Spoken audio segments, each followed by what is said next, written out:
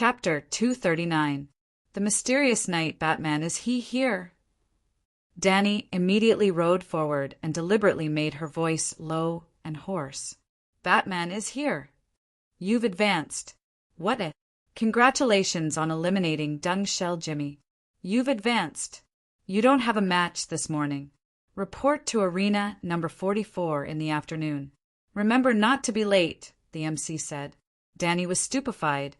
After a while, she rode away under the constant urging of the MC. Let's go, the old knight said. I want to watch more.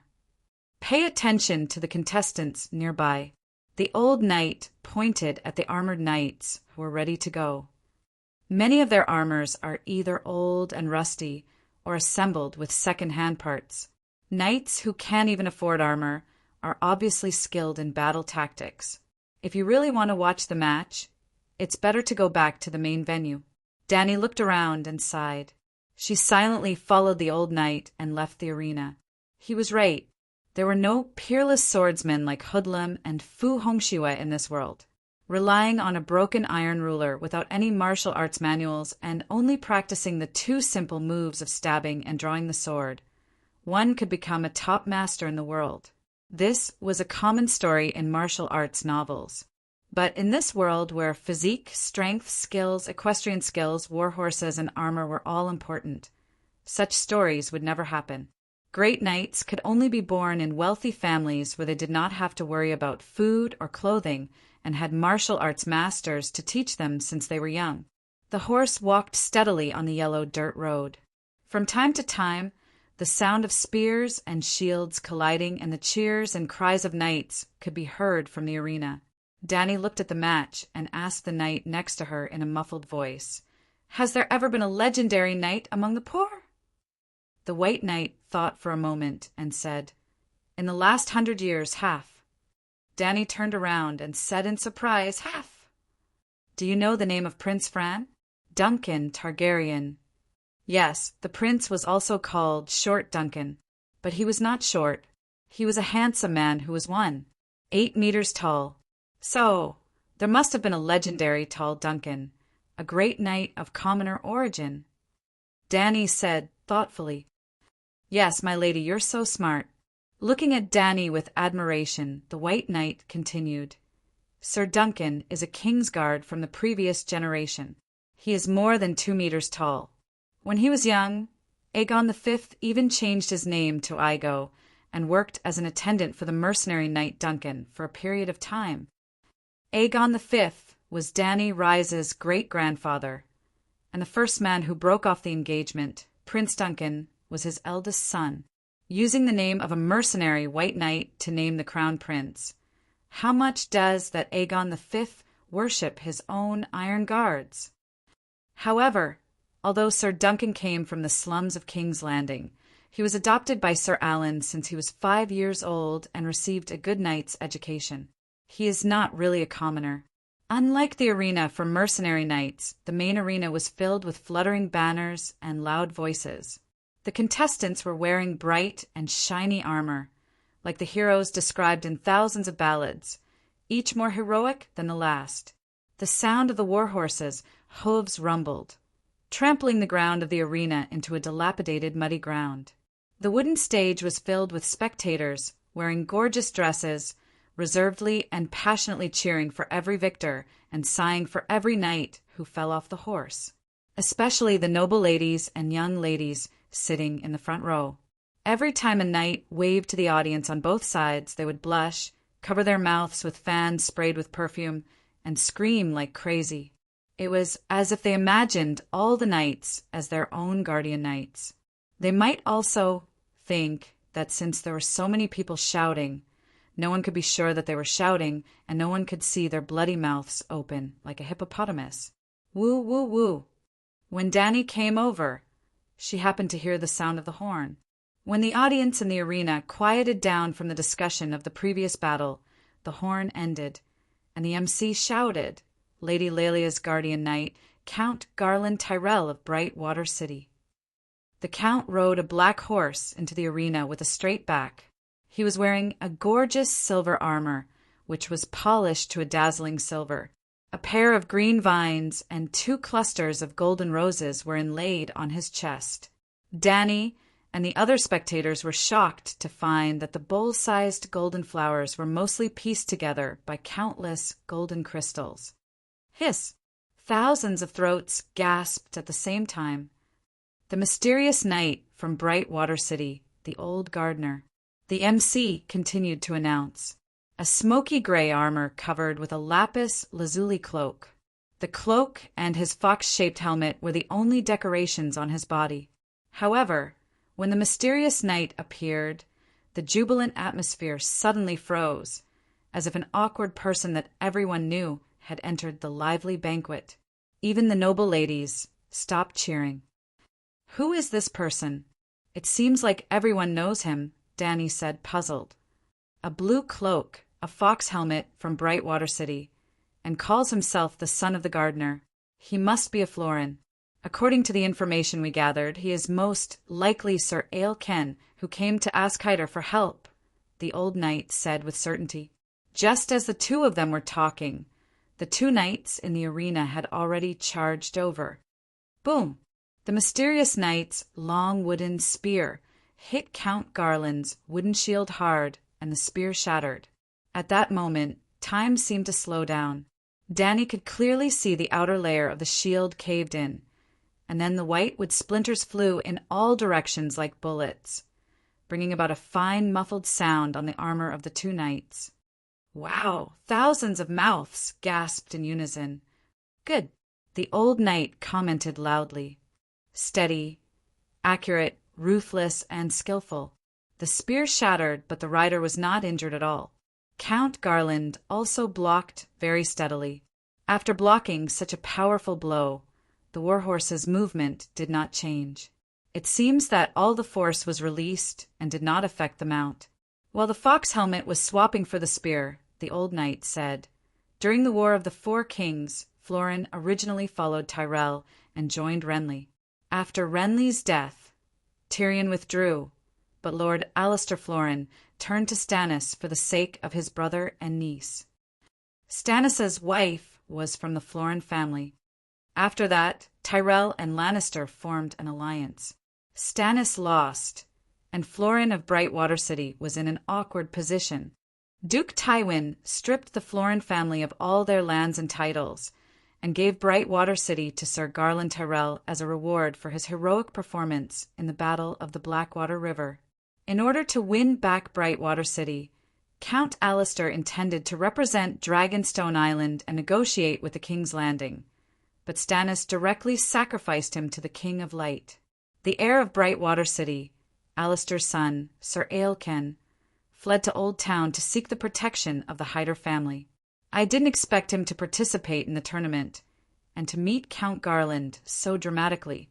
What's the relationship between Sir Ailken and the old man of Old Town?" Danny asked. "Aliken's sister is Count Leiden's wife. Danny was a little confused. Garland Tyrell's mother is Count Leiden's daughter, right? Is this an internal strife?" "No. Count Laedon has already lost 3 wives, and the current Lady Florin is the 4th. The children of the 4 wives are not the same. Linnies and Henfley have the same father and mother, but Henfley and Smiling Baylor have the same father but different mothers. So complicated. If I were the old man of Old Town, I would definitely hide in the towering tower and not come out." Danny's mouth twitched. The 2 chatted as they watched the mysterious knight and Count Garland clash. In the 2nd, 3rd, and 4th rounds, both of them blocked each other's spear, but the wooden spear did not shatter. Based on the current score, Count Garland will probably lose. The old knight said, "Not necessarily. In this tournament, the organizer, Sir Garland, stipulated that there were 5 rounds in the spear duel. Directly knocking the opponent off his horse did not happen every time. Therefore, the winner had to be decided based on the score after the 5 rounds. The place where the spear hit, the smoothness of the movement, the ability to control the horse, whether the horse slowed down or twisted during the collision, whether the movement of the spear was standard. These were all points to be scored. In the previous 4 rounds, the mysterious knight's attack was ferocious. Count Garland's abdomen was grazed and lost a lot of points. In the next 5 rounds, Dany, like the thousands of spectators, held her breath and stared at the 2 knights who were slowly accelerating in the field. Under the sun, the sound of the horses' hooves rumbled. The knight leaned forward, the shield in his left hand in front of his chest, the spear in his right hand extended. The horse was galloping at its highest speed, but the spearheads of the 2 knights were still stable, not good, at the moment before the collision. Perhaps due to the impact of the sun, the mysterious knight's eyes were dazzled. His right hand trembled, and the tip of the spear was slightly tilted. Bang, crash, Garland's spear hit the chest of the mysterious knight, knocking him to the back of his horse. But almost at the same time, the old gardener's spear went past Garland's shield and pierced towards his face. Fortunately, Count Garland had quick reflexes. He raised his neck abruptly, and the wooden spear scraped against his throat armor, producing a teeth-numbing sound. In the end, it hit the bottom of his helmet, sending the shining silver helmet flying. A bloody mark appeared on the Count's chin and ear. Fresh blood flowed out. Ah! The spectators gasped. The young girls covered their mouths, almost crying. Woo-woo! The horn sounded, and Garland Hyder rushed into the field, shouting for the scholars to come and save the 2 knights. Actually, the injuries of the 2 knights were not serious. Garland's face was scratched, and his face was covered in blood.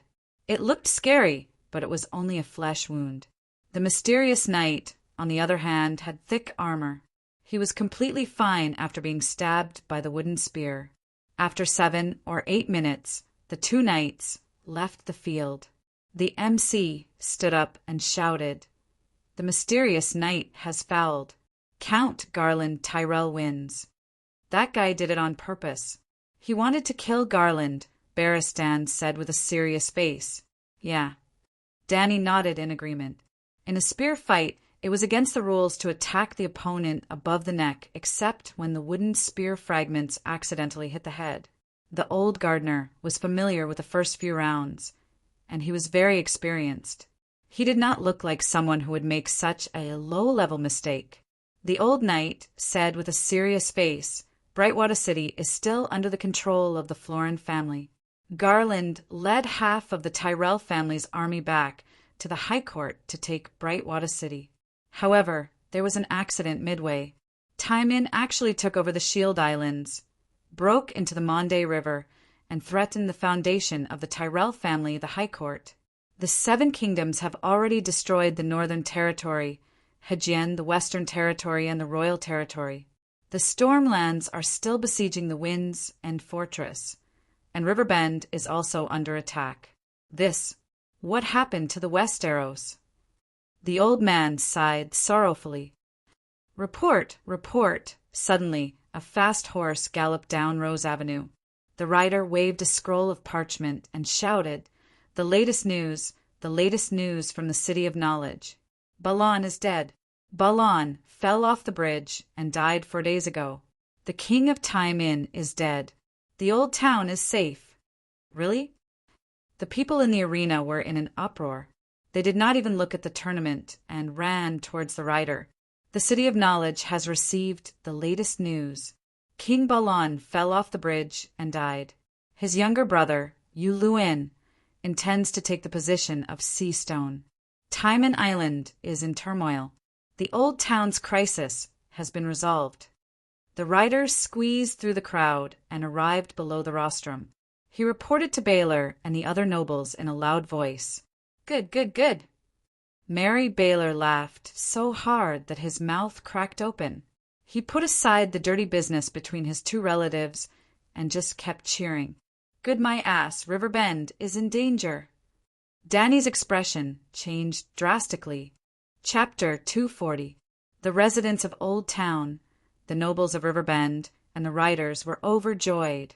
The most prestigious, most ambitious, and most feared King Balon of Time-In was dead. Time-In Island was in a state of disunity. His only son, Theon, had been skinned alive. Asha, a woman, could not inherit the throne.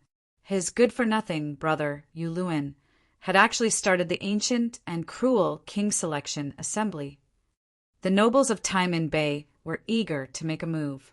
They all had the idea of getting their hands on Seastone's position. In short, Taimin was finished. Old Town was safe. We can happily participate in the tournament.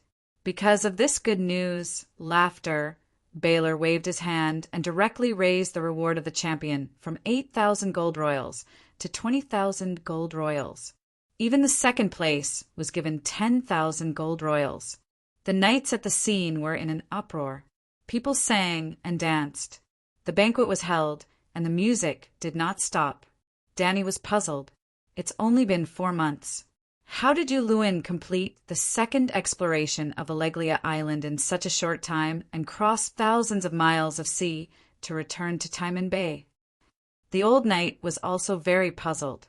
I thought he was still floating on the summer sea, but he can affect the overall situation.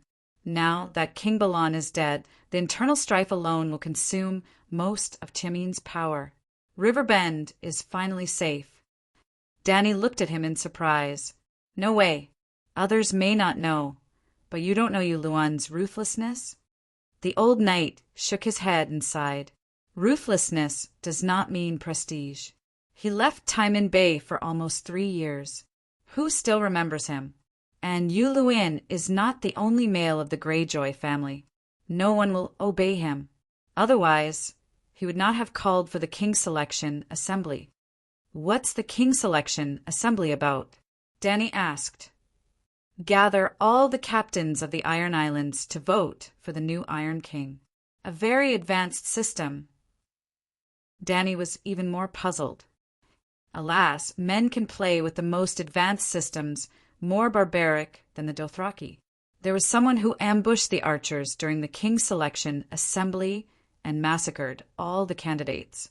There was someone who, after being elected as the Iron King, immediately exterminated the previous king's family. Danny was startled and said, according to Yuluen's character, would he do something he wasn't sure of? Maybe he was the one who killed Balan, and then he will become the real Iron King through the King Selection.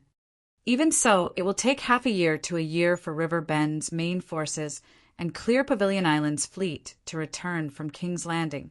At that time, with River Bend's absolute strength, whether Taimin is united under Yuluen or not is no longer important. The two of them didn't reach a consensus about Yuluen. After lunch, the mysterious knight Batman officially appeared in arena number 44 in the afternoon. In just a moment, Danny fiercely stabbed. Pum! The spear broke the opponent's left arm that was holding the shield. The guy howled and fell from the horse. The mysterious knight Batman advanced to the next round. Then the two of them ran to the main arena to watch. After watching for a while, Danny suddenly realized something. There were many contestants in the main arena, and they hadn't finished a round yet. In other words, wild knights like Danny had already been eliminated in 2 rounds, a total of 3/4 of the contestants. The contestants in the noble area hadn't finished the first round, so the elimination rate was less than half. There was a huge difference in the elimination rate between the 2 arenas. I was still too naive. I thought that the nobles would lower the promotion rate if they got attention. I didn't expect them to be so shameless, Danny said angrily. She had thought that if the nobles killed each other in the arena, the free riders would make up the majority of the remaining winners. Everyone is like this. The mercenary knights also know this. The old knight had a disapproving look. If the nobles didn't have any preferential treatment, why would everyone fight to be a noble? Reality was crueler than Danny had imagined. The next day, she participated in another round in the morning and another in the afternoon. So far, after 4 rounds of elimination, only 1/16 of the over 2,200 wild knights were left. There were about 140 riders left. At this time, more than 300 noble riders hadn't finished the first round of competition. On the morning of the 3rd day, when Danny advanced to the 5th round and there were only 70 wild knights left, the noble contestants finally finished the first round of competition. There were 150 contestants left. All the contestants rested for half a day. From the fourth day onwards, 220 knights would be mixed and they would compete together in the main arena. Dany could finally show her power in front of an audience. At the same time, she could also move her tent into the main camp. From the afternoon onwards, the camp was in a carnival. Fat, roasted cattle were slowly turning over the fire, dripping oil and hissing. The air was filled with the fragrance of garlic and pepper. The handsome bard played the harp and sang in front of the crowd. The singing and dancing troupe set up a stage and performed operas related to knights such as The Dance of the Blood Dragon, Jenny of the City of Barrenstone, and the Prince of Dragon Flay, The Fool Florian and Joan, the Dragon Knight and Queen Naisi. There were also knights holding a banquet in their tents. Young attendants ran around under their orders, carrying beer barrels and empty plates out of the tents. There were also cooks who worked together to carry a long string of fragrant roasted chicken and golden roasted lamb. A few women in thin, colorful clothes were led into the tents by attendants while laughing at each other. Almost every tent had one or several shields displayed outside. There were the family emblems of the nobles who lived there. There was the trapezoidal white tower of the old town, the golden rose of Tyrell, the grape cluster of the Redwyn family, the wheat ears of the Harvest Hall, the horned bull skull of Blackcrown City, the Holy Grail and black rose of the Three Towers Castle, the black and orange butterflies of Highland City, of course. Someone had also erected 3 long spears and a shield outside the tent. There was a black bat drawn on it. The old knight was very confused and dissatisfied with the design, so he purposely drew it a little like Big Black. Is Batman Knight inside?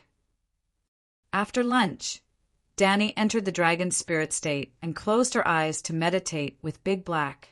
Suddenly, there was a call from an attendant outside the tent.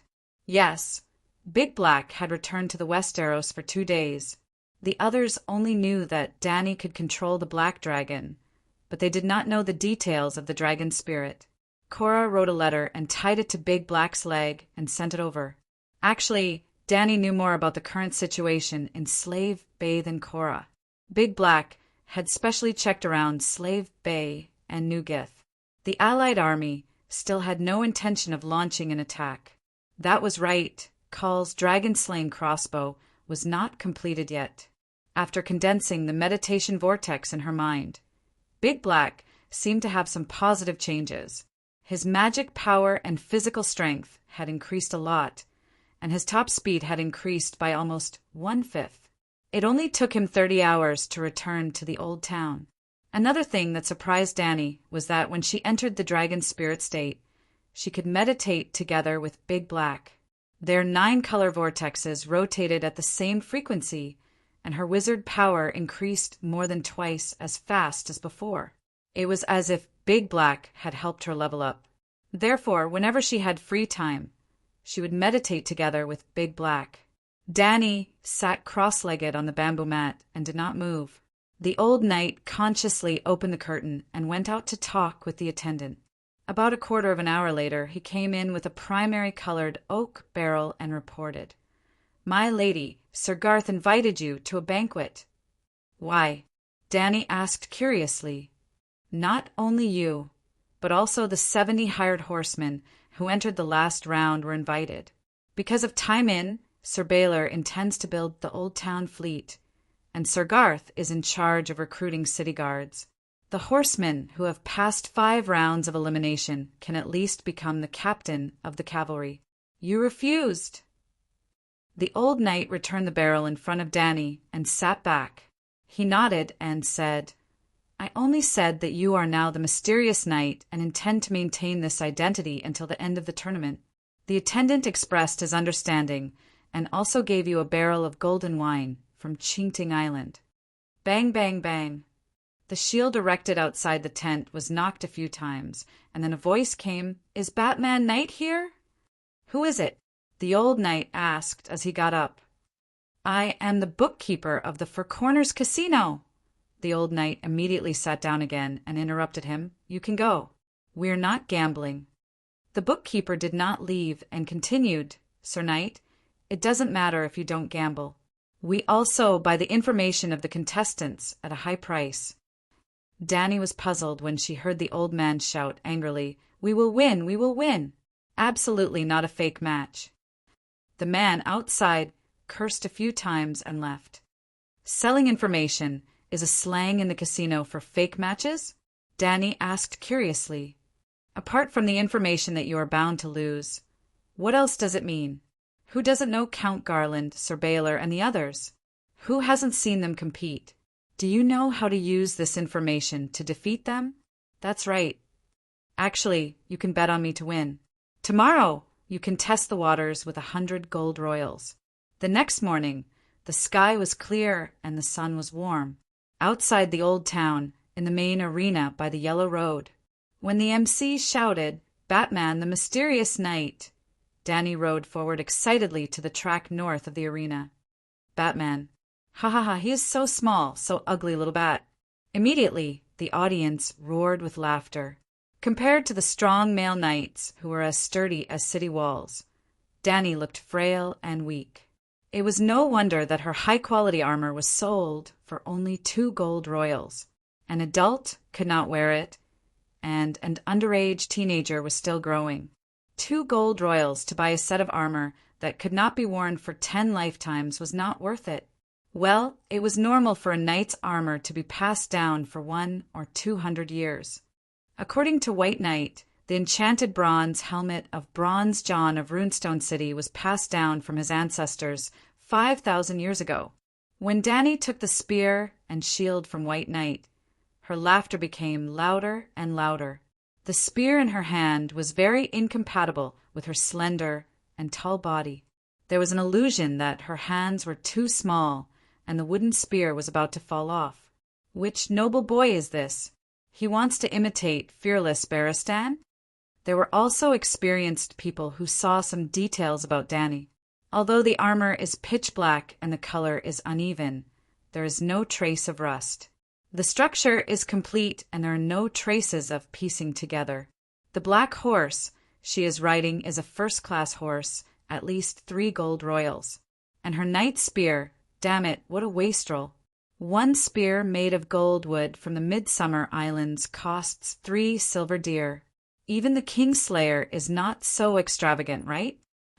After being reminded, the people around gradually became thoughtful and began to discuss which noble's family emblem was related to the black bat.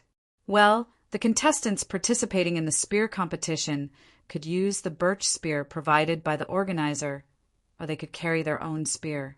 Although all wooden spears would shatter in a high-intensity collision, the quality of the wood was different and the strength of the impact was different. The gold wood of the Midsummer Islands was the best material for bows and arrows, and also the best material for spears used in competitions. The MC shouted, "Harvest Hall, Count Aston, sell me!" Chapter 241. Aston had sky-blue eyes similar to his granduncle's, long and elegant brown hair, and a handsome face. The White Knight's grandnephew wore a bluish-purple cloak with silver edges and a silver helmet inlaid with golden wheat ears. A map of the wilderness was drawn on his breastplate with colored glaze. As soon as he appeared, he immediately attracted cheers from the crowd. He waved his arm at the noble girls in the front row, and after a wave of exclamations, he threw a flying kiss. The atmosphere was so warm that it almost melted people. "How's the defense of this guy's armor?" Danny asked her attendant. "It's very strong.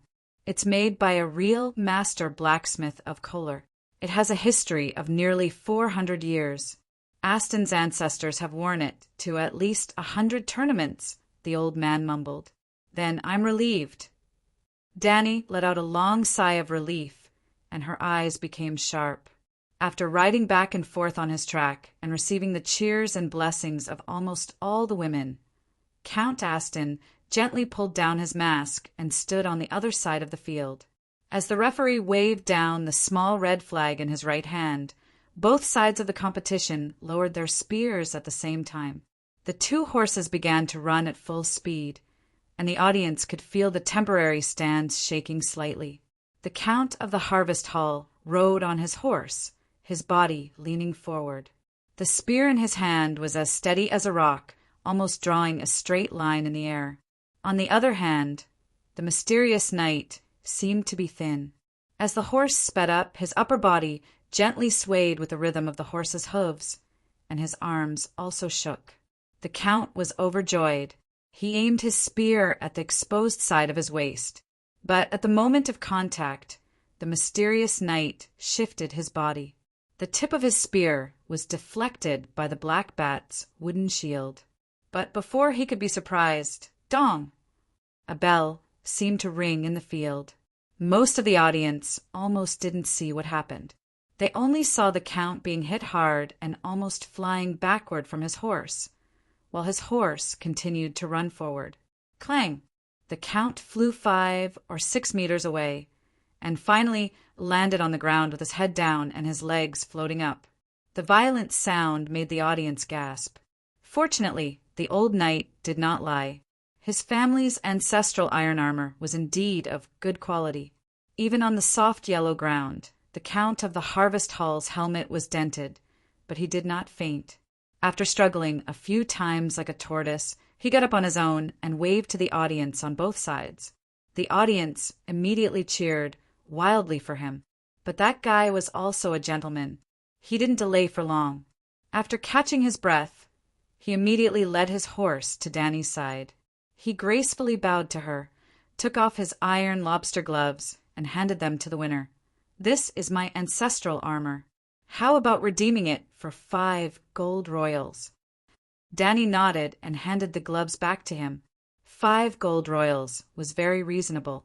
In the previous 5 matches, she had also won 5 sets of scrap metal.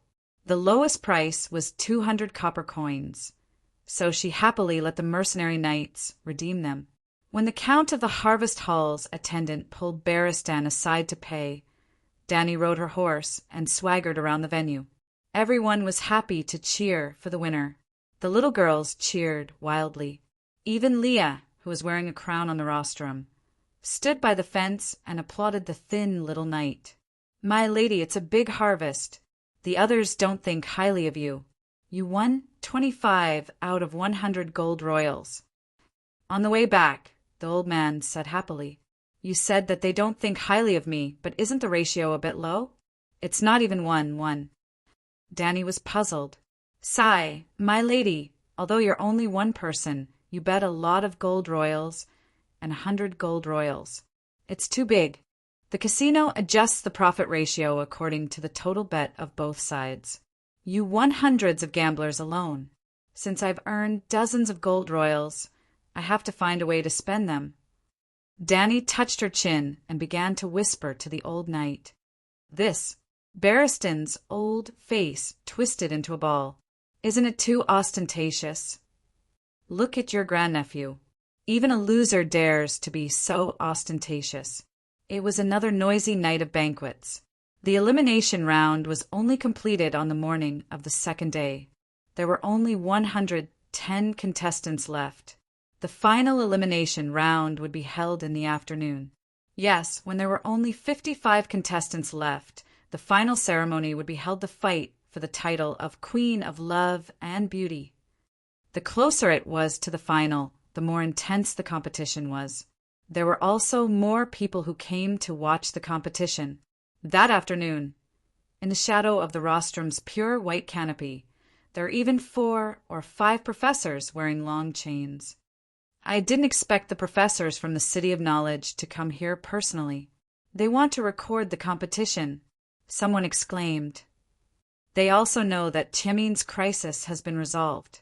They came out to celebrate the victory with everyone. Let's celebrate together. The professors would witness the legends and record them.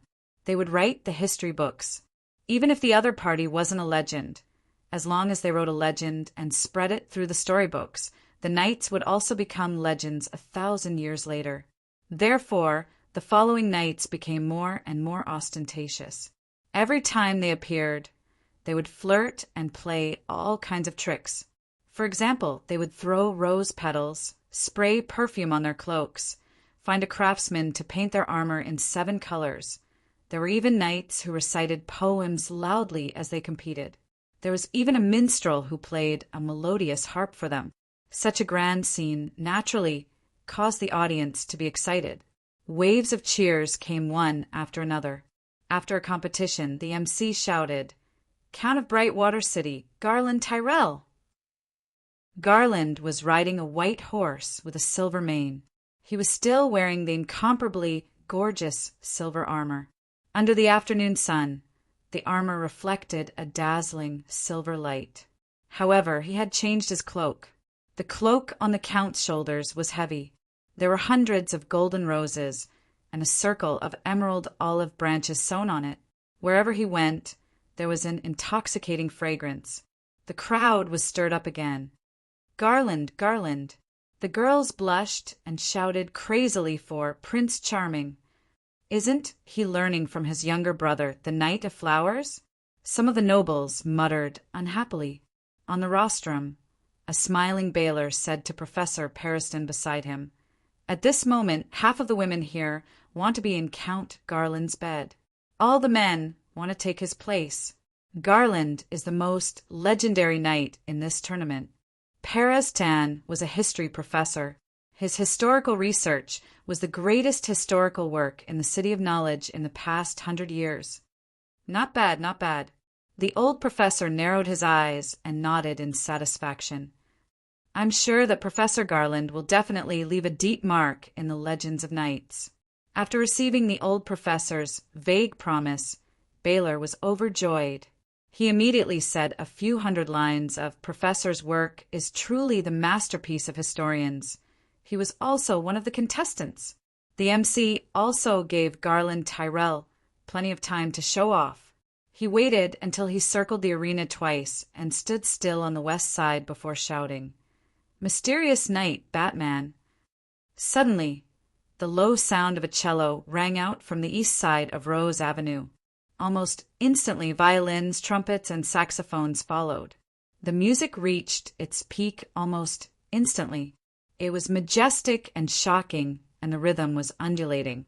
Just by listening to the ensemble, it was as if everyone was walking step by step onto an iron throne and giving orders to the 7 dukes, hundreds of counts, and marquises kneeling below. The source of the symphony gradually approached the arena. The spectators outside made way for them in a daze. A knight attendant in dirty black armor led a black horse in front. Behind him was a roofless palanquin, carried by 8 people. Sitting lazily on the palanquin was a knight in black armor with one leg crossed over the other. Looking at the black bat emblem on his chest, wasn't it Batman? Everyone was dumbstruck. The 8 sedan bearers were all young girls with blonde hair and blue eyes. They all wore the same white dress with floral patterns. There were also 4 young girls with black hair and black eyes in blue dresses at the front and back of the sedan. Each of them had a face like a hibiscus and a smile like a flower. Carrying flower baskets, they scattered red roses, white peonies, golden tulips, blue chrysanthemums, and other colorful petals around them with every step they took. After the palanquin passed by, there was another strange palanquin carried by 16 people. 16 shirtless men with golden ribbons around their waists were carrying a wooden platform with a fence. It was nearly 20 square meters wide. On it were either sitting or standing 12 musicians. There were cellos, violins, trumpets, harps, snare drums, saxophones, clarinets. The majestic symphony came from this wooden platform. The music was loud and clear, and the entire arena was silent. The jaws of the thousands of spectators dropped to the ground, and their eyes popped out of their sockets. They were so shocked that they lost the ability to speak and think. When the song Game of Thrones came to an end, the old knight pulled the black horse 5 meters in front of the palanquin. The 4 flower-throwing girls in front retreated to the sides, leaving an empty space. Then 4 blue-haired girls in red robes carried over 4 colored stools and placed them evenly between the horse and the mysterious knight. Each stool was about 2 meters apart. As soon as the stools were placed, the tune immediately changed. It was a little strange, unlike the local Westeros music. It was obviously exotic, but the rhythm was lively and elegant, and it had the carefree feeling of riding a horse and brandishing a whip in the martial world. Well, to put it simply, it had changed from the theme song of the Game of Thrones to the debut song of the leader of the division. It was not the leader of the Iron Blood Youths, Manninger, who pretended to be pretentious, but the leader of Fang Xiu who successfully pretended to be pretentious. When the music reached its climax, the mysterious knight, who was lying on the soft couch, suddenly stood up. Following the rhythm, he strode over, almost as if he was flying. He stepped on 4 stools in succession, crossed a distance of 5 meters, and finally jumped onto the horse's back. His armor was heavy, and the stools creaked when he stepped on them, but the whole movement was light and elegant, as if he was treading water, giving people a sense of fluency that was harmonious with the music. When he stepped onto the saddle, the symphony on the wooden platform suddenly stopped. The afternoon sun shone on the ground. The arena of thousands of people was so quiet that only the sound of eyeballs rolling on the ground could be heard if there really was one. After watching the whole process of the mysterious knight stepping on the 4 colored stools, Count Garland's face flushed red. He wanted to tear off the flower cloak behind him immediately, because the 4 round stools made of rattan were filled with green olive branches, golden roses, blue forget-me-nots, and red spider lilies. Others stepped on them, but he proudly draped them behind his back. This in the Honey Wine River pretentious contest in the old town. Dany swept the field and bravely won first place, even if most of the contestants had not appeared yet. Chapter 242. The commission of 10 gold royals wasn't wasted. It was worth it. Dany sat on the saddle and looked up at the sky at a 45-degree angle. Feeling the bright and quiet afternoon sun, she was in a particularly good mood. A bunch of country bumpkins who have never seen the world. How dare they pretend to be in front of me? Ahem, ahem, ahem, I've learned something new. On the 5th floor of the high platform, Laughing Baylor put his chin and eyeballs back to their original places and reminded the trumpeter in front of the platform, "Blow the horn and get ready for the competition." Woo, the low and melodious sound of the horn brought the audience and the riders back to their senses. The scene went from a pin-drop silence to as noisy as a market. "Oh my God, Sir Bat is so handsome!" a noble girl screamed. The most shocking entrance in history. The Bat Prince will become a legend like Prince Flay and the Dragon Knight. That symphony, the mysterious knight who had been looked down upon by many people, suddenly soared. Some people said that he must be a noble and handsome young knight, while others said that he might come from a duke family of the 7 kingdoms. Some people even suspected that he was King Tommen. Only a young Kingslayer could be so rich and elegant. Then someone immediately refuted that King Tommen was short and fat, not slender and handsome like his rumored father, Jaime. Boom! The sound of the wooden spear breaking into pieces woke up the arguing audience.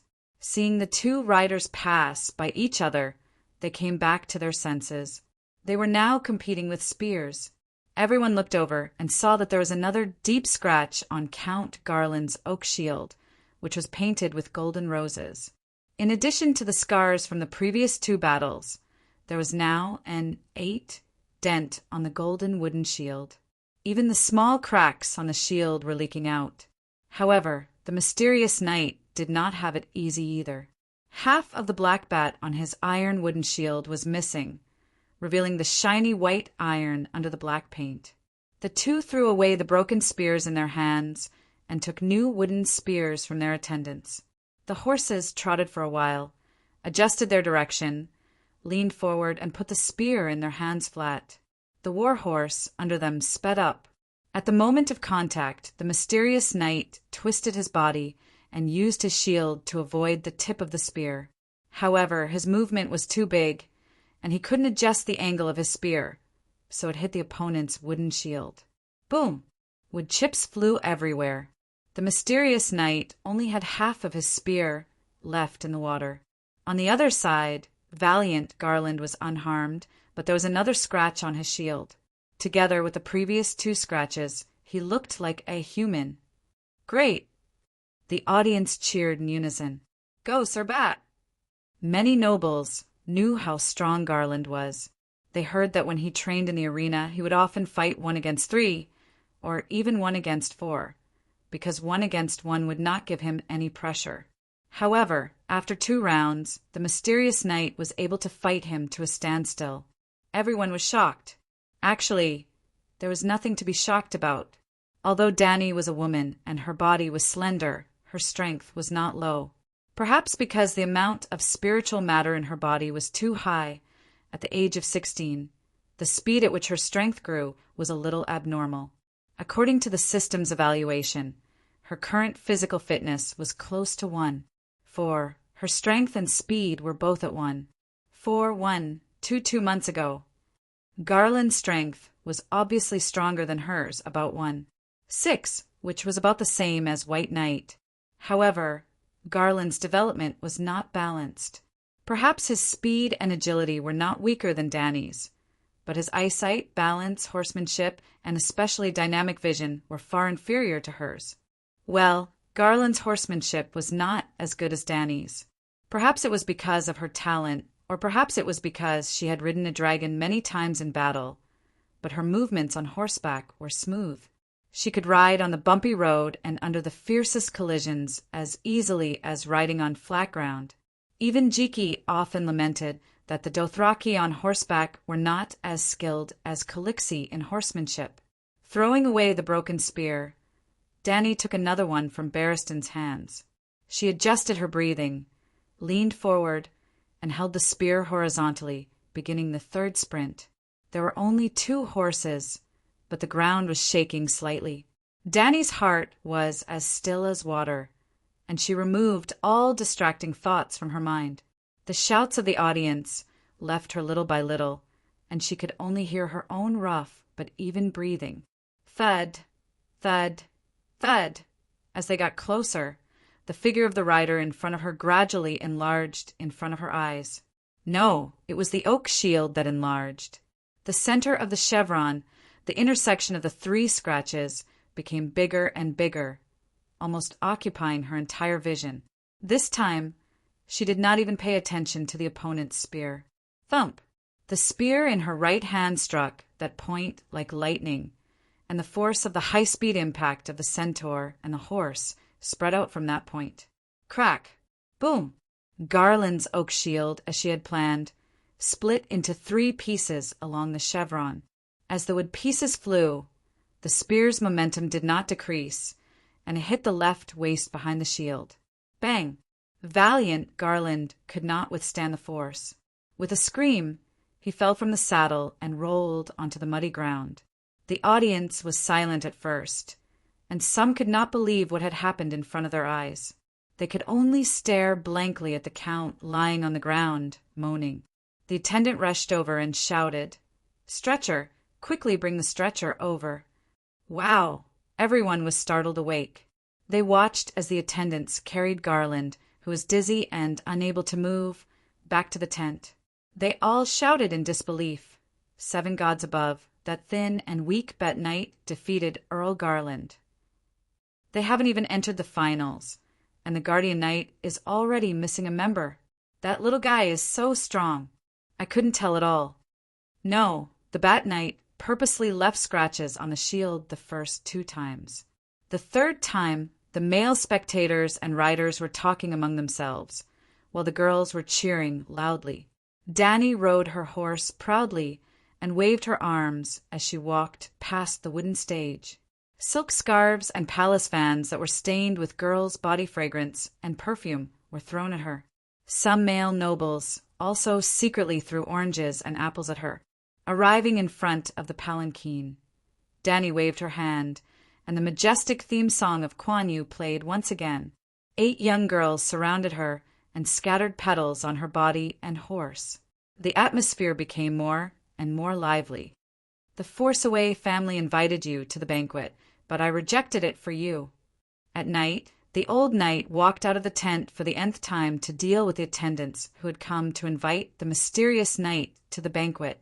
It was also the nth time that he brought Danny a gift from a noble.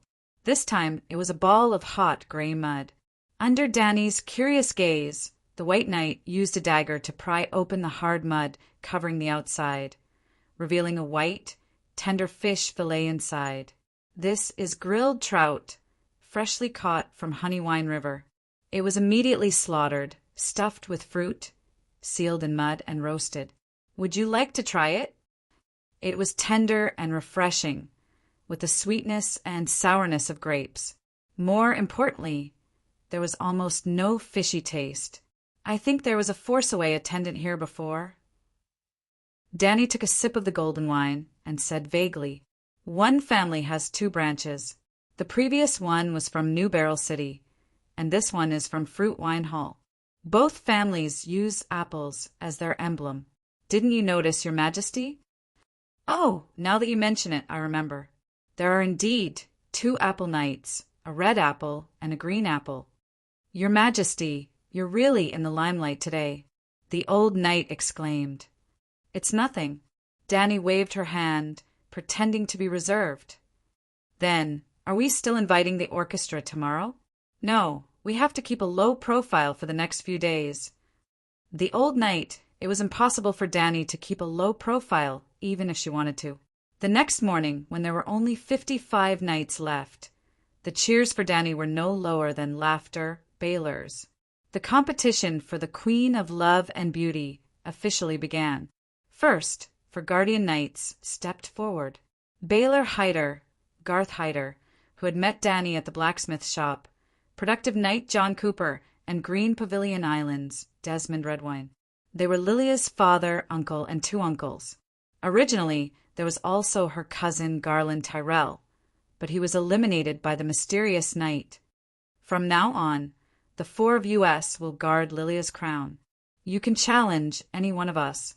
Each person can accept 3 challenges at most, Baylor said loudly to the 51 knights below. Danny had already understood the rules from the old knight. The number of challenges was determined by the number of knights left. For example, at this moment, out of the 55 people, 1 would get a bye, and half of the remaining 54 would be eliminated, leaving 28 people.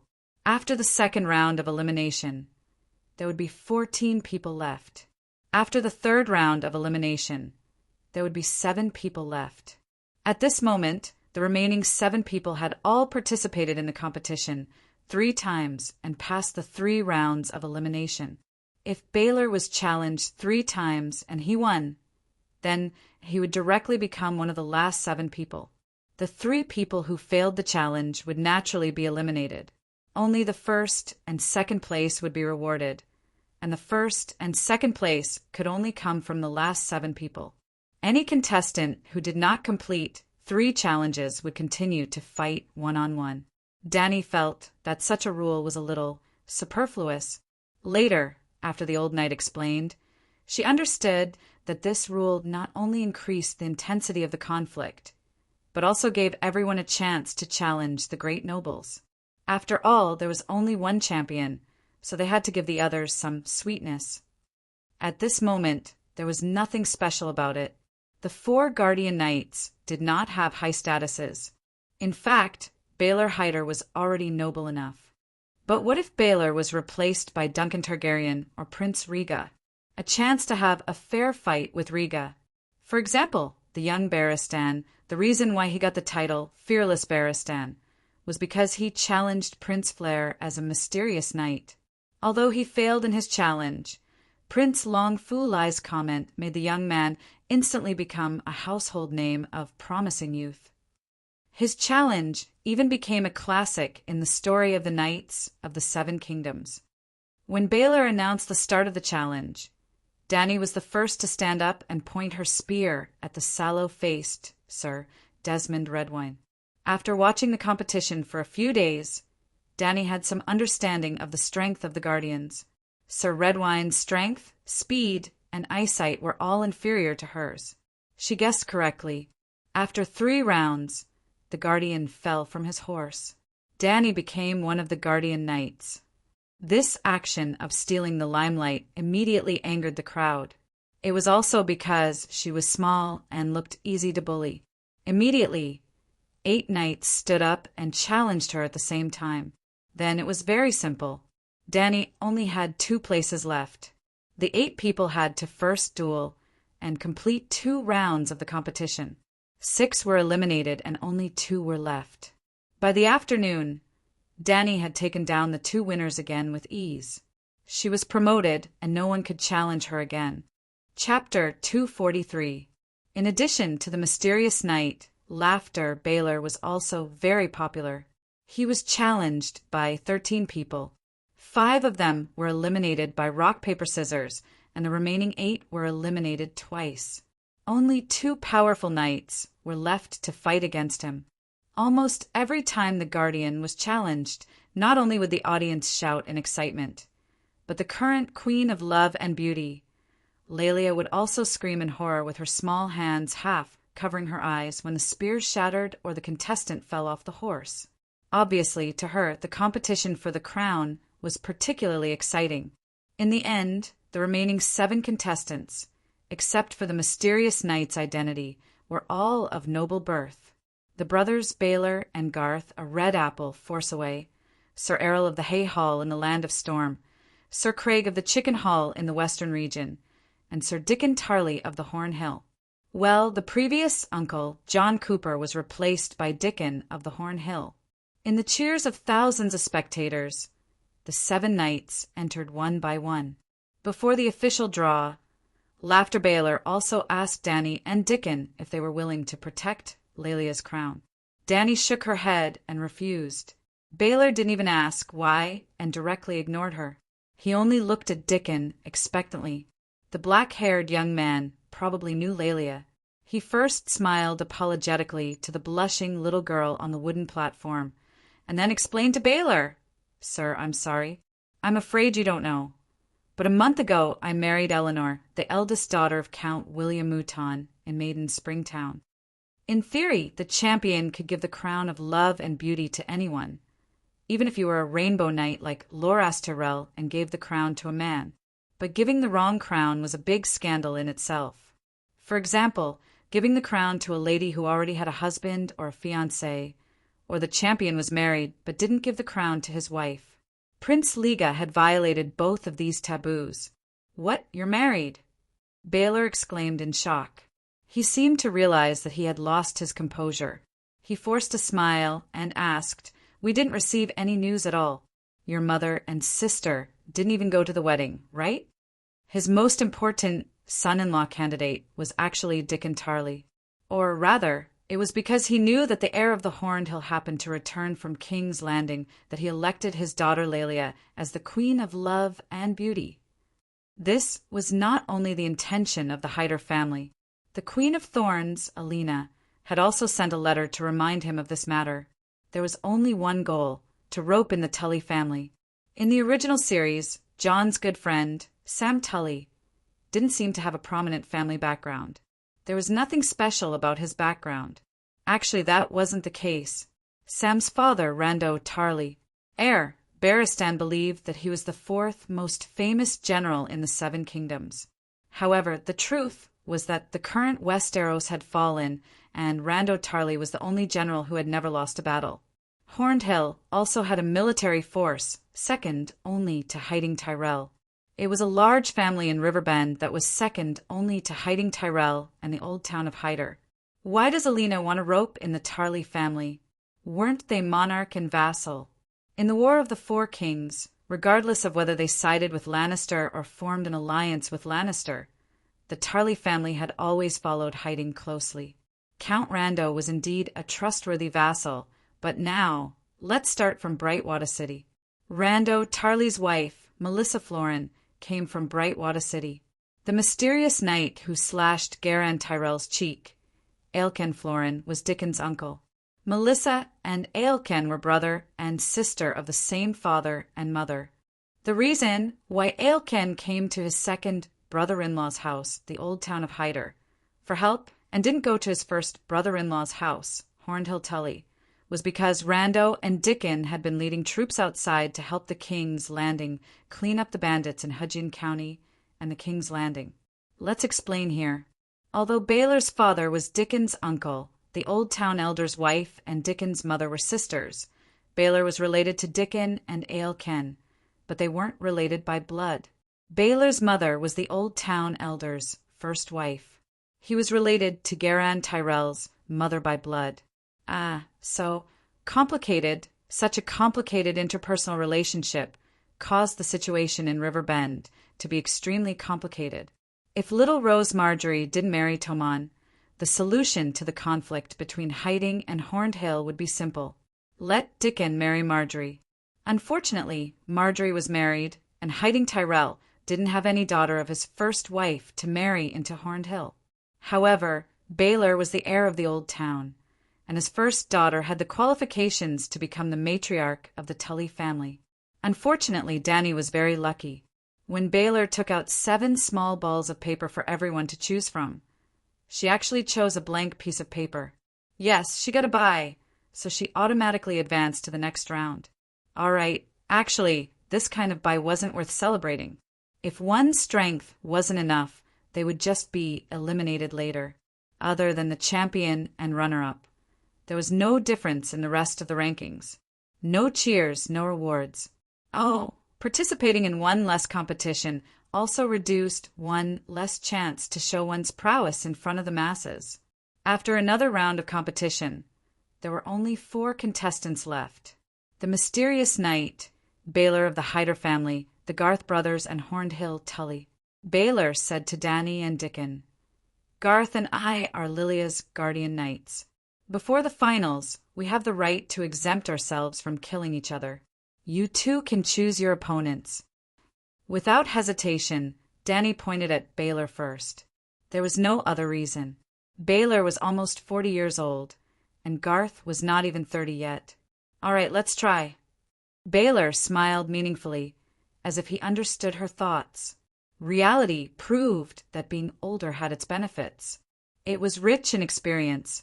Under the exclamations of thousands of spectators, the two of them fought for 5 rounds without knocking each other off their horses. Dany's every attack was blocked by Baylor. In order to avoid the crisis of the broken shield, the experienced Baylor had to change his shield after every round. But after 5 rounds, without waiting for the noble judges on a high platform to finish discussing the points of both sides, Baylor took off his iron gloves and threw them in front of Dany's mount. He looked around and said loudly, "I've been in a defensive position. I'm far less impactful than the mysterious knight. His long spear slashed my waist several times, and I didn't even touch him once. So I lost and he won." Seeing Baylor admit defeat, the judges who were secretly thinking about whether to help Knight cheat were relieved. They immediately announced, "The mysterious knight advances to the finals." The audience immediately gave the 2 knights a warm applause. They cheered for Baylor's generosity and honesty, and were also shocked that the mysterious knight was such a dark horse. "My lord, you're amazing." White Knight was also very excited. "Your talent is too good. You're stronger than Prince Liga. Compared to when you first came to the Old Town, your skills have improved by at least 3 times. At this moment, they did not leave the field. They stood on the side and waited for Garth and Dickon to finish the competition. Dany was going to participate in the finals. Dany shook her head and said, "The movements of the long spear competition are too monotonous. I can see every subtle movement of my opponent. As long as I'm proficient in using my strengths, it's almost impossible to fail." She was not bragging.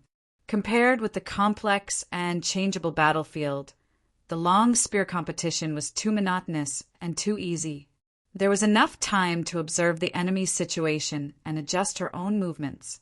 She did not know how others were doing, but Dany dared to swear that even if Magic Mountain and Sword of Dawn could defeat her, they could not knock her off her horse.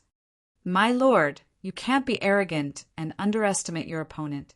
There has never been an undefeated knight in this world." Obviously, the old knight regarded Dany's truth as a habitual boast. In fact, Both of them did not notice one thing. Danny's dynamic perspective was gradually leaning towards the megalosaurus. The world in her eyes was slightly different from others. Boom! The wooden spear broke, and snow-white pieces of wood flew. Garth and Dickon were really like Mars colliding with Earth.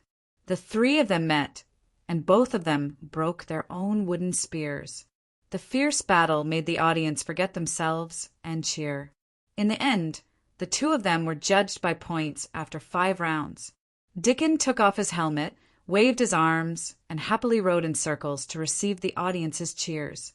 The little girl, Lelia, cried.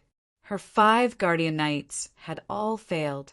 After announcing that Dickon had advanced, Baylor apologetically took the golden rose wreath from his daughter's head. Who was the queen of love and beauty at the beginning of Mormont's match? Danny asked the little girl who was sobbing on the stage. Of course it was Queen Cersei. The tournament was held at Port Lannister, and Duke Tywin only had one daughter. Who was Mormont fighting against? The Kingslayer. He was one of Cersei's guardian knights. I was also the Queen's guardian knight that day.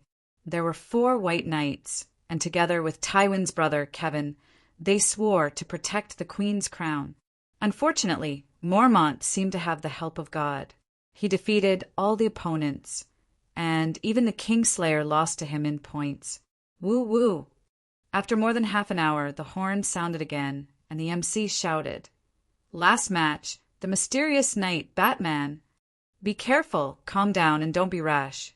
Dickon is stronger than you. Try to win by points." Before Danny rode away, the old knight reminded her solemnly, "He's too tall. He's bound to lose." Danny lowered her head and said.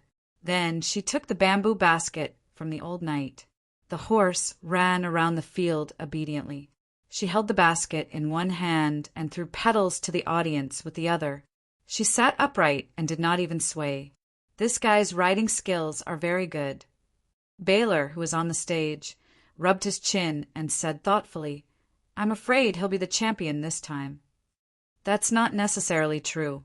Garth shook his head and said disapprovingly, "Which contestant who can make it to the finals is bad at riding? Dickon's speed and strength are top-notch. More importantly, he just came down from the battlefield, and he has an indescribable, murderous aura about him. Obviously, he's really matured in the year that he went on an expedition with Earl Tully." Yes, Garth Tyrell nodded in agreement.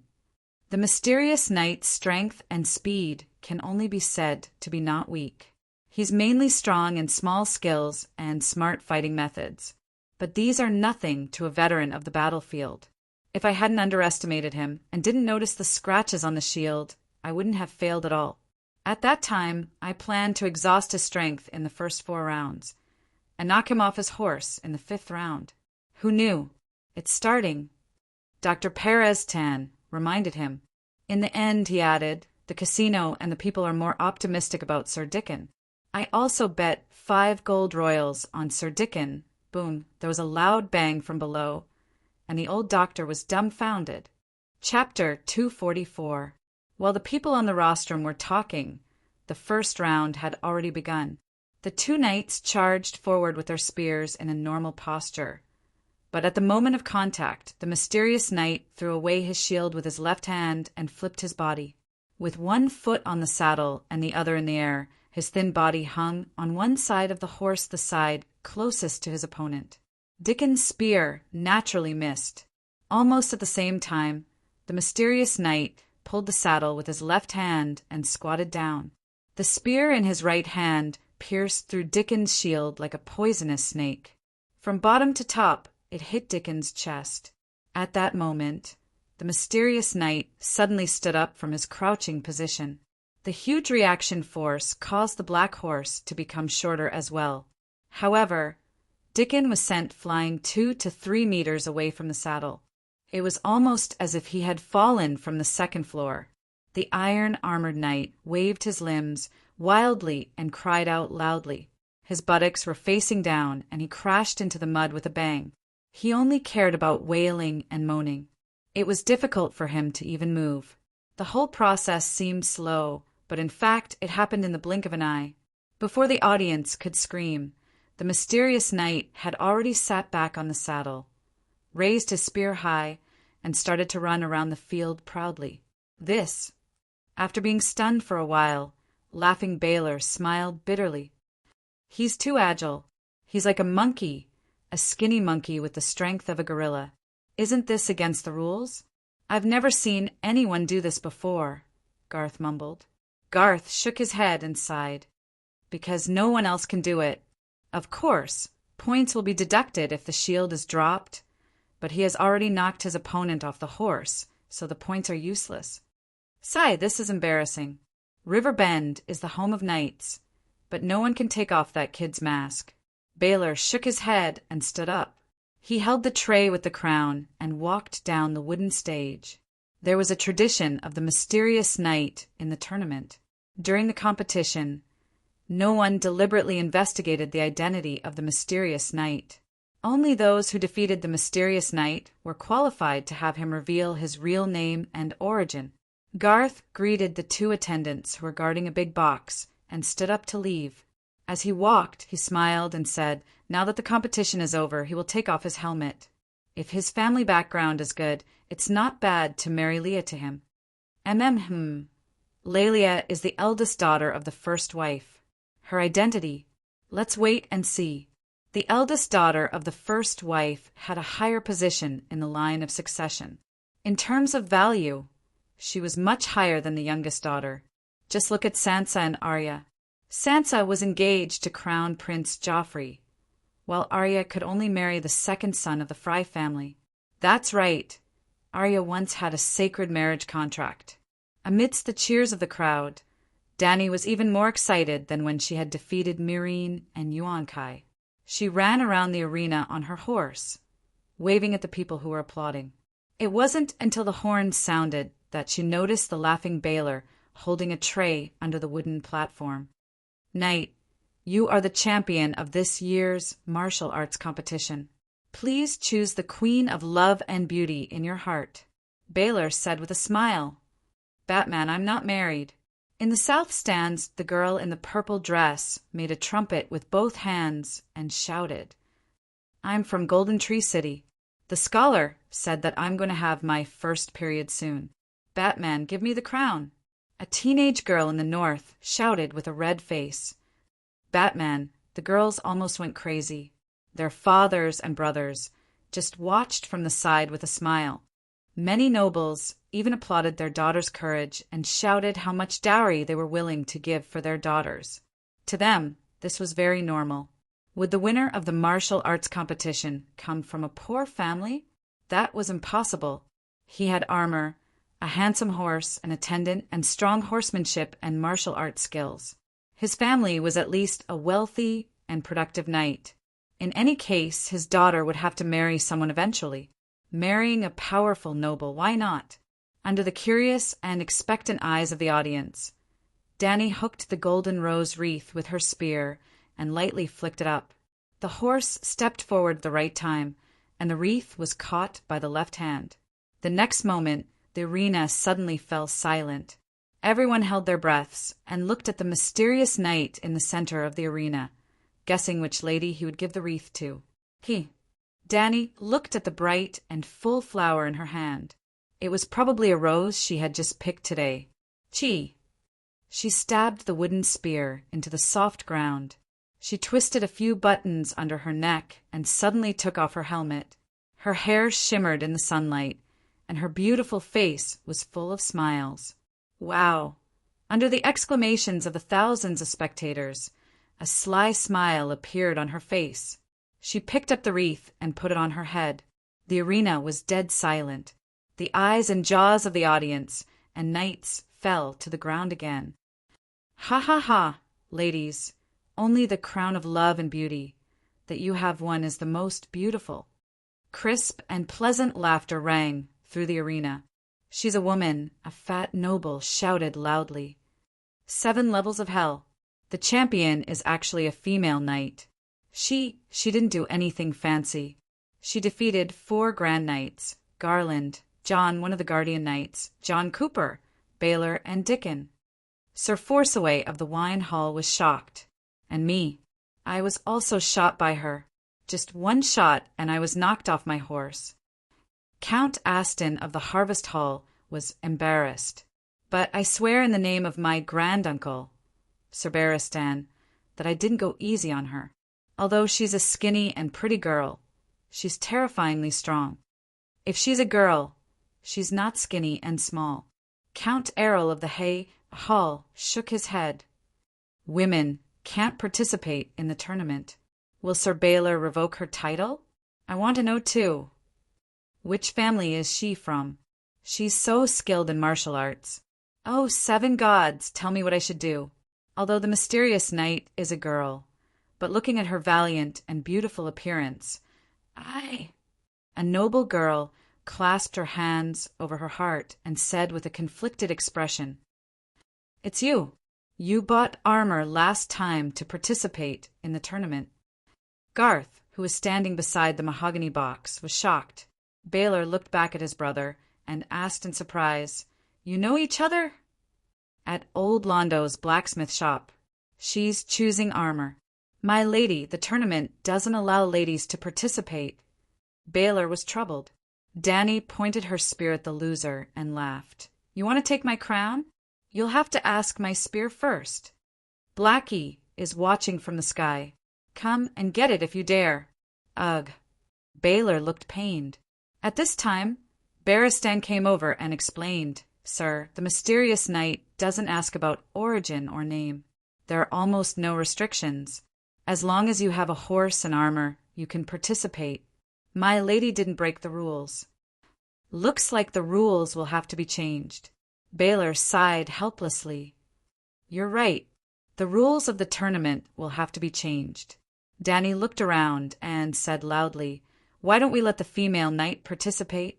Are you afraid of losing to us? This is a game for the brave. Cowards shouldn't come. I didn't mean that. Baylor's expression was twisted. I'm afraid my lady doesn't have the final say. Garth shook his head. You just wait and see. Danny sneered. If I don't have the final say, who has the final say? Garth shrugged and opened the mahogany box behind him. Immediately, a dazzling golden light shone out. 20,000 gold royals. They're all here. Oh, save them for me. Sure, how about the church bank? High interest and 0 risk. Baylor nodded and asked. That's right. The Church of the 7 Gods had a bank. Not only a bank, but the monks also did loan business. Many merchants, including the king on the Iron Throne, owed the church gold. If you didn't pay back the money you owed, even if you were a devout believer of the 7 gods, the priests of the 7 gods would still force you to sell your children and wife to pay off the debt. Needless to say, the church bank's business was good. After all, with the 7 gods as the guarantor, everyone believed that it would never close down. Oh, right, my lady, what's your name? Baylor asked again. Leila Vishui. Vishui. Baylor stared at Danny for a while. He really felt that she looked familiar. He seemed to have seen her somewhere in the royal territory. He nodded and shouted to the audience. The champion of this year's tournament is Lady Leila Vishui. It's not against the rules for her to participate in the tournament as a mysterious knight. Let's congratulate Lady Leila. She'll definitely become a legendary mysterious knight and the most dazzling queen of love and beauty. Whoosh, no matter what they thought, the audience still clapped and cheered for Danny. Queen, Queen, Queen Leila of love and beauty. Thank you, thank you. Danny waved as she rode on her horse. Someone on the stage sprinkled flower petals and colorful ribbons. She wore a laurel crown on her head and an iron armor on her body. She smiled very happily as if she had really become the queen of the Honeywine River. There were 3 events in the tournament: spear competition, archery, and team competition. The spear competition was the highlight. The archery competition and the spear competition were held at the same time, but few people watched. When the spear competition ended, the attendants removed the wooden fence that separated the main arena from the sprint track and brought in 3 archery targets. The three finalists received cheers from the audience. That afternoon, a red archer from the Midsummer Islands defeated his opponent in the final of the 100-meter shooting competition and won the archery competition. While receiving the reward of 3,000 gold royals, the black man also got a position in the Guard of Baylor. The team competition lasted for 3 hours. There were nearly 80 people in total. None of them were nobles. They were all free riders, mercenary knights, and attendants who had just been conferred the title. They rode horses and fought each other with blunt weapons in the field where mud and blood were splattered everywhere. They formed small teams to fight against the enemy, and in the blink of an eye, they had internal strife and killed each other. The alliance had just been formed, but it was broken until only one person was left standing. It looked bloody and cruel, but it was actually much more civilized than the Githas' slave fights in the arena. Since the contestants were all using blunt weapons and wearing thick battle armor, no one died after the chaotic battle. There were only 2 unlucky people with broken legs, one with a broken collarbone, and more than a dozen with broken fingers. The team champion had a bounty of 5,000 gold royals, which was won by a Dornish warrior. The Dornishmen and the Midsummer Islands only had a bounty of 8,000 gold royals, which was less than half of Dany's. From this, it could be seen how high the spear competition was in the Westeros. Chapter 245. On the night of the tournament, a grand banquet was held in the camp. After taking off her helmet, Dany could no longer reject Sir Baelor's invitation. The Hyder family's tent was near the waterfront. The tent was made of golden silk and was the largest and most luxurious building in the camp.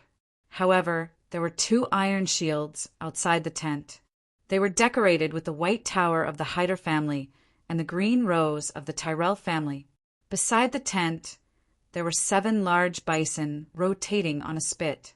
They were slaughtered in the early morning, marinated in the morning, and roasted in the afternoon. They had been roasting for a few hours now. During this time, the cook was busy applying butter and spices until the meat was crispy and fragrant. The banquet was held outside the tent. Long tables and benches were set up on the spacious land beside the river.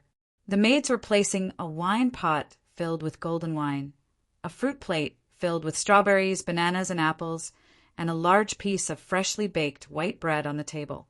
"Miss Layla, you're so beautiful tonight," Dickon said awkwardly as he walked over with difficulty while holding his waist. As the heir of the Horned Hill, Dickon was naturally invited to the banquet.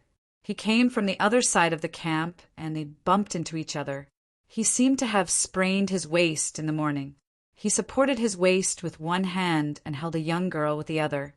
Dany was not dressed too brightly. She was wearing a blue velvet dress with white embroidery. Her dyed black hair was braided and fixed on the top of her head with a sapphire hairpin. She did not even have a necklace around her neck. She looked capable and elegant. On the other hand, the young lady beside Dickon was wearing a silver satin dress with squirrel for trimming. Her long sleeves were lined with light purple fur, and her thick golden hair was covered with an exquisite silver net inlaid with deep purple gems. Doesn't she look like a married woman?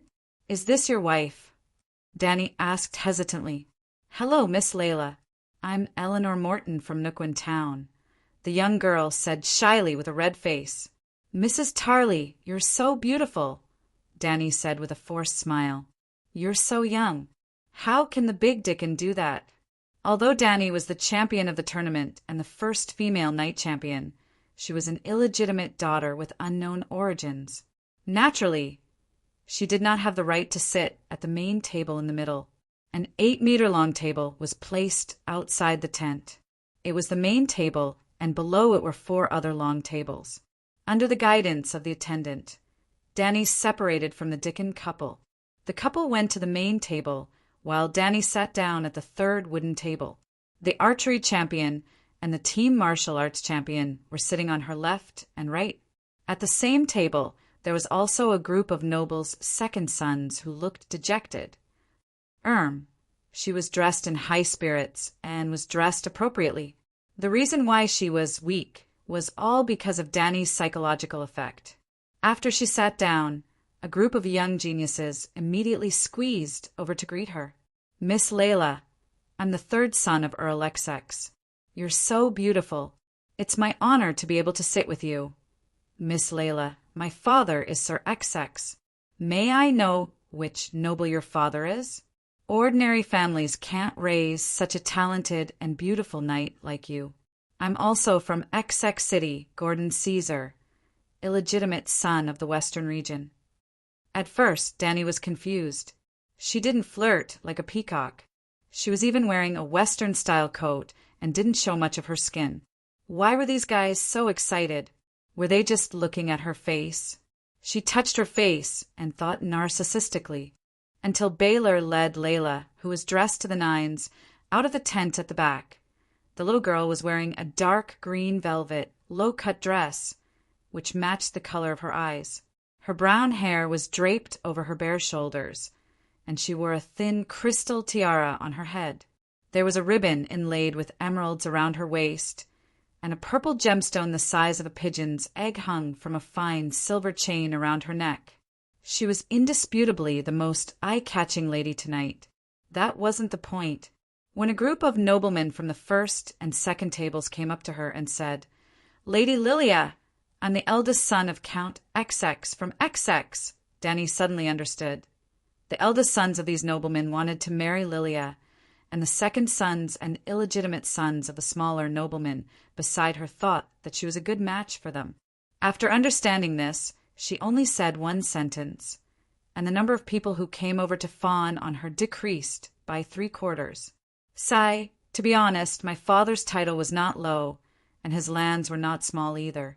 However, our family had sided with the wrong side in the War of the Usurpers, and our titles had long since been abolished. Our lands and properties were all confiscated by King Robert." Danny was completely honest. So he was an exiled noble. The people around her understood immediately. The second sons and illegitimate sons left as if they had never said anything.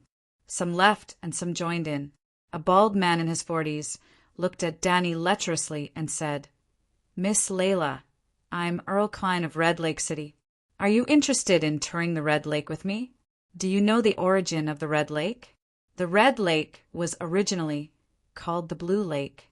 Thousands of years ago, the son of Green Handgarth, Blood, Sword, Brandon massacred the children of the forest beside the lake, causing the lake water to turn red.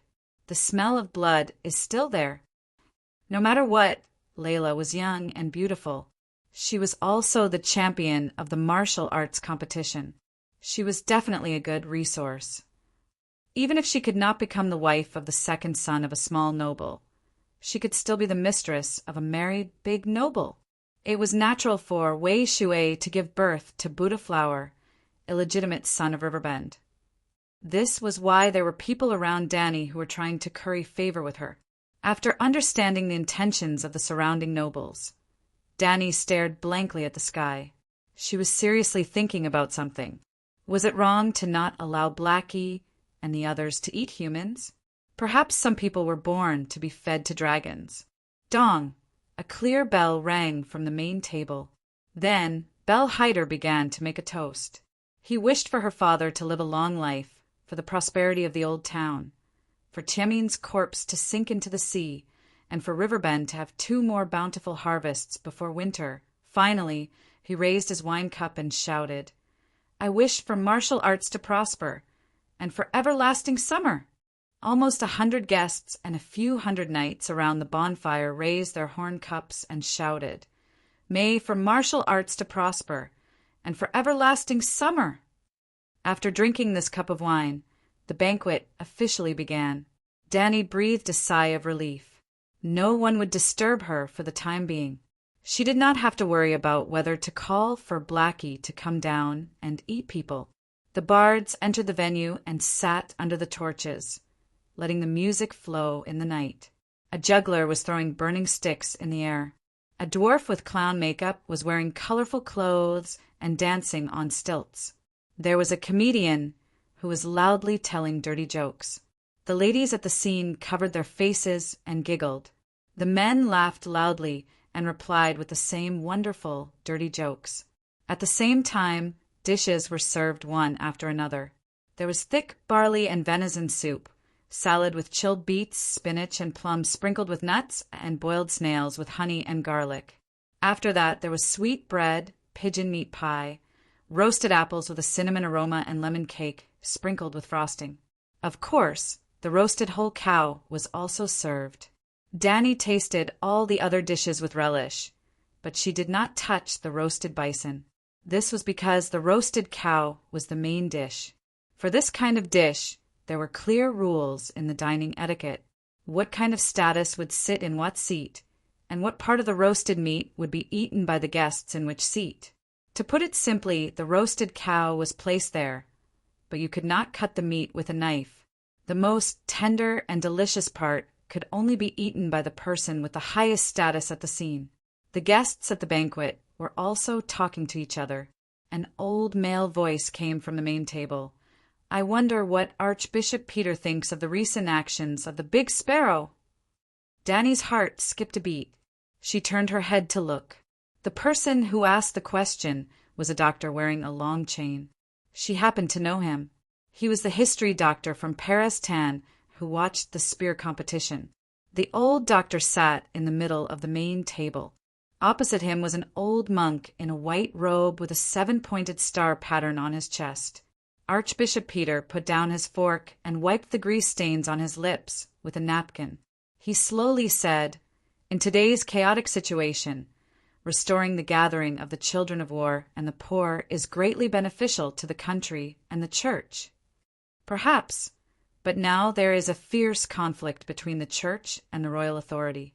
The golden robes of the King's Landing are not effective. The gathering of the poor is getting bigger and bigger. Its military strength is even greater than the King's Guards. Therefore, the Archbishop the red-nosed doctor secretly glanced at Count Garland and immediately changed his words. He imprisoned Queen Marjorie and her cousins on trumped-up charges. He also imprisoned Queen Regent Circe on charges of adultery, incest, and murder. Even the Queen and the Regent were arrested. This is a major event that has never happened before. I wonder if Archbishop Peter can tell me what kind of country the Church wants to build. The red-nosed Archbishop Peter's face immediately turned sour. Usually he would only lend money with high interest and eat delicacies. When he had the energy, he would take care of young girls who lost their virginity, or he would seduce a few beautiful boys in the church. He never cared about major events such as building a new government and seeking benefits for the believers of the 7 kingdoms. Your Eminence, the king is the first noble. The 9 dukes, 7 kingdoms, Dragonstone Island, Timon Bay, are the next level of great nobles. Marquises and counts are the 3rd level of nobles. Knights and titled knights are the next level of nobles. Archbishop, if the Church of the 7 Gods is above the king, it means that the remaining 3 levels of nobles are below the Church. Do you understand what this means? The doctor was a little aggressive. He did not intend to let the embarrassed old archbishop go. This topic was too serious and too sensitive. The nearby knights and nobles stopped talking and focused their attention. Even Garland and Baylor put down their wine glasses and looked at Archbishop Peter. "Alas, to tell you the truth," the old archbishop sighed and said with a pale face, "from the beginning we could not control the actions of the Great Sparrow. We did not even know his name and which diocese he came from.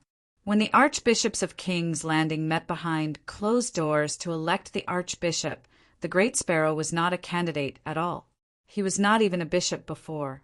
How could he be qualified to run for the archbishop? But the sparrows raised their axes and carried the Great Sparrow on their shoulders and rushed into the meeting. The opponents were judged by the sparrows on the spot. What else could the other archbishops do but to submit? The poor's gathering and the children of war were established.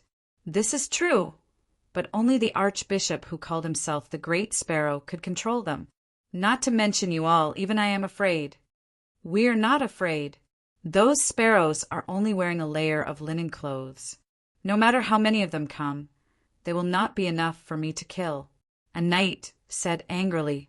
But immediately someone retorted, "We are all knights who are anointed with holy ointment," and swore an oath in front of the 7 gods. How can we fight against the church's warriors? This is where the problem lies.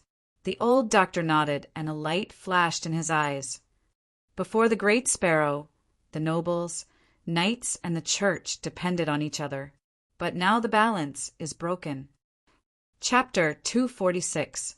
Doctor, are you against Big Sparrow too? Danny could not help but ask. The old doctor turned around and saw that it was the champion of martial arts who asked the question. He nodded and shook his head with a bitter smile. The City of Knowledge does not have the scholars' armed forces. How can we be qualified to participate in politics? But winter is coming, and the City of Knowledge has already warned the lords 4 times. I even personally wrote a few letters to the Archbishop of King's Landing, advising him to focus on the big picture, stabilize the situation, and plant the last batch of winter wheat if only God has mercy. It seemed that the City of Knowledge did not completely fail in its duty. Unfortunately, a person's strength determined his voice. The scholar's voice was too soft, and no one listened to what he said. What did Big Sparrow say? Garan asked curiously. He did not answer me at all. That's why I asked Bishop Peter. The old doctor said awkwardly. Dickon sighed and said, I just came back from King's Landing. I know the situation there better than any of you. Big Sparrow is now. I don't know what he is really thinking, but King's Landing is indeed under the control of the church. After the war, countless farmers in Hudson County and King's Landing went bankrupt and lost their jobs. The old town is still warm, but Hudson County had a light snow 2 months ago. Winter is coming for Hudson County, but it has already arrived for Hudson County. Even if my father works hard to clean up the bandits and remnants, Hudson County will not be able to resume production in a year or 2. The poor farmers have nowhere to go. Joining the church and becoming a member of the poor is their only hope to survive. The war is not even over yet. Count Aston in the Harvest Hall said with a bitter smile, Dragonstone Island, Storm's End Fort, Timmeen's rebellion, the conflict between the Iron Throne and the church. Lord Stannis, who has gone missing, I heard, seeing his strange expression. A count next to him asked curiously, What else? Well, Aston touched his nose and said in a low voice, I don't believe that none of you have heard about Danny Rise. Hiss. The face of the noble who asked the question changed. He looked around cautiously. Seeing that everyone was silent, he let out a long sigh of relief, but decided not to say anything else. What are you afraid of? Wasn't it just the mother of dragons, Danny Liz? Danny rolled her eyes and shouted. Dozens of eyes glared at her. It seemed that even though the City of Knowledge had intentionally concealed information about the dragon and the Dragon Queen, the great nobles more or less knew some inside information. With that in mind, Danny purposely asked, What's wrong? Even if she could eat people, she would be thousands of miles away. The anti-Mother of Dragons Alliance is a major event in the world. Why is it a taboo topic here? Ms. Layla, what do you know? Baylor asked with a frown. The key is that you don't know anything. Since you are also a Westeros, you should naturally understand why we are avoiding this topic. I really don't understand, Danny said honestly. Baylor glanced at the expressionless Garland and sighed. Arryn Valley, Hajin, the Northern Territory, Lannister, Stormlands, 5 great kingdoms, 5 great dukes, directly led to the destruction of the Targaryen dynasty, and even the extermination of the entire race. Hiding was originally a partner and supporter of Prince Rhaega, but now he has a marriage alliance with Lannister. 6 of the 7 kingdoms have an irreconcilable conflict with her, a blood feud. How can we not be afraid of this? Legend has it that the last Targaryen was vengeful, cruel, and bloodthirsty. She never let a single enemy go. She tortured and killed nobles, slaughtered civilians. She bathed in the blood of babies, fed bones to dragons, sacrificed her family to hatch dragons, practiced the magic of shadows and blood, and every night, even if the rumors are exaggerated, even if they are exaggerated by 10 times and the remaining 10% is true, she is still an inhuman existence like a demon. The veins on Dany's forehead throbbed. She suppressed her anger and said, I thought the nobles near the City of Knowledge would be more rational. Sir Baylor, you have disappointed me. Oh, did I say something wrong? Baylor frowned. Who are the people who oppose the Mother of Dragons? Dany asked. Baylor thought for a moment and said, the merchants and nobles of the various trading cities. What kind of people are they? Baylor did not hesitate or force himself to answer. He said matter-of-factly, cultured gentlemen. There is no way to continue this topic. Dany held her forehead and groaned. The Mother of Dragons wants to abolish slavery and liberate the oppressed slaves. Slaves support the sea trade of the world today. Without slaves, the sea trade of the free cities will shrink by 3/4. For the hundreds of millions of gold royals, the Allied army was formed. I understand what you mean. Baylor nodded thoughtfully. He turned to Professor Paris-Dan and said calmly, Professor, the rumors about Dany rise within the 7 kingdoms all came from the City of Knowledge. It seems that she is not the same person as the Mother of Dragons that Miss Layla mentioned. What? Those comments about the Mother of Dragons came from the City of Knowledge. Dany was stunned. She thought that Baylor was a rotten person on the inside and was easily deceived by the sea merchants of the free cities. She never thought that the City of Knowledge was spreading unfavorable rumors about her. She even praised the City of Knowledge's wisdom and responsibility in the matter of cold winter.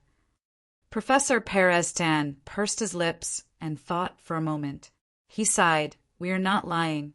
Did any of the Guy's nobles enslave Bay survive?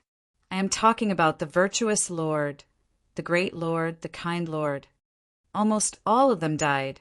Dany nodded. The old professor shrugged and asked, the kind lord is equivalent to a duke. Can you imagine the scene of killing all the dukes of the 7 kingdoms? Isn't that cruel enough?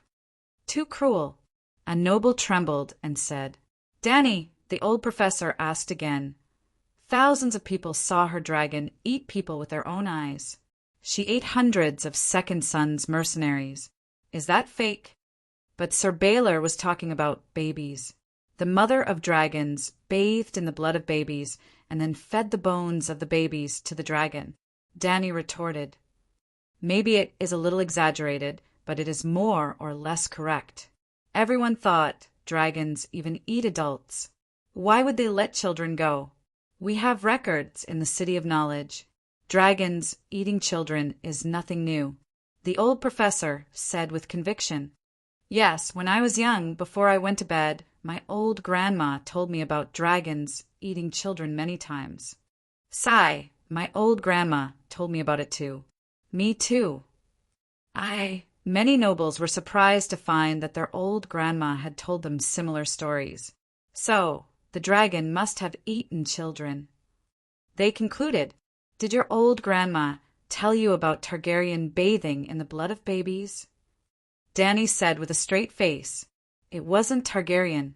It seemed to be a countess from Hellenberg.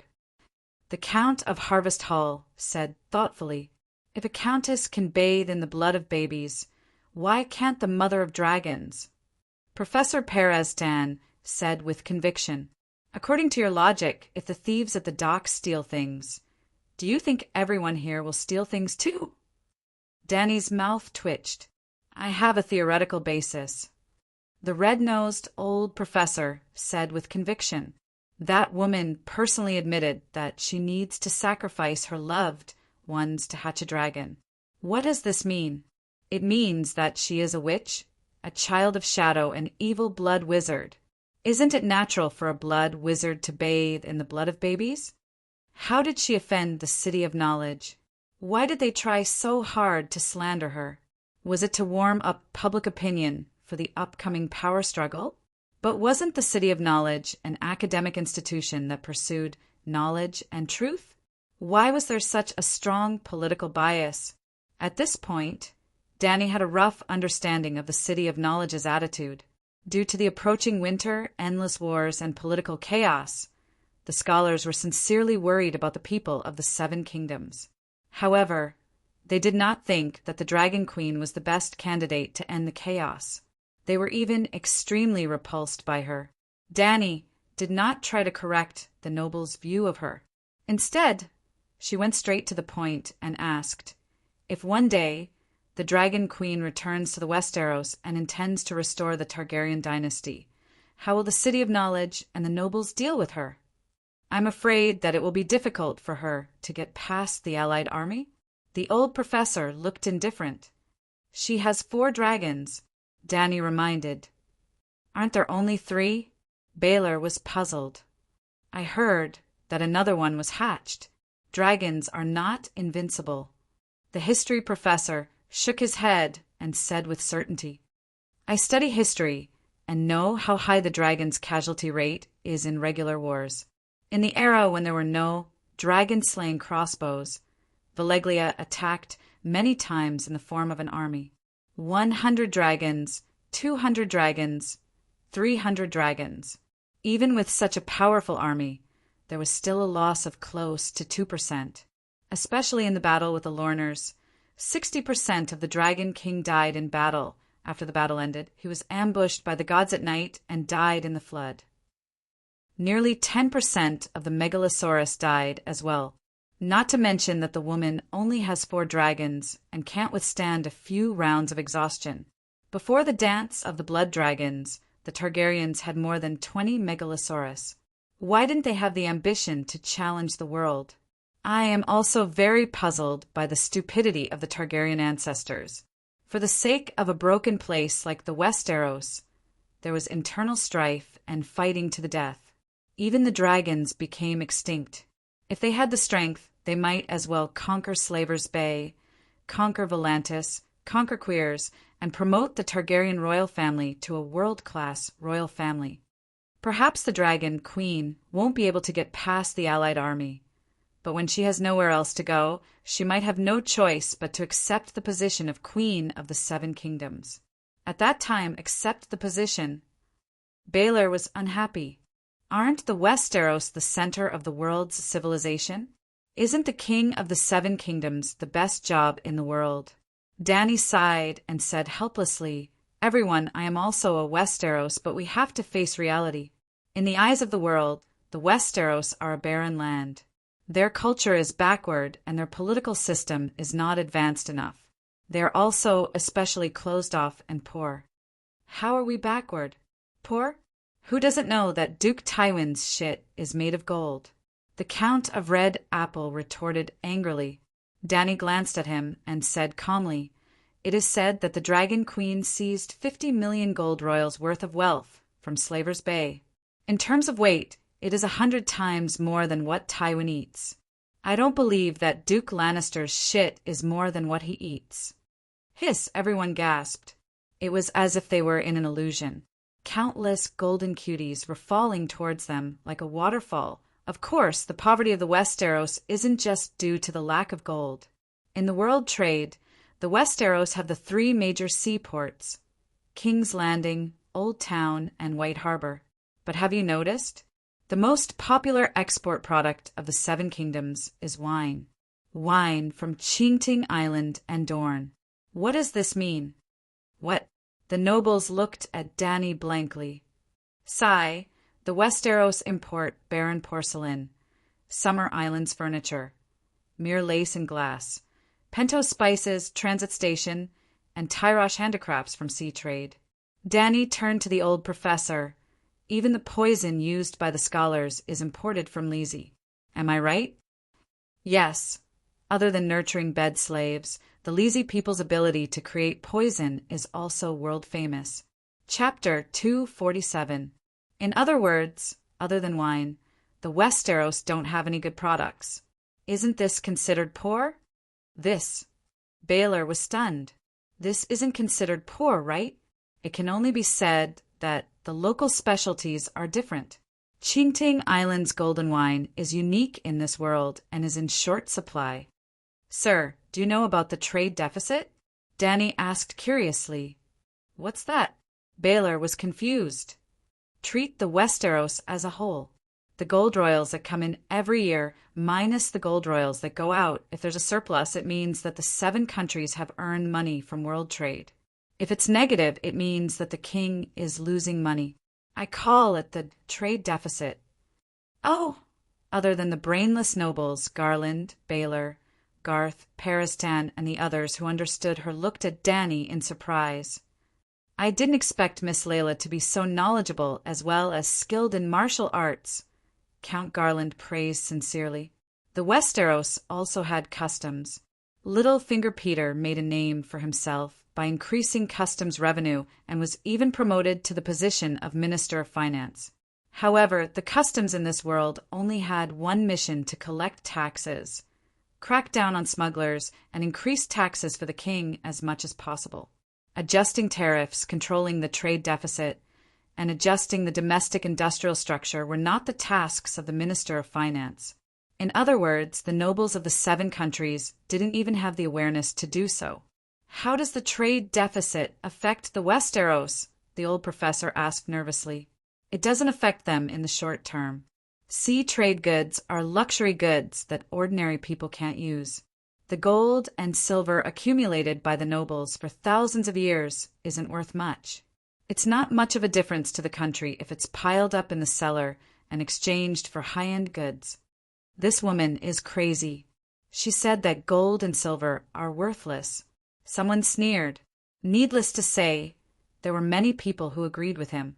Even Baylor and the old professor were confused. Winter is coming. I believe that with the Tyrell family's wealth, they should be able to take out 2 million gold royals, right? Danny looked at Count Garland. Garland was in a difficult position. His family could take out 4 million gold royals, let alone 2 million. However, everyone knew that the person on the Iron Throne had a hard time and was short of money. If he knew that his family had, he suddenly understood. High Court was the richest in the 7 kingdoms, and even Tywin had lent the Iron Throne 3 million gold royals. If he said that Tywin did not even have 2 million gold royals, who would believe him? Danny nodded and asked, according to the current price of wheat in the old town, 2 million gold royals can buy enough food for 2 million people for 10 years. 1 gold royal equals 23,520 copper coins. 2 copper coins for a roasted sausage, pure meat sausage, and a cup of ale. That's not expensive, is it? Original setting.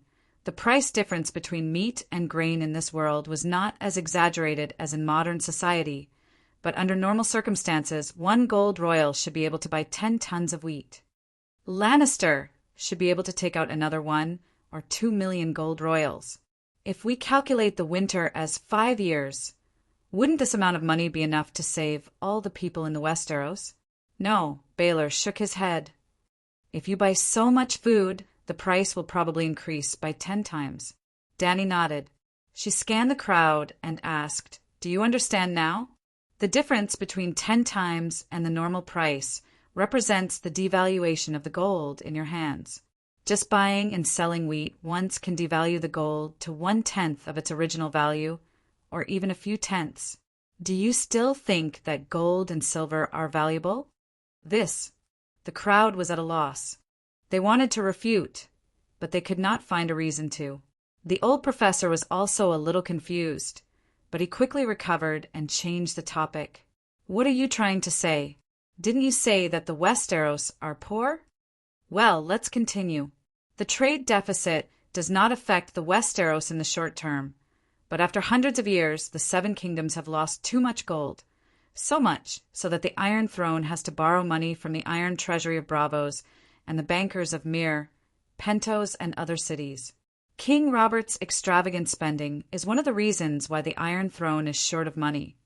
But he has spent nearly 10 million gold royals in 14 years, in addition to the 6 million in foreign debt. There are also millions of gold royals left by the Mad King, and the treasury itself has income. Then, may I ask my lords, did the 10 million gold royals that King Robert spent go into your family's treasury? No, my family has been paying out for more than 10 years. We have no income at all.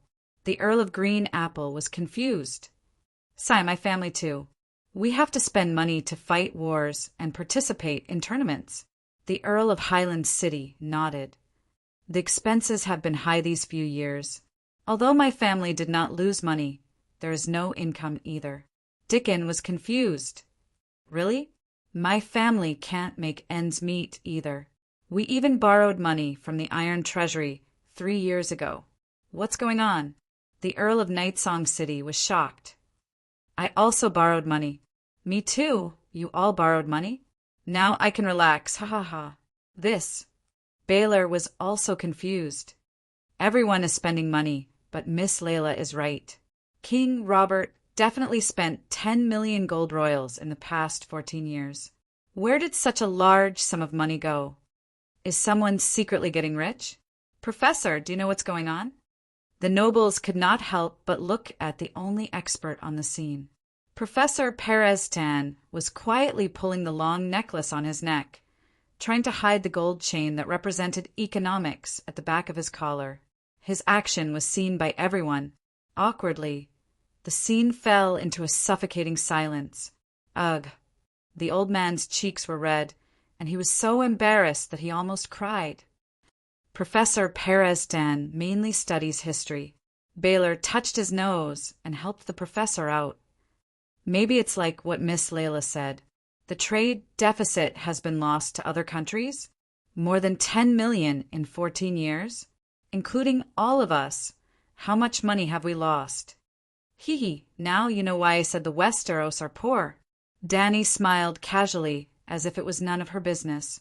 To be honest, when she was rebuilding the trade system at Slaver's Bay, she guessed that the Westeros might be in a constant trade deficit. She also guessed that Robert's extravagance would accelerate the loss of gold. However, she did not expect that most of the nobles in the 7 countries would be emptied. Dany could not help but think of the era when the Jews, led by Rothschild, controlled the economic lifeline of Europe. Perhaps the moneylenders in Bravos were equivalent to the Jewish bigwigs in the other world. Then what should we do? Closing the customs will only benefit the smugglers, but it will not cut off the trade deficit you mentioned. Garland said with a serious expression, I have a plan that can solve this problem once and for all. Do you want to know? Dany said mysteriously, What plan? Everyone looked at her. Everyone will take a loan from the Bravos' Iron Treasury. Borrow as much money as possible. The nobles of the 7 countries will borrow together. What do you mean? Reneging on the debt? Dany smiled evilly. The Westeros also have their own specialties, knights. It can be said that the knights of the 7 countries are the most powerful in the world. 20,000 Dothraki roaring warriors could not take down Qohor, but 10,000 golden mercenaries could take over Qohor in one wave. Do you understand? Yes, Qohor had fallen before. The story of 3,000 immaculate warriors protecting Qohor had been passed down for hundreds of years. It seemed to give the nobles of Qohor the illusion that, as long as they were protected by the immaculate warriors, no one could touch them. Decades ago, the exiled knights of Westeros formed the Golden Mercenaries. Qohor hired them to fight for territory in the plains of the Rhone River. The Golden Mercenaries asked for a high price, but they were capable and completed the mission easily. In the end, the nobles of Qohor wanted to renege on the debt and refused to pay the balance, similar to how some unscrupulous businessmen dealt with migrant workers. Unfortunately, the Golden Mercenaries were not migrant workers. They defeated the Qohor Iron Cavalry and thousands of immaculate warriors and took down Qohor City in one day and one night. However, the founder of the Golden Mercenaries, Cold Iron Igor Riverman, one of the illegitimate sons of the dragon family who started the Blackfire Rebellion, was very principled. In order to make a name for himself, he did not ransack or burn the city. After he received his commission and compensation, he took the initiative to leave Qohor. Yes, the motto of the Golden Mercenaries was their word is gold. They never broke their promises and were famous for their reputation and combat power. Excluding the ordinary cavalry, the Golden Mercenaries only had 500 true knights equipped with 3 horses and 1 attendant. Not to mention the 7 kingdoms. Just the High Court alone could gather thousands of true knights. With thousands of true knights leading tens of thousands of cavalrymen who would dare to come and demand payment. Isn't this a little too dishonorable? Garland's mouth was wide open and he was dumbfounded.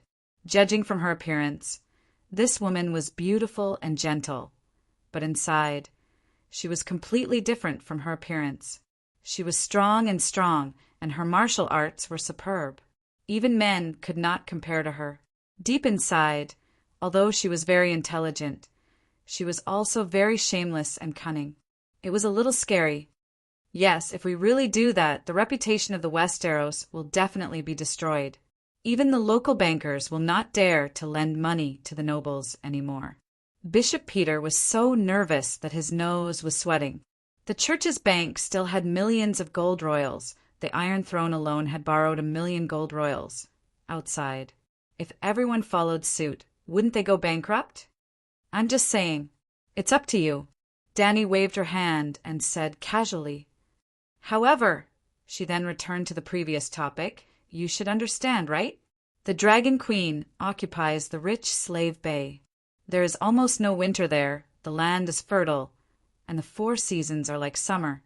It is also close to the great maritime trade route, and there is agriculture and commerce. Especially in terms of popular sentiment, the newly liberated free people all call her Misha. Do you know what Misha is? Mother in the Gujaskali language.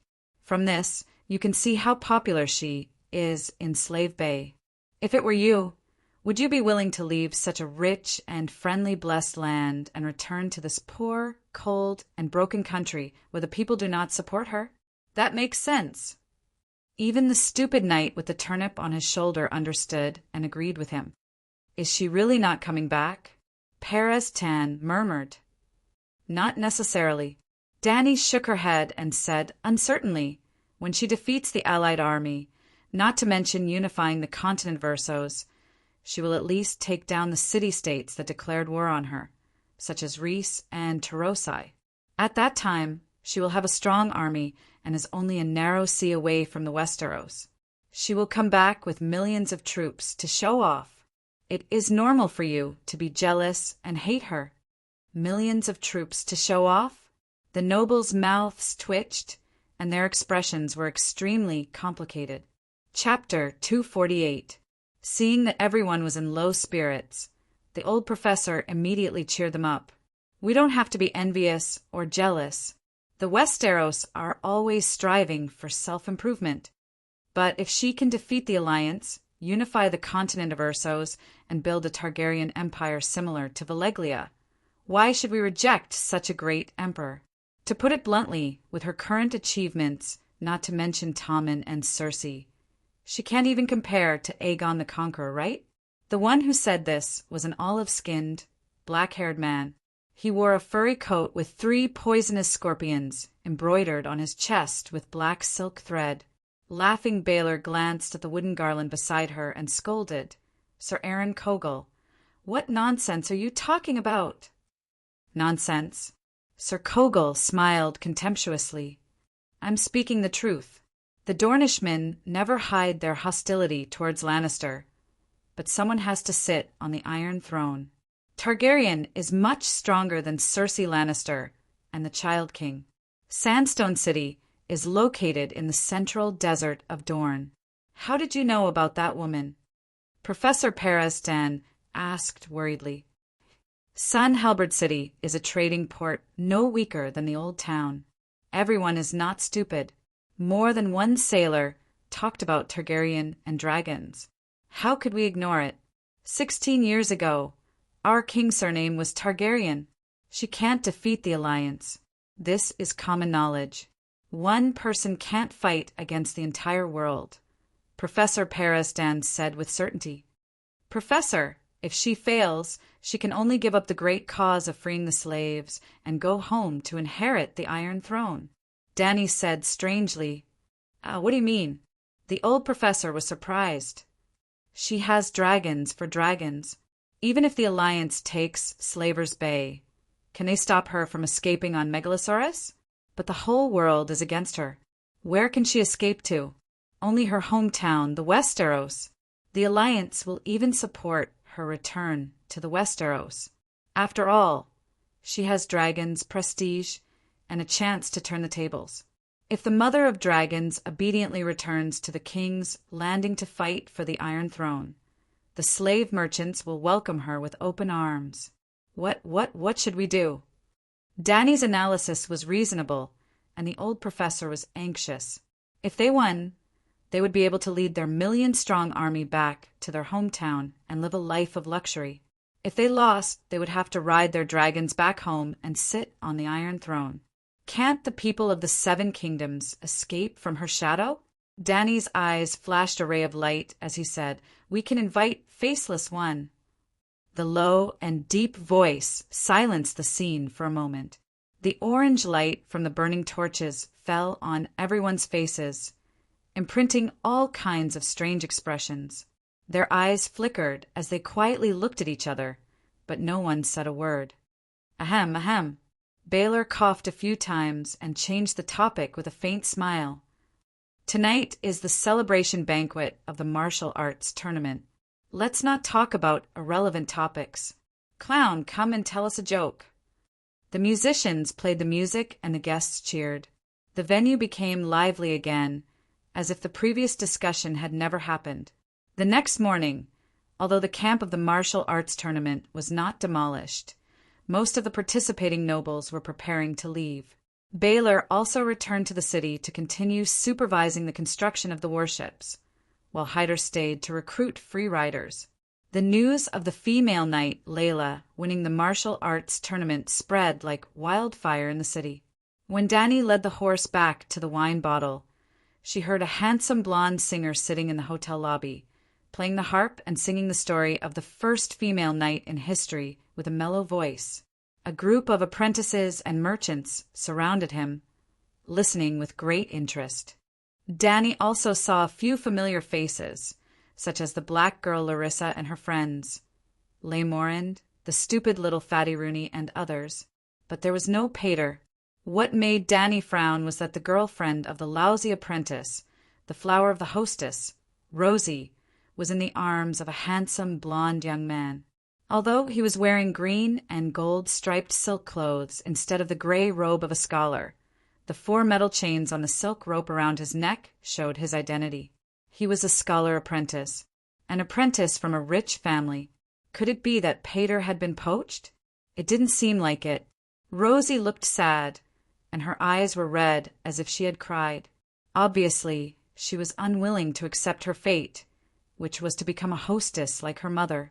Ah, Knight Layla! Just as she was wondering, a hostess saw Dany and opened her mouth to shout. This time, everyone in the hall looked over, and even the singer stopped singing. He hugged his harp and ran to Dany, saying affectionately, "Oh, Lady Knight, let me be your personal attendant. I want to write a legend for you and let countless people know of your deeds." In Slaves Bay, there were too many gigolo bards who recommended themselves to the queen, and Dany did not know how many of them she had rejected. She skillfully threw over a gold royal and said with a faint smile, "I'm very satisfied with your song, but I don't need an accompanying singer." Then, under the protection of White Knight, she walked past a group of groupies who were asking all kinds of questions and went straight to the backyard. She did not stay in the hotel for long. After washing up and changing into clean underwear, she still wore her armor and left the tavern from the backyard. She walked along the stone arch bridge to the famous City of Knowledge. In theory, the core area of the City of Knowledge did not receive women and would not recruit female apprentices, but the purpose of the rules was to wait for the privilege to break them. The daughters of the Hathar family, the women of the 7 dukes' families, and the royal princesses could all enter the City of Knowledge and be grandly received by the doctors. Dany was now dimensional water, so her identity was naturally not qualified.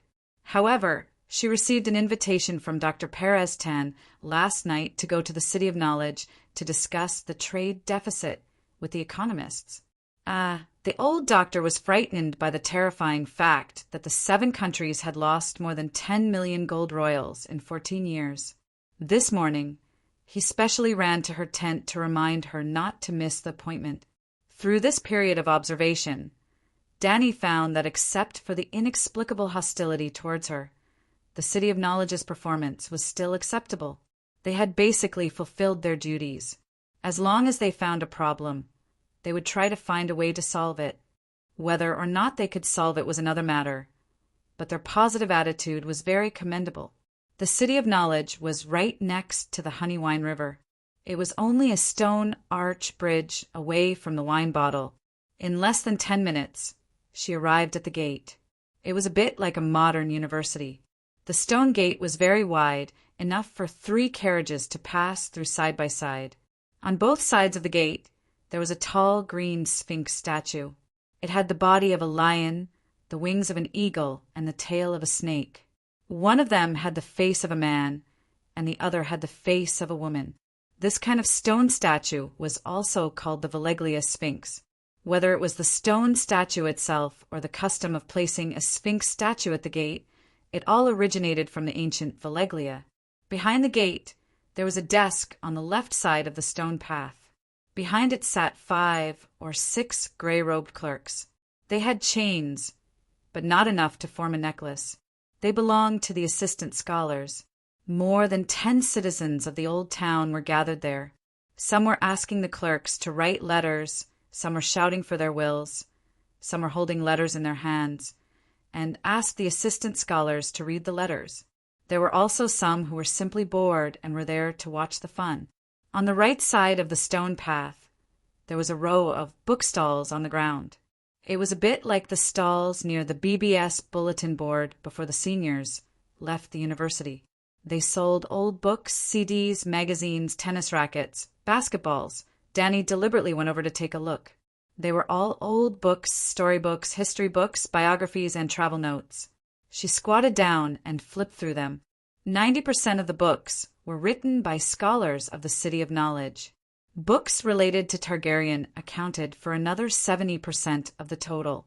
There were books such as The Cruel Meg, The Secret Records of the Dragon Knights, Renai's Lover. Danny curiously flipped open Renai's Lover to take a look. The result was so shocking that her worldview was almost shattered. Aegon the Conqueror had 2 wives. The elder sister was Visenya, and the younger sister was Renai's. Visenya was the first wife, and Renai's was the true love, probably. The book said that every night Aegon accompanied Visenya, who would accompany Renai's for 10 nights as compensation. However, Rhaenys was accompanied by many handsome men. Whenever Aegon and Visenya were together, Rhaenys would enjoy these bedfellows. 7 gods above, this kind of book isn't banned. Danny asked the old apprentice who was selling the book. Yes, the book was very old. The once snow-white parchment was pale yellow. The binding on the side was even a few short threads, and some pages were missing. This book was definitely not newly written, and Targaryen had only been extinct for 16 years. The gray-robed old man who was selling the book was very old. His beard and hair were white, and he wore silver-rimmed glasses. However, there was still a rope around his neck, and on the rope were 4 or 5 links. He was an old apprentice. Why is it banned? The old man was puzzled. There are many scenes of Queen Rhaenys and her lover in the book. But it's all true. How can it be wrong when it's spoken by the person involved? Besides, Aegon tacitly acknowledged his sister's behavior of keeping lovers. At that time, all the nobles in King's Landing knew about it. There was even a custom among noble widows to keep singers and poets as their lovers. The old apprentice's face was calm. Danny put down the book with a wooden face and used 2 copper coins to buy a hand-drawn map of the City of Knowledge. The City of Knowledge was built along the Honey River. It had been constantly expanding for thousands of years, and the internal architecture was extremely complex. Some of the towers were even built on small islands near the river.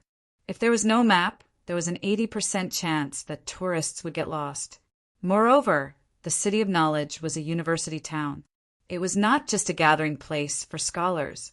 The Holy Church and church schools were also mixed in. Although the City of Knowledge did not accept female apprentices, it did not cut off the path of learning for women. The church schools were specially prepared for nuns. However, there was almost no academic research in the church schools. It was mainly used to train reading and writing nannies for the rich families. Along the winding riverside road, Danny saw a few stone sculptures of Targaryen kings.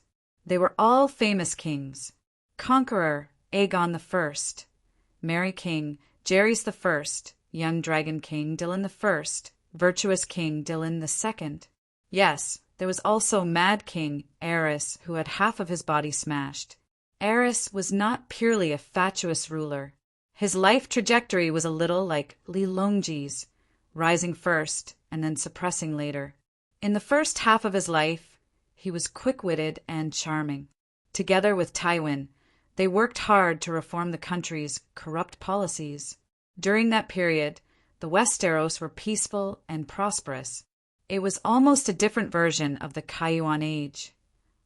At that time, the City of Knowledge even erected a stone sculpture for him. Who would have thought that he would change so much later on? Dany and Barristan arrived at the door of the chief steward's pavilion and saw a middle-aged apprentice in his 40s being dragged out of the door by 2 assistant scholars. Barristan grabbed a tall and thin scholar who walked past and asked, "What's going on?" Zion stole Dr. Varen's waffles. Chapter 249. What did he steal? Dany asked in disbelief. Waffles. Why did he steal waffles? Gluttony, of course. It's not the first time Zion stole food from the kitchen. The tall and thin scholar shrugged. He then looked at Dany and asked, "You're Knight Layla, right?" "I'm Parker, a bachelor in economics. I was just about to look for you at the feather wine bottle." "Hello, Scholar Parker. I'm Layla. What's the rush?" "It's urgent. After your reminder, Professor Perez Tan checked the customs trade records for the past 20 years. The trade deficit is far worse than we thought. To be honest, I didn't even know that we Westeros had so many gold royals." The tall scholar laughed bitterly at himself. They stood in front of the stairs and exchanged a few words. The 2 tall and strong assistant scholars dragged Zian out of the door. There was a wooden hut the size of a phone booth at the door. The assistant scholars were trying their best to stuff Zian inside. Zian seemed to be extremely afraid of the hut. He grabbed the door with his fingers and struggled with all his might. He screamed, "I'm hungry. My family is poor. I can't afford to go out to eat. I only stole the professor's biscuits because I was hungry." Bang, bang, bang. The other 2 assistant scholars ignored him completely. They kept on kicking the middle-aged apprentice until he cried out in pain. He had no choice but to let go of his hands. The wooden door was immediately closed with a puff sound. The assistant scholars locked the thick oak door and left cursing. Zian was left alone with his frantic banging and crying. It was miserable. What's going on? Do the apprentices in the City of Knowledge go hungry? Dany asked. Not under normal circumstances. You can get a commission if you work for the professor. But Zion is too old, and he hasn't been able to get a chainring. The professor doesn't seem to like him, and he doesn't like the work of a servant, so... The lanky Parker shrugged and didn't continue. Dany couldn't help but think of the old apprentices who sold books at the entrance of the City of Knowledge and wrote letters for the people of the old town. It seemed that Pate wasn't an exception. The life of the apprentices in the City of Knowledge wasn't good. But compared to the people, the apprentices were already above the rest. Then, how difficult was the life of a rural farmer? Inside the general manager's pavilion was a spacious hall of more than 500 square meters. The floor was made of marble, and there were tall arched windows on the 4 walls. The lighting was excellent. Dany and Barristan's iron boots made a crisp sound on the floor. Compared to the many gray-robed scholars, their iron armor was too conspicuous. However, the title of Layla Martial Arts Champion had already begun to spread. The scholars who came and went had already guessed her identity, and they all cast curious gazes at her. Danny ignored the curious eyes of the other students and asked the tall economics student who was leading the way, "How long will Zion be locked up in the dark room?" "1 day, 2 days, I'm not sure." At the end of the hall, there was a high platform. On the platform, there was a gray-robed old scholar with a thin face. When he saw Danny coming, he wrote on a book with a quill and asked, "Layla Weishue, right? So, Squire, what is your name?" "Aston. My name is Aston Windstorm," White Knight said. "Windstorm? Another illegitimate child." The old man wrote down the name that White Knight said and handed over 2 small wooden plates and a bronze key. "Both of you are honored guests invited by the City of Knowledge. You can take the wooden plates to the library to borrow books." Danny took the wooden plate and the key. After flipping through them, she found that the wooden plate had the words Layla Weishue and VIP guest, same as an ordinary scholar, written on it. The content of White Knight's wooden plate was similar to hers. "What's the key for?" She raised the bronze key and asked, "You'll understand when you get to the library." The old man waved his hand and began to ask the next visitor. While climbing the stairs, Scholar Parker explained, "Other than the books compiled by past scholars, we also buy books from any city, any nationality, and any language brought by anyone. After thousands of years of accumulation, the City of Knowledge has the richest collection of books in the world. There are so many books that a room can't fit all of them, so the scholar needs to bring the key to open the door of the library." The doctors were waiting for Danny in a spacious meeting room on the 2nd floor. 2 small bronze Sphinx statues stood by the door. The room was decorated with warm colors, and in the middle of the room was a 10-meter-long, 2-meter-wide mahogany table. Other than the table and high-back chairs, there was nothing else. When she arrived, 17 or 18 old doctors were arguing with a stack of parchment papers. The golden sunlight shone on them through the arched glass window, and Danny could see the spittle of the old men as they argued. "Ah, Miss Layla, you're here." Dr. Perez quickly stood up to greet her. "You met Scholar Parker, right? He just went down." "Yes, I met him at the entrance of the hall." Everyone, the red-nosed old man, clapped his hands to attract the attention of the doctors. He pointed at Danny and introduced her. "This is Miss Layla Weishue, who is knowledgeable and skilled in martial arts." "Hello, Miss Layla. My name is Gallardo." The doctor closest to Danny immediately stood up, bowed, and introduced himself. Perez also said in a timely manner, "Like me, Gallardo is proficient in history. He once traveled to the Midsummer Islands and translated the poems of the Tree of Words that have been passed down since ancient times. He wrote the famous book, The Midsummer Sun." "Dr. Gallardo, I've heard a lot about you." Danny's eyes lit up, and she complimented him with a smile. "I've seen your masterpiece in the Free City." This was the truth, just like how the City of Knowledge crazily collected books from all over the world. Danny also wanted to build a super library in Slave Bay. Sea merchants often came to Astapor with all kinds of books, and then took away large amounts of gold, sugar, liquor, and other goods. The Midsummer Sun was also very famous in the Midsummer Islands. It was similar to how the ancient people of the Celestial Dynasty recorded words on bronze cauldrons. The Midsummer Islands had a long-lived and huge tree called the Tree of Words. The canopy of a single tree could cover the entire town. Every year, the local priestess would use songs and legends to carve the local events that happened or heard of in the past on the white skin of the tree trunk. The Tree of Words had a special characteristic. As long as the tree was still alive, the carvings on its skin would remain forever. Thousands of years had passed, and their history had been preserved through the huge Tree of Words. In addition, because of this special characteristic of the Tree of Words, the craftsmen in Slave Bay had once proposed to use the bark of the Tree of Words to make Queen Danny's paper. Just as Paristan introduced the doctors one by one, The others were also whispering and discussing this strange female knight in front of them. She's so young.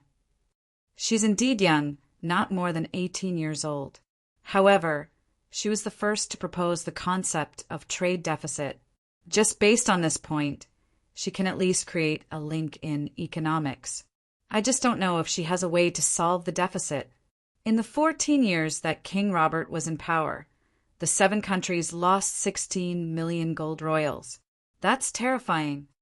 Actually, the nobles' collective debt reneging law that she proposed last night could be tried. That would make all Westeros be nailed to the pillar of shame and be cursed by foreigners for 10,000 years. The 18 doctors, except for the head steward himself, almost all of them had 2 or more copper, history, links, and gold, economics links. They also had copper or gold alloy canes and rings. Yes, the City of Knowledge's apprentices had smooth necks. Apprentices who had forged metal links were qualified to become bachelor's assistants.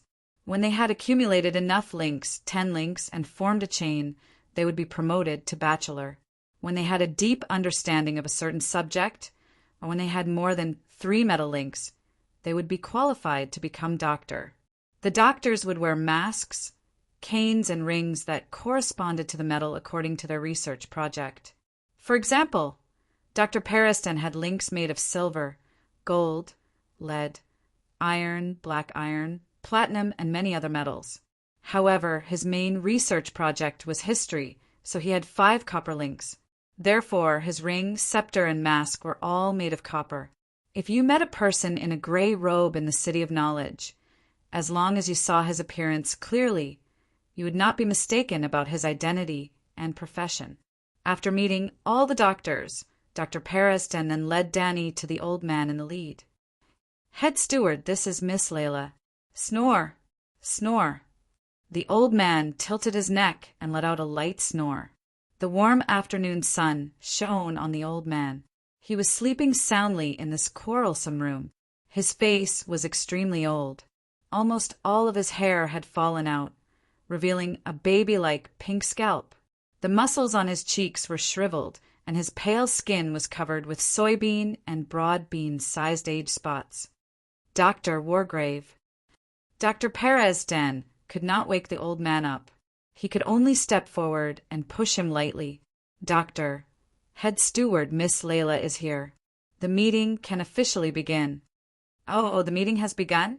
The old man rubbed his nose and sat up slowly. He only glanced at Dany and was suddenly stunned. He immediately struggled to stand up and shouted, "Your Highness, please forgive me. I didn't know you were here. Clarson, Clarson, help me up to greet your Highness." Dany did not understand the situation at all and was stunned.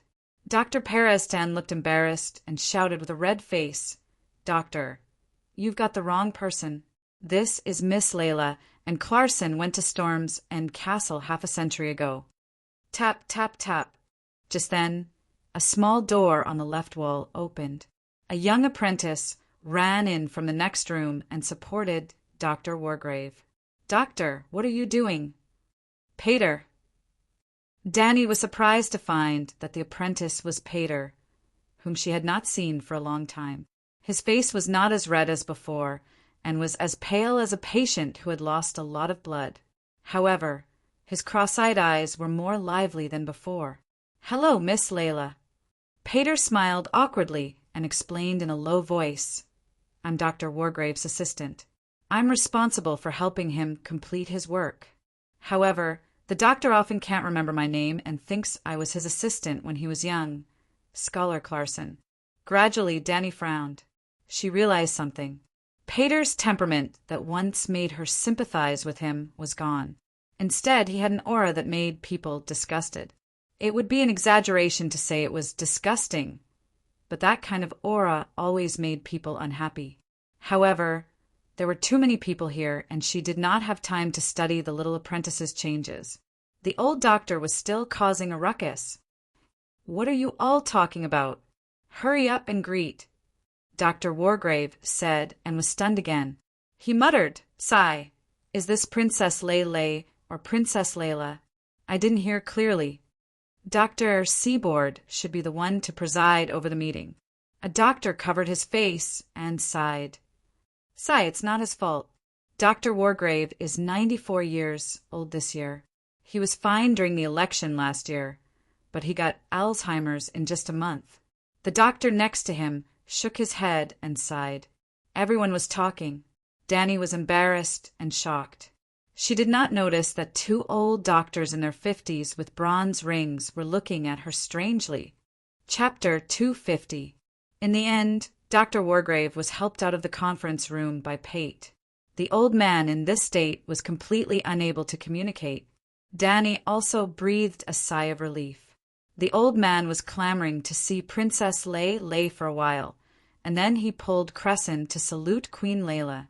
She had considered the resemblance between mother and daughter before, but Barristan clearly told her that Queen Layla was not similar to her, especially in terms of temperament. He could not see the Queen's shadow in her.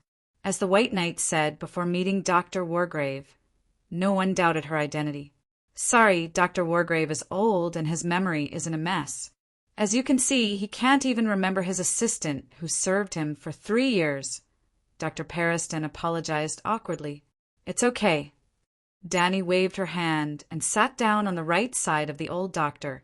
When everyone sat down, Barristan announced the start of the meeting. First, he handed Danny a piece of parchment with the income and expenditure of sea trade for the past 50 years. After returning to the City of Knowledge last night, 25 economic students and I sorted out the trade data of the 6 major trading seaports. Port Lannister, Old Town, Sun Halberd City, King's Landing, Seagull Town, and White Harbor. Finally, we calculated the trade deficit of Westeros for the past 40 years. Danny took a closer look. During the period of Mad King Aerys, there were surpluses and deficits. If the years of trade deficit were singled out, it was almost a horizontal line, about 200,000 gold royals per year. Well, there were even a few years of small surpluses in the middle of summer, but there would be a large deficit in winter. But everything changed after Robert came to power. Not only did the deficit increase every year, but the extent of the deficit also increased crazily, from 800,000 gold royals in the second year of Robert's accession to 2 million gold royals in the year before his death. Well, the data after the War of the Four Kings fell, and the deficit hovered around 500,000 gold royals in the last 2 years. Of the 14 years Robert had been in power, 10 had been in summer. This is crazy. In the 16 years after the War of the Usurpers, the Westeros lost 16 million gold royals. Danny said incredulously. Barristan rubbed the dark circles under his eyes and smiled bitterly. We didn't expect it to be so terrifying either. I was so scared that I couldn't sleep for the entire night. We need to rebuild the statue of King Aerys. Compared to Robert I, he did a good job during his reign, a doctor named Morith joked. It's mainly due to Duke Tywin. Dr. Nemos shook his head. Actually, other than being addicted to wildfire and tormenting the nobles until they couldn't eat or sleep in peace, Aerys didn't do much evil. At least, not only was he not extravagant, he was also very frugal. Robert inherited at least 4 million gold royals from him. Professor Ha Dongyin said, Sigh, why is it so difficult to have a good king? The thrifty king is crazy, and the heroic man is extravagant. Dr. Nemos held his head and sighed. Danny's eyes flashed, and she suggested tentatively, the Westeros are indeed at the time of reform. The City of Knowledge can launch a Grand Council to learn from the advanced experience of the trading city-states and limit the power of the king. Don't even think about it. The City of Knowledge is just a service organization. It doesn't have the right to initiate a meeting, nor does it have the right to participate in the game of power. The professors shook their heads in unison. What's going on? There's no need to lie at this time, and their expressions don't seem to be perfunctory. Then, why would the City of Knowledge, which doesn't participate in the game of power, target me? Danny's mind was filled with more and more doubts. Ahem, let's get back to the topic. Dr. Perestan coughed a few times and reminded everyone the most urgent problem now is how to reduce the trade deficit. Danny frowned and said, "To solve this problem, we have to figure out where the Westeros spend their money." "We have statistics," Perestan said as he handed over another sheepskin scroll. During the reign of King Aerys, the City of Knowledge's witchcraft lens experiments accounted for 1/10 of the country's external financial expenditure. Luxuries such as mere lace, brocade, Koh iron, barren spices, and ivory accounted for 80%. The remaining 10% was necessities such as grain, linen, salt, whale oil, and sugar.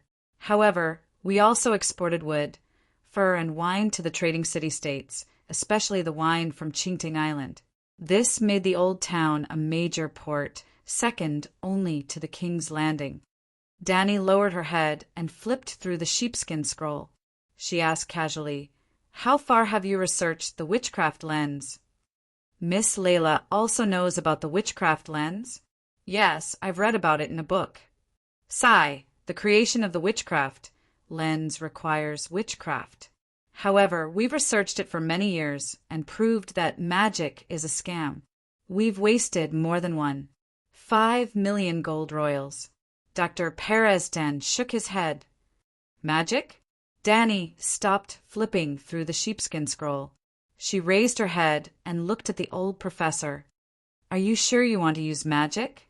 "Of course, we have all the information on the creation of the witchcraft lens."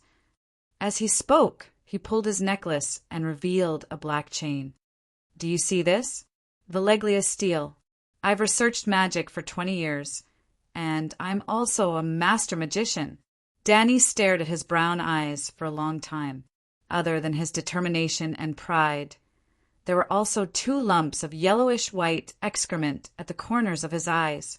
She didn't see a single meditation rune. He was purely a muggle. "Professor, how do you study magic?" Danny asked tentatively. "I memorize the basic rune table and study the composition of the incantation runes.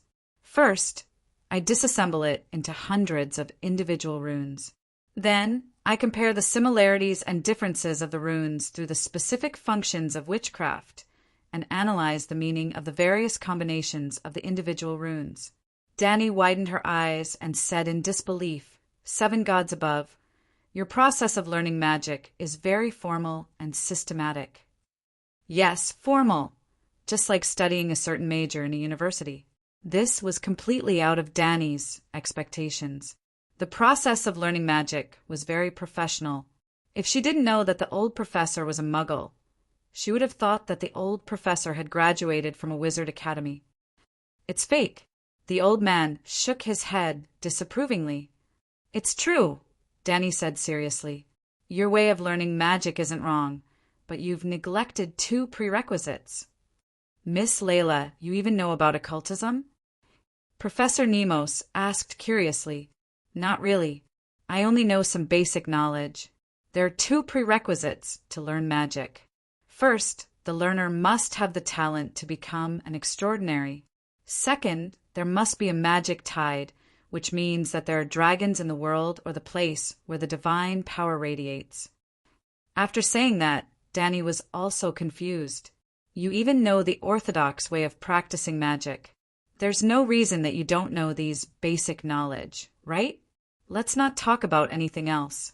Just go to the docks and find a fire mage or a red god priest."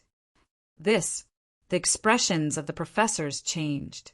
"Miss Layla, the fire mages are all liars," Professor Perestan said in a condemning tone. "You're all wise people who know the truth. Think about it and you'll understand. The witchcraft lens was invented by the people of Valeglia, and the people of Valeglia are famous for their magic skills. It's definitely real. Without real magic, how can you create the witchcraft lens?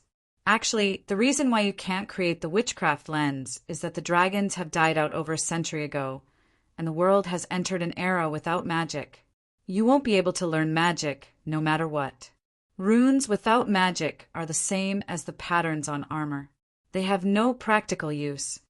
"Is that so?" Some of the professors were enlightened, but most of them didn't think so.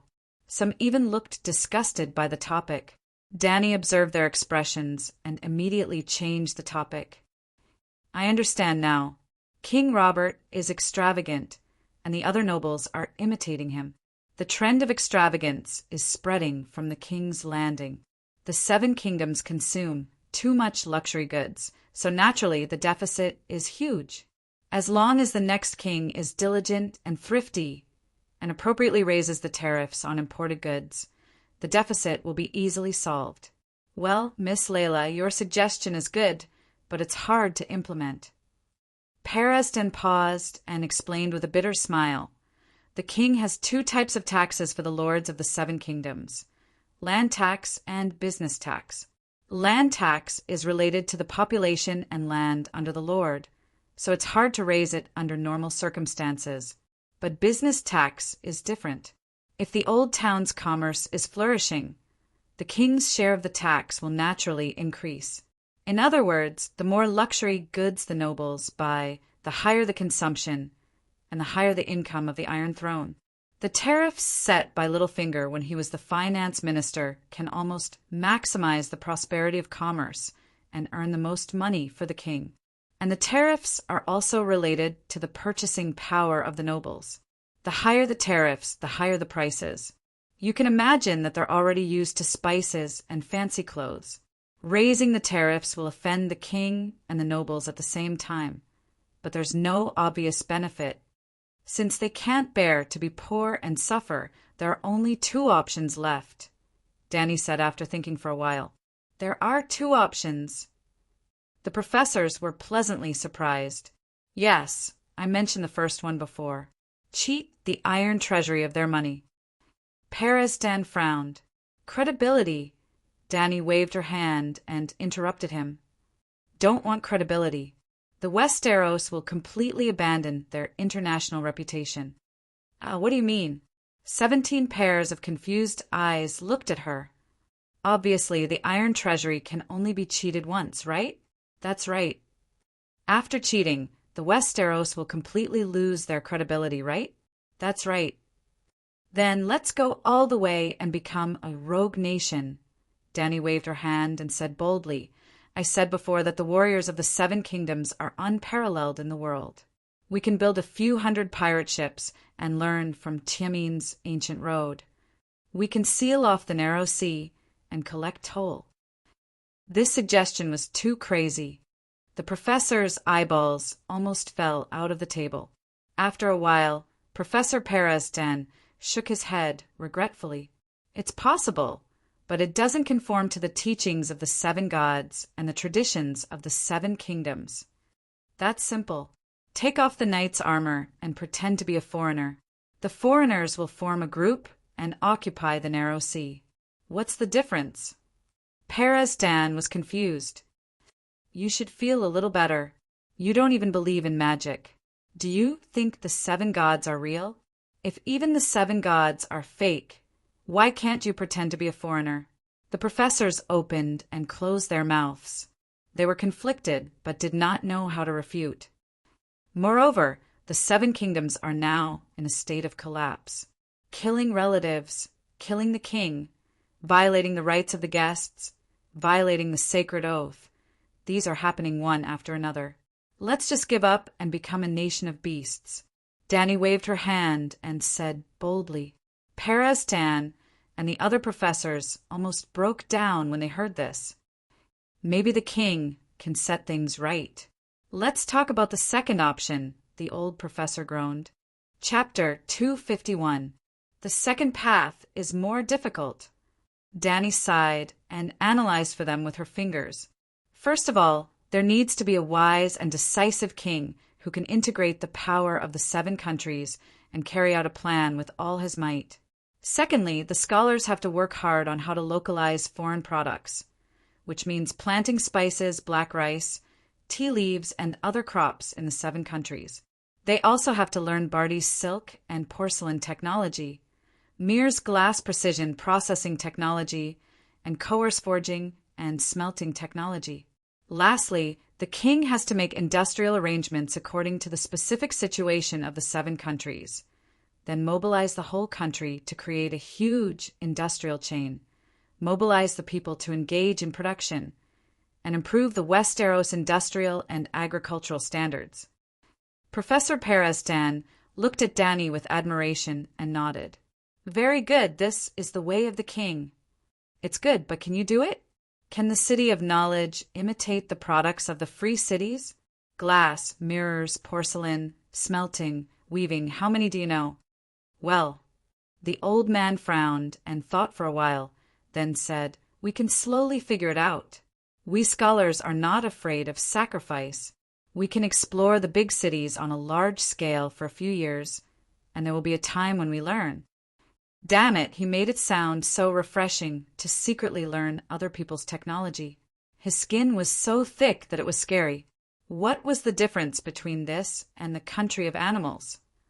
Doctor, I heard something, Danny reminded him with a straight face.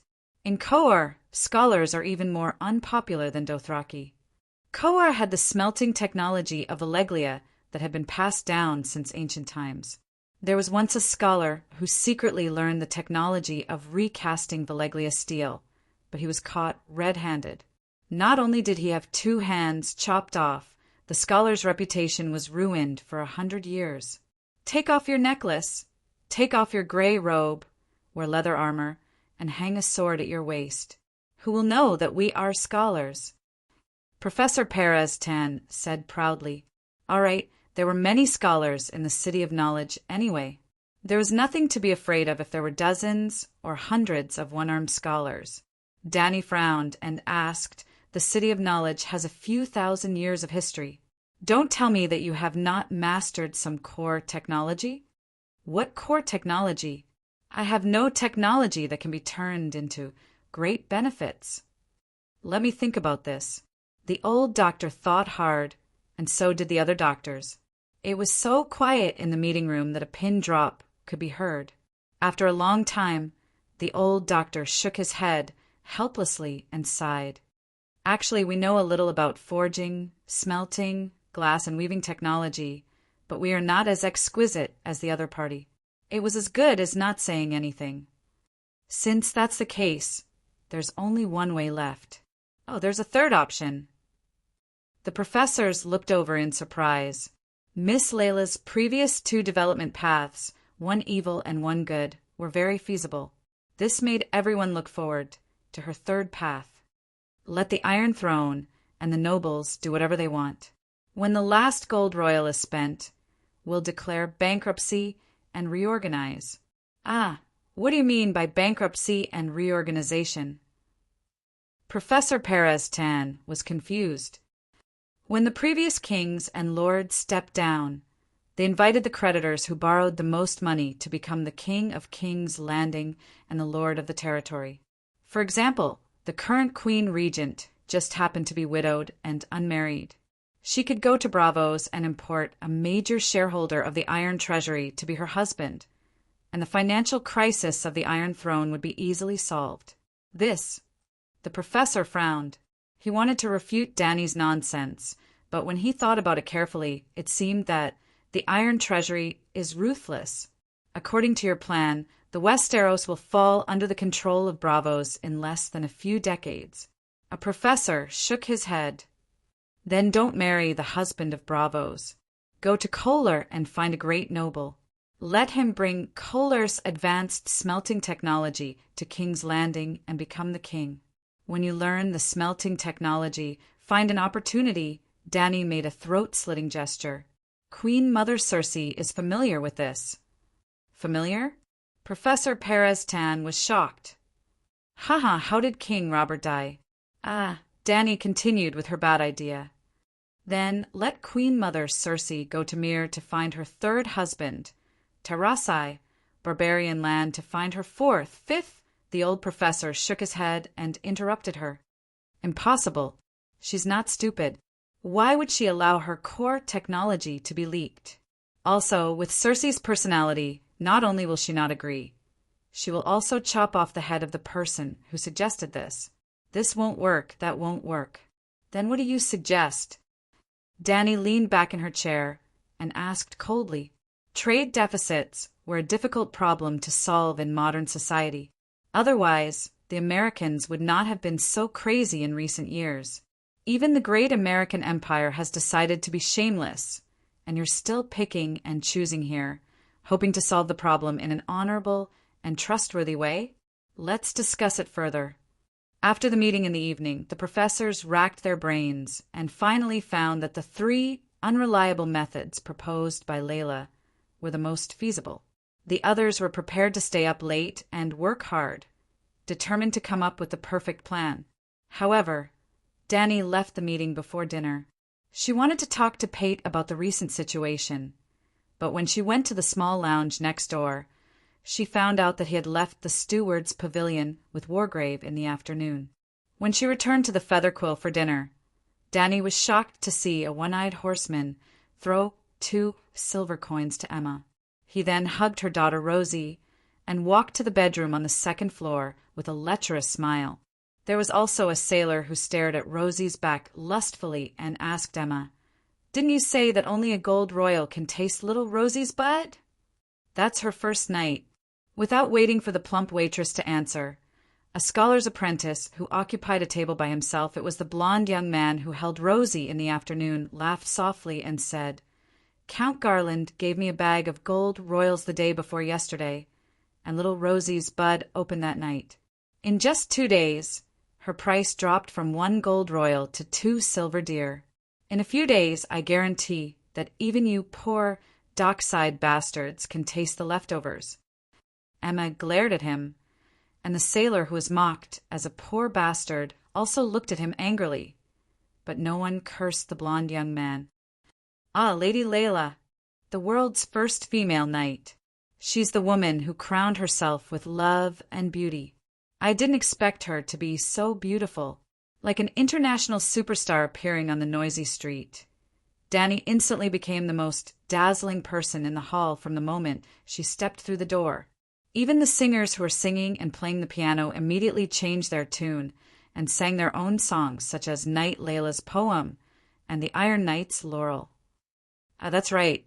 Danny had almost surpassed Prince Flair and Jenny of the city of Berenstain, Dragon Knight and Queen Naisi, and she had reached the level of a legendary hero. Well, Prince Flair and the like were only modern heroes.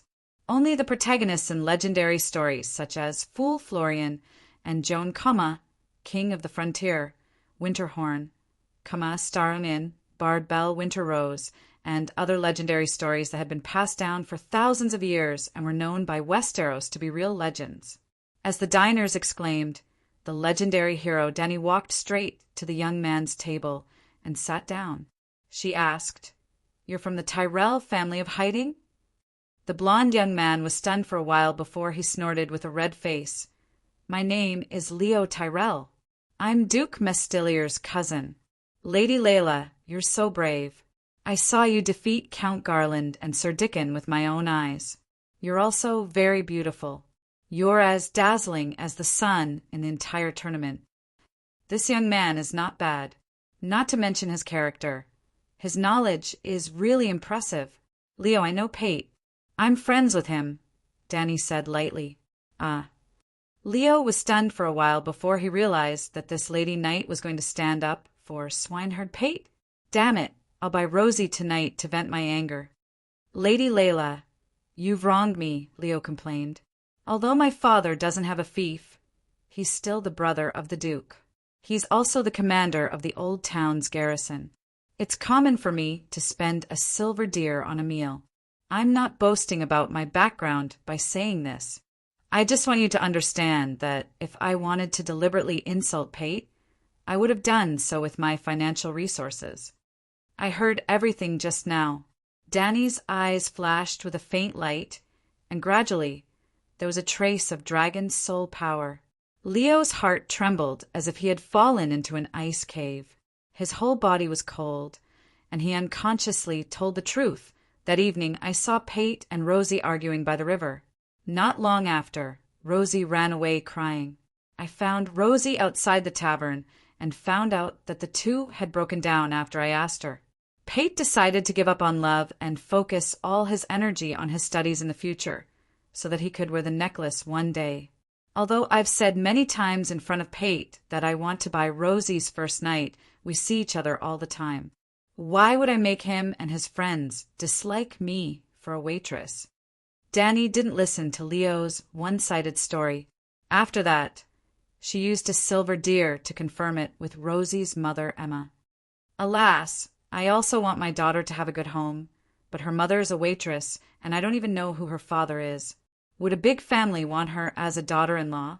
But marrying an ordinary farmer is not as good as having a stepmother. I won't hide it from Miss Layla.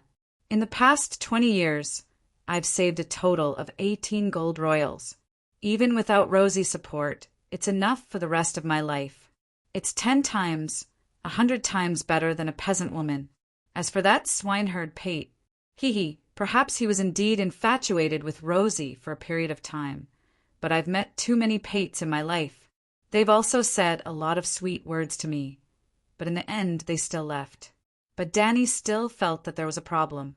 She could understand a man's heartlessness, but Pate hadn't done it yet. If Pate indulged in beauty, the carrot dangling from his mouth would only make him more persistent, and he wouldn't suddenly give up.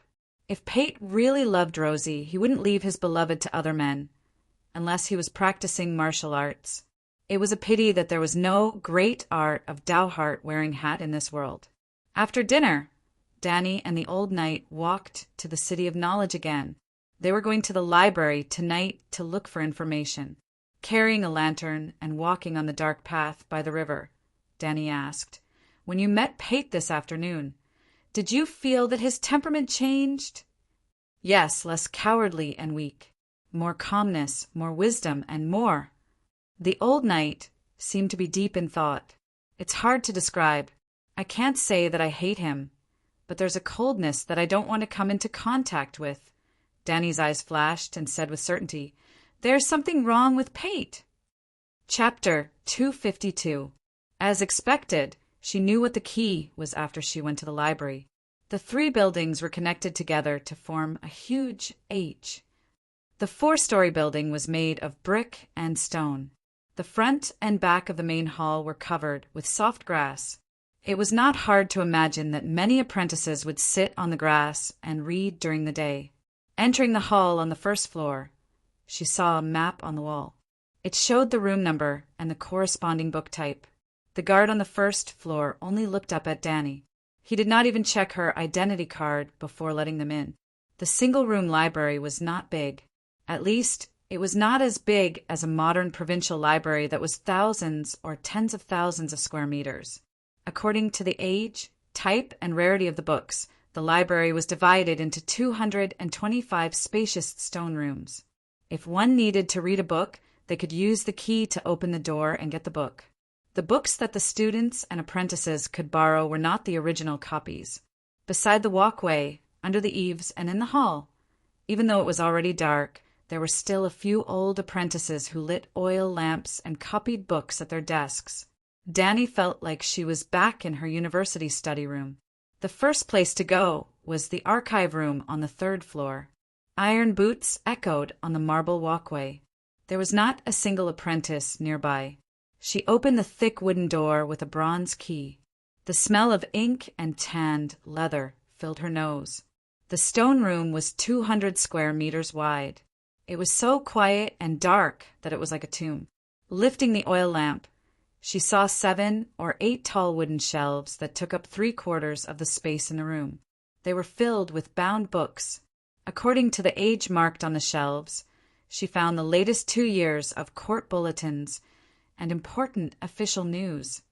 They were excerpts of letters sent to the City of Knowledge by the scholars from the various lords' families. White Knight took a thick stack of documents to the 1st floor. Danny stayed there alone. She locked the door, drew the curtains, and sat down cross-legged with her back against the bookshelf. She opened the long and narrow box hanging in her thick cloak and took out a glass candle. Moments later, the gray light lit up. Danny almost immediately found Larissa and Marvin, who were wandering aimlessly. Just like before, when Danny found them, they did not find her. She used her mental power to enter the gray light. A few kilometers away in the crow's nest, the magician Marvin's tower, the glass candle suddenly shone brightly. A gray shadow crawled out of the candlelight. "Ah, it's Master Shikaway!" Marvin exclaimed. Fortunately, it didn't crawl out of my mouth this time. Larissa patted her chest and let out a sigh of relief. Under everyone's gaze, the gray ball of light stretched into a blurry female figure like plasticine. It was a bit like a 3D projection made by 50 Cent Special Effects. When I left the last time, Marvin and I exchanged beacons. Of course, I don't need to use your mental space as a transit station. Danny explained as she frowned at the two additional people, Leo Tyrell and Swineherd Pater. How did the two of them get together? They are. She pointed at the two and asked directly. Leo was dumbfounded, as if he was scared silly by the scene in front of him. On the other hand, Pater's brown eyes were filled with bewilderment, and the freckles on the sides of his nose were also flashing with excitement. However, in the face of such a fantastical scene, he didn't lose his mind. "I'm Pater, Dr. Mulwyn's assistant," Pater stammered. Danny's pupil shrank as she looked down. She really saw a hemp rope on Pater's chest with a silver chain hanging from it, medical. His neck was still empty in the afternoon. Now, not only did he get a chain, but he also got a new doctorate instructor. The blonde youth also came back to his senses as he bowed elegantly and introduced himself. "Hello, Master Shikaway. I'm also Dr. Mulwyn's assistant, Leo Tyrell. I didn't see these two apprentices before." Danny turned to Dr. Mulwyn and deliberately asked in a suspicious tone, "Could it be that you didn't find a candidate for the gathering and pulled these two little muggles to make up the numbers?" Muggles? Ordinary people who don't understand mystical knowledge. "Oh, Oxneck," Marvin nodded and explained, "Leo has been my assistant for a long time. Pater was introduced by Larissa this afternoon. I saw that he was quite smart, so I stayed to help him." Blackie also nodded and said, "Dr. Wargrave is so old that he can't even recognize people and can't teach Pater knowledge." After accompanying him to get a silver chain this afternoon, he introduced him to Dr. Mulwyn. "Did the two of you get meditation from the glass candle?" Danny asked again. "Not yet, but I'm learning the 32 Valeglia alphabet," Leo said. "I didn't light the candle either," Pater said cautiously. People who could light the glass candle for the first time were extremely rare, and learning could indeed develop the brain and improve the quality of mental power. Perhaps they couldn't light the candle when they were young, but when their bodies matured as adults, their intelligence and knowledge were greatly improved, and they were qualified to become a wizard. Of course, there was a higher chance that Leo and Pater were muggles. "How many mages did you find this week?" "About 5. Danny frowned. "About?" Marvin explained awkwardly. "I found a red priest in the lower city, a doctor with a Valeglia steel chain in the City of Knowledge, and a bishop in the Starry Cathedral. Maybe I made a big move, and the old man in the old town in the towering tower knew about the gathering. He and crazy woman, Maroya, also wanted to join. Sigh, the 7 priests and dogs can't join the supernatural gathering. Forget it, just these 5. Do you have an agreed place to meet? It's best to find a place where there are few people. High-level magic is a little harmful to ordinary people. Is the towering tower okay? There are many empty rooms in the tower." Danny nodded and finally asked, "Let's meet 3 days later at midnight under the towering tower." "Okay." Just as Danny was about to end the conversation, Larissa suddenly stepped forward and bowed, asking, "Master Shikaway, I've encountered some difficulties recently. Not only can I continue to construct the meditation runes, but a quarter of the completed runes also shows signs of collapsing. What's going on? Your talent is actually good, but your basic knowledge is too poor. The meditation runes in the glass candles involve 64 runes, but you only recognize 32 of them, and 7 of them are wrong. There's also a problem with the runes combination." Danny shook her head and sighed. "Then what should I do?" Blackie was a little panicked. Stop cultivating, or go to the City of Knowledge's library to find the Veleglia's secret codex, or find a fire mage teacher. Since the City of Knowledge brought back 4 glass candles from Veleglia, there must be a set of witchcraft knowledge. With Dr. Marvin's authority, he should be able to find it. Danny said with certainty. I'm afraid it's a little difficult. Marvin shook his head and explained with a bitter smile. In theory, the doctor's black iron key can open all the doors of the library's library. But the real secret codex and secrets are in the underground library, and only the head steward can freely go in and out. And at this sensitive time, I don't dare to ask the Doctor Council for permission to read the codex. Pater, who had been silent, suddenly asked, Basement? Is it the library's basement? I've seen a few doctors go in and out of the basement in the library. No, the basement of the library is filled with the original manuscripts of precious books. The secret codex pavilion is in the head steward's pavilion in the underground library. Dr. Marvin shook his head. Danny glanced at Pater thoughtfully and asked in confusion, Why do you say that this is a sensitive time? Dragons. Marvin's expression became extremely solemn. Does Master Shikue know about the Targaryen and dragons? Danny was shocked and nodded. Of course, everyone in the Free City knows that the last princess of the Targaryen family hatched 4 dragons. 4? There's one more recently. Sigh, 3 or 4 are all the same. The doctor shook his head and sighed bitterly. Because of the news about her and dragons, the doctors in the City of Knowledge have become extremely sensitive to the occult. I don't even dare to study magic openly. So how would I dare to ask to enter the library to find the Veleglia secret codex? Why? Danny was puzzled. Thousands of years have passed. As their understanding of the world deepened, the City of Knowledge began to develop its own will to build a real world without magic and witchcraft. Dr. Marvin grinned bitterly. The red juice of the soregrass between his teeth slid down his wide chin.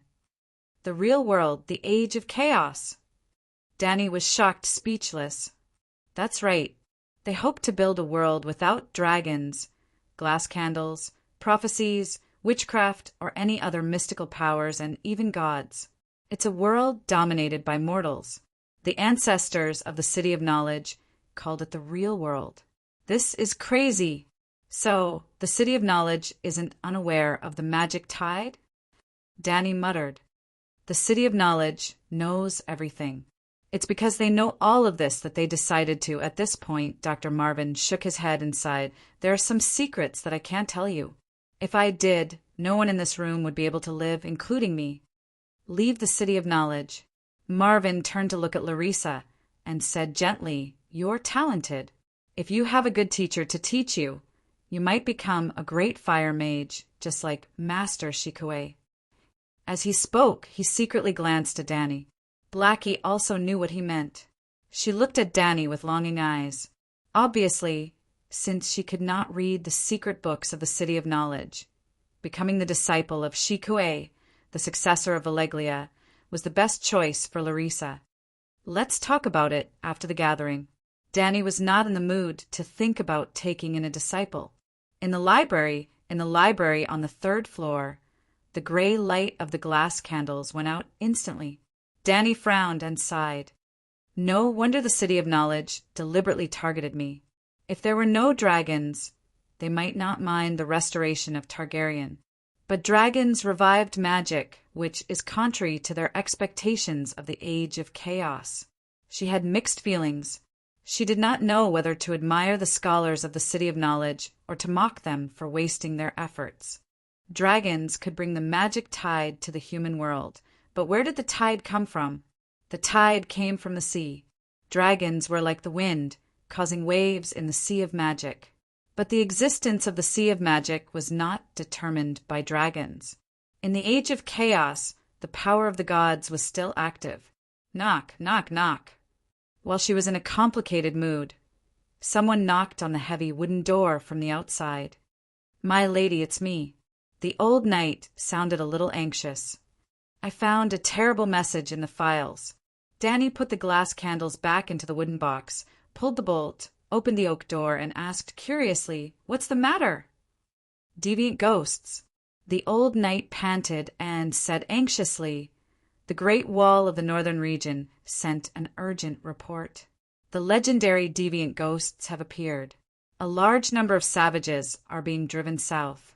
The night watchers are not strong enough. The Great Wall can't be defended." Chapter 253. Deviant Ghosts. There's the Great Wall. What's there to be afraid of? Danny's tone was relaxed. The old knight turned around and looked at the corridors. Seeing that there was no one around, he closed the wooden door and said in a low voice, "Your Majesty, those are deviant ghosts. Do you know the legend of deviant ghosts? In the long night 8,000 years ago, deviant ghosts dragged the human world into the eternal night. The winter lasted for 10 years, and there was no light at all. Humans were almost wiped out. Fortunately, Yesor Yahai, I know about deviant ghosts and the long night." Danny waved her hand and interrupted him. "But I don't see any tension in the City of Knowledge. They don't seem to be taking this news seriously.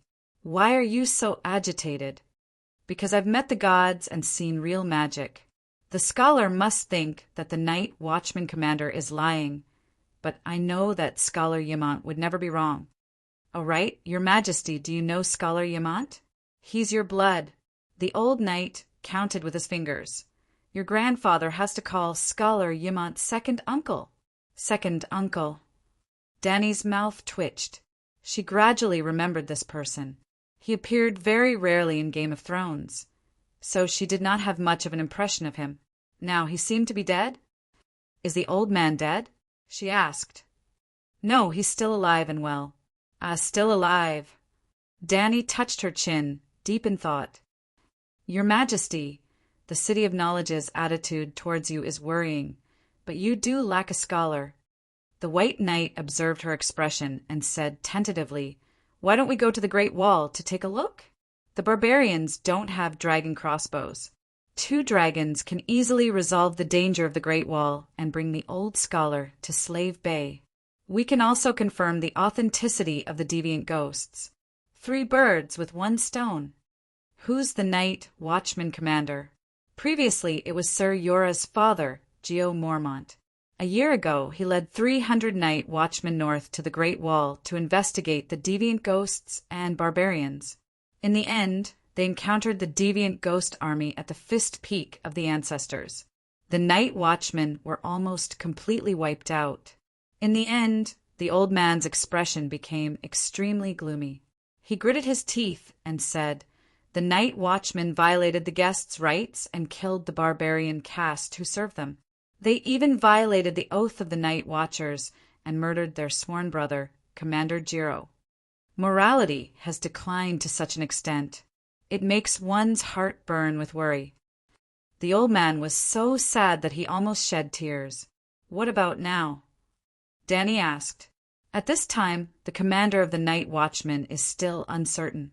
At least the City of Knowledge hasn't received any letters from the Great Wall. Maybe the election is going on, or maybe the messenger crows are on their way here. After all, the old town is thousands of miles away from the Great Wall. Sai, let's ask for Xue Cheng's opinion tomorrow before we make any plans." Danny sighed and slowly explained Xue Cheng's attitude towards her. "So you understand?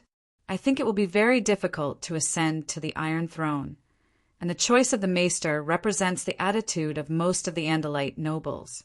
Even if I go to the Great Wall and discover deviant ghosts, it will be difficult for me to do anything." The old knight furrowed his brows, his expression changing back and forth. To be honest, if it wasn't for the fact that it involved the queen that he was loyal to, the old knight would definitely agree with the City of Knowledge's wish to create a real world.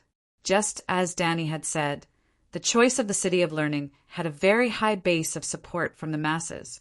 The Andalite civilization naturally rejected the power of gods and monsters. This could also be seen from the doctrine of the 7 gods that they had developed. The 7 gods were the 7 human virtues, and not the worship of natural phenomena. for example, Lolo's light and shadow, Inami's sea, and the old god's wind, would mountain water. After a long while, he asked with a hoarse voice, "What are your plans, your majesty?" "Continue with the previous plan and find out the details of the City of Knowledge. But we should change the location. The real secret vault is in the steward's pavilion, and the basement of the library only stores the original manuscripts of the documents." Well, when they were planning to come to the old town, Danny had planned to go to the secret vault of the City of Knowledge to take a look. She had already thought of a way. Previously, she had asked the old knight to go to the first floor to carry out the plan. However, when the old man saw the news about deviant ghosts, he was so scared that he even forgot about the task of being the coordinates. "Your Majesty, since the conflict between you and the City of Knowledge is almost irreconcilable, then we have to change our plan." Barristan, who was gradually recovering from his shock, immediately remembered the responsibility of the White Knight and considered Danny's safety. 2 hours later, the White Knight carried a stack of books and accompanied Danny to the steward's pavilion. There are chairs in the library and it's very quiet. However, that place is too empty and too quiet. "It's scary to think of one person occupying an entire floor in the middle of the night," Danny said with a smile. After the old knight secretly stuffed 4 silver deer into the hands of the watchman in the hall, they were given a 40-square-meter lounge on the second floor. There was a soft couch, chairs, and a small fireplace. If you need tea or food, you can ring the bell outside the door. "An apprentice will come and serve you," the watchman, Rokas, said. "Thank you." As soon as the White Knight closed the door, Danny disappeared from the room like a phantom. The next moment, as if she had teleported, she appeared on a narrow spiral staircase. She walked down the narrow wooden staircase and swept her right hand lightly across the wall. The surroundings were quiet and the space was dark. It was so dark that she could not see her own fingers. After a while, Danny found a torch by the wall. Unfortunately, the torch was too heavy. She could not lift it at all in her spiritual projection state. Snap! Danny raised her hand and snapped her fingers. "TSK, TSK." A few dark red sparks the size of rice grains flickered on the torch. They were extinguished as soon as they appeared. Well, it had been almost 10 days since she came to the old town. Danny had not stopped practicing the fire manipulation spell. She had almost completed 90% of the runes for the second level, gathering fire elements. If her real body was here, she could ignite the torch with just a thought. Even without the torch, it would not be too difficult for her to create a small fireball the size of an egg. She was much better than Lisbon back then. However, she was only a spiritual projection now. Her level of witchcraft was greatly reduced. These few sparks were also because her real body was too close to her spiritual projection. If she was 100 or even 1,000 miles away, her spiritual projection would not be able to use any witchcraft. If her spiritual projection was beside her real body, she could almost do everything that her real body could, except for the side effect of consuming too much witchcraft. It was very similar to the shadow clone technique in Naruto. This was the reason why Danny had brought the glass candle to the 3rd floor of the library. At first, she thought that the secret codex of the City of Learning was hidden in the basement of the library, so she asked Barristan to wait on the 1st floor while she cast a spell on the 3rd floor. Her projection passed through the ground and entered the underground study. That was because the distance between her real body and her projection was no more than 50 meters. Not only could she use the inferior version of witchcraft, but her spiritual projection could also carry a lot of weight.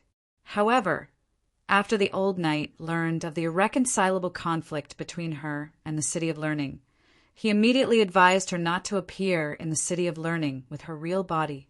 Although most people would not associate you with Queen Layla at first glance, it is undeniable that you are mother and daughter after all. The two of you do have some similarities. Obviously, he had not forgotten about the incident with Dr. Wargrave in the afternoon. At that time, the old knight's heart was in his throat. Well, It was the spiritual projection that had followed the old knight to the steward's pavilion. Her real body had quietly returned to the inn. Blackie was hiding in the river beside the inn. TSK, TSK, TSK, TSK boom. After 7 or 8 consecutive attempts, the whale oil torch was finally ignited by the sparks. Danny looked around with the help of the torch and saw that she was in a cylindrical cellar that was 200 square meters wide and as deep as a 2-story building. The arc-shaped bookshelf had 4 levels, which gradually became shorter from the inside out. In front of each level of bookshelf was a tall, movable wooden ladder. The innermost bookshelf was placed against the wall, almost touching the ceiling. The outermost bookshelf was about 4 meters high, enclosing a 30-square-meter reading room. In the center was a round table surrounded by 7 or 8 high-back chairs. Danny hugged the torch with both hands and the burning red flame at the top. Tung, visible to the naked eye. The bright red flame swelled and rose, as if a flame retardant had been added. Then Danny went from hugging to holding, as if she was holding up a lotus flower from the water. The flame the size of a vegetable bowl broke away from the wooden handle, wrapped in oilcloth, and burned in the palm of her hand. Danny looked like she was kneading dough, or like Naruto kneading a raisin gan. The illusory flame the size of a vegetable bowl changed from an irregular shape to a round ball. Soon, it shrunk from a bright red the size of a volleyball to a dark red the size of a baseball. Finally, when she opened her right hand, a small fireball the size of a pigeon's egg floated out of her palm. It floated in front of her forehead as if she was wearing a headlamp. Then Danny jumped and flew down from the top of the stairs like a fairy. She was lighter than a feather and more agile than a swallow. She landed right next to the wooden table in the center. She randomly found an ebony bookshelf. It wasn't full, but almost every row had a few or dozens of books of different thickness. There were also white painted markings on the side of the bookshelf, corresponding to each row of books. Witchcraft Asha Shadowbinder, Witchcraft Asha Necromancer, Witchcraft Asha Paladin of Judgment. In addition to Asha's mystical profession, there were also extraordinaires from other parts of the world. Witchcraft Queer's Male Wizard, Prophecy Jujesnai Moonsinger, Witchcraft Barbarian Necromancer, True, Blood, Witchcraft Koar Black Goat Priest, Alchemy Kings, Landing Alchemist Guild, Witchcraft. Bravo's Faceless. The more Danny read, the more shocked she became. She felt as if she had entered the Jade Cave of Langxian and the Huanshe Water Pavilion. Those despicable people in the City of Knowledge, even though they say they don't want it, their bodies are very honest. They practically took all the secret arts that could be collected from all over the world and brought them to their own home. Continuing to walk forward, Danny saw a pale ebony bookshelf that belonged to Valeglia. Witchcraft Valeglia Fire Mage, Witchcraft Valeglia Fire Warlock, Prophecy Valeglia Dreamwalker, Witchcraft Valeglia Witchcraft Lens, Witchcraft Valeglia Undying Stone. Just Valeglia alone occupied a large bookshelf. After that, there was a bookshelf dedicated to dragons. Legendary Creature, Dragon Egg, Legendary Creature Dragon Young Dragon Taming, Legendary Creature Dragon Taming, Legendary Creature Dragon Dung, Legendary Creature Dragon Slayer Crossbow, Legendary Creature Dragon Body Structure. Just the Dragon Slayer Crossbow? Column alone was piled with books that were close to 10 meters thick. It could only be described as thick. It was packed to the brim. There were so many documents and books that one couldn't count them all. Fuck, what were the ancestors of Targaryen doing? The City of Knowledge had almost thoroughly researched dragons. The books on the dragon bookshelf were more than all the extraordinary information that she had seen before, other than Valeglia. Chapter 254. Looking at the books about dragons, Danny was so angry that her lungs almost exploded. She was angry at the stupidity of the Targaryen ancestors, but she also hated the vicious thoughts of the scholars of the City of Knowledge, especially when she took out the book Blood Dragon Dance and flipped through it.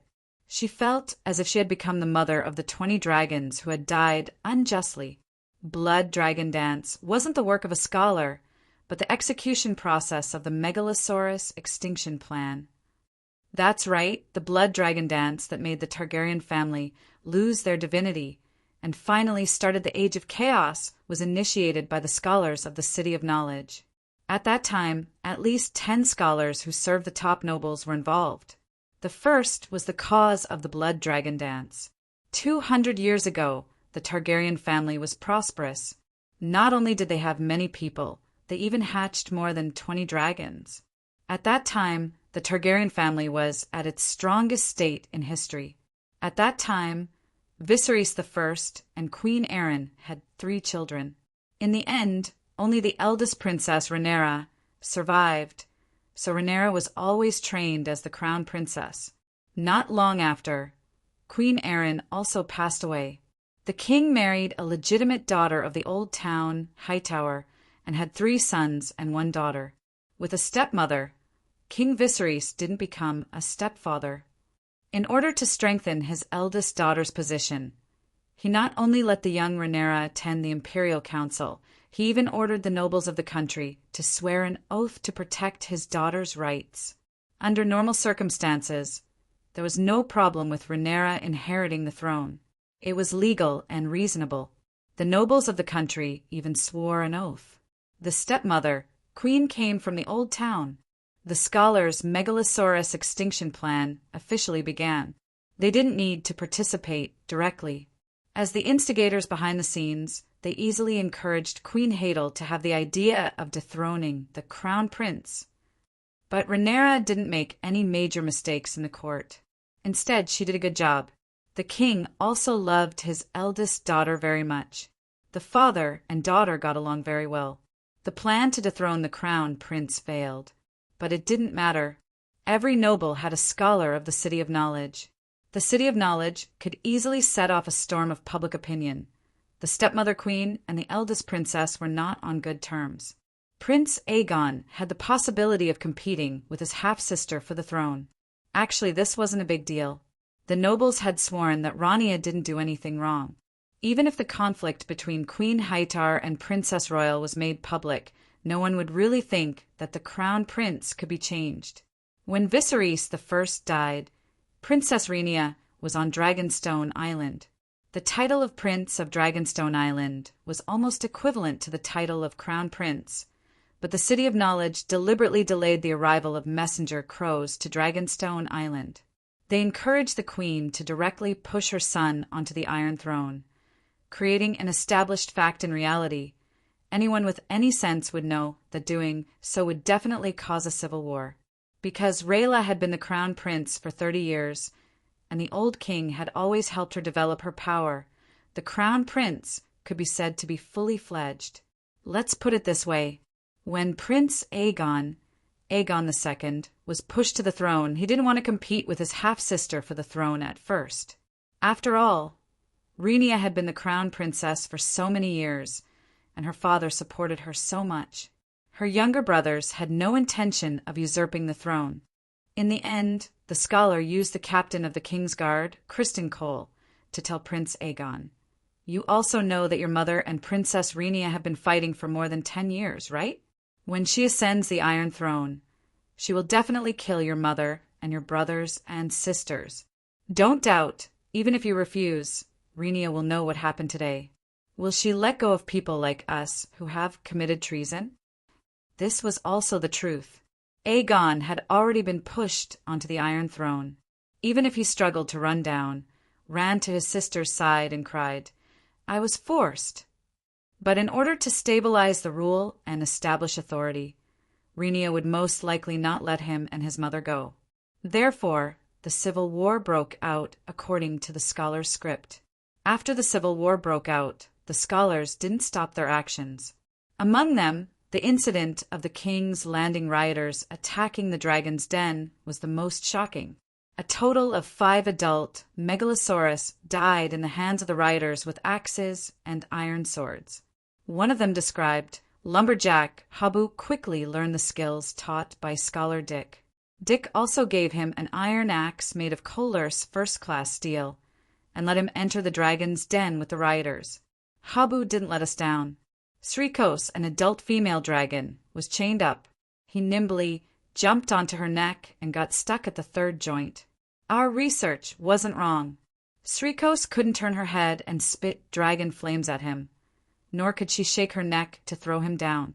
Habu was facing the weakest part of the Megalosaurus skull, which was like the temple of a human skull. He shouted the names of the 7 gods while using the axe to chop Srikos' head. After chopping it 15 times, the bone that Professor Danis named Dragon's Wing Point was finally broken. Sigh, as expected of a legendary creature that represented the upper limit of the world's physical creatures. Even the weakest wing point was tougher than steel. Even the blade of the axe was curled up, scorching hot blood and brain matter sprayed out, and Habu's head instantly melted into a pile of mush.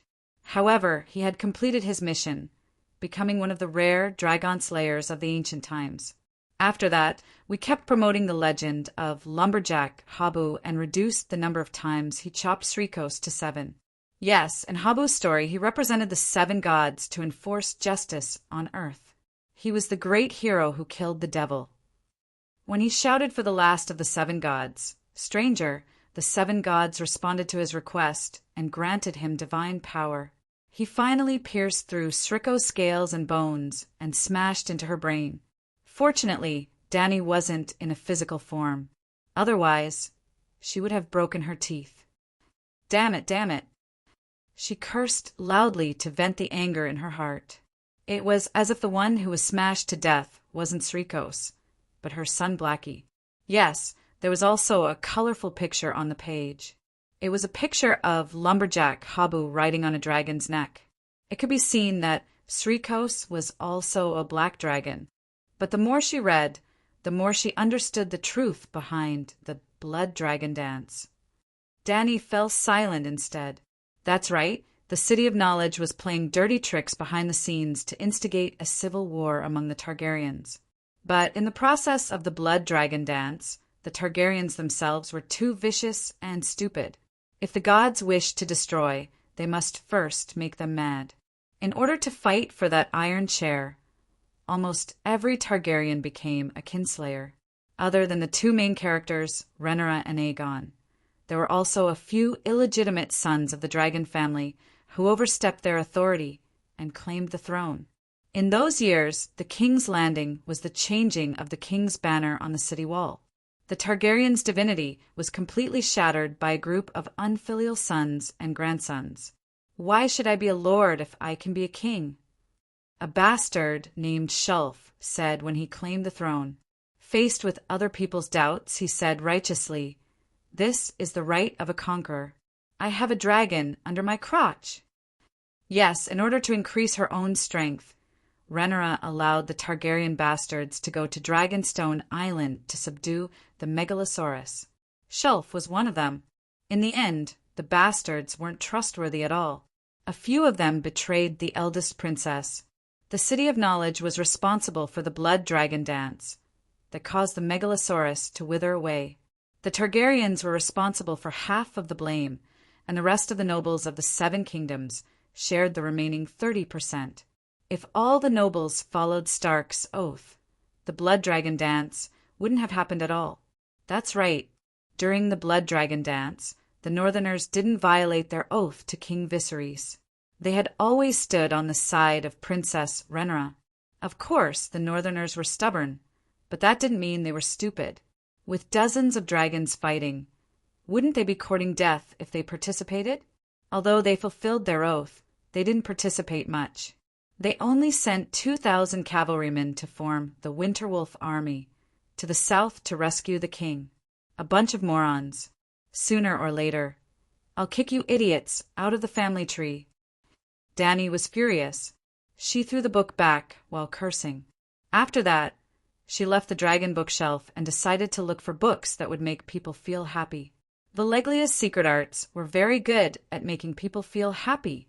Just like in Long Huan Blessed Land, the Shaolin Muscle Bone Strengthening Scripture, and Dully Six Meridian's Godly Sword were empty, The Valeglia Witchcraft Row was also empty. There were only a few notebooks. Danny picked up the thickest book and flipped through it.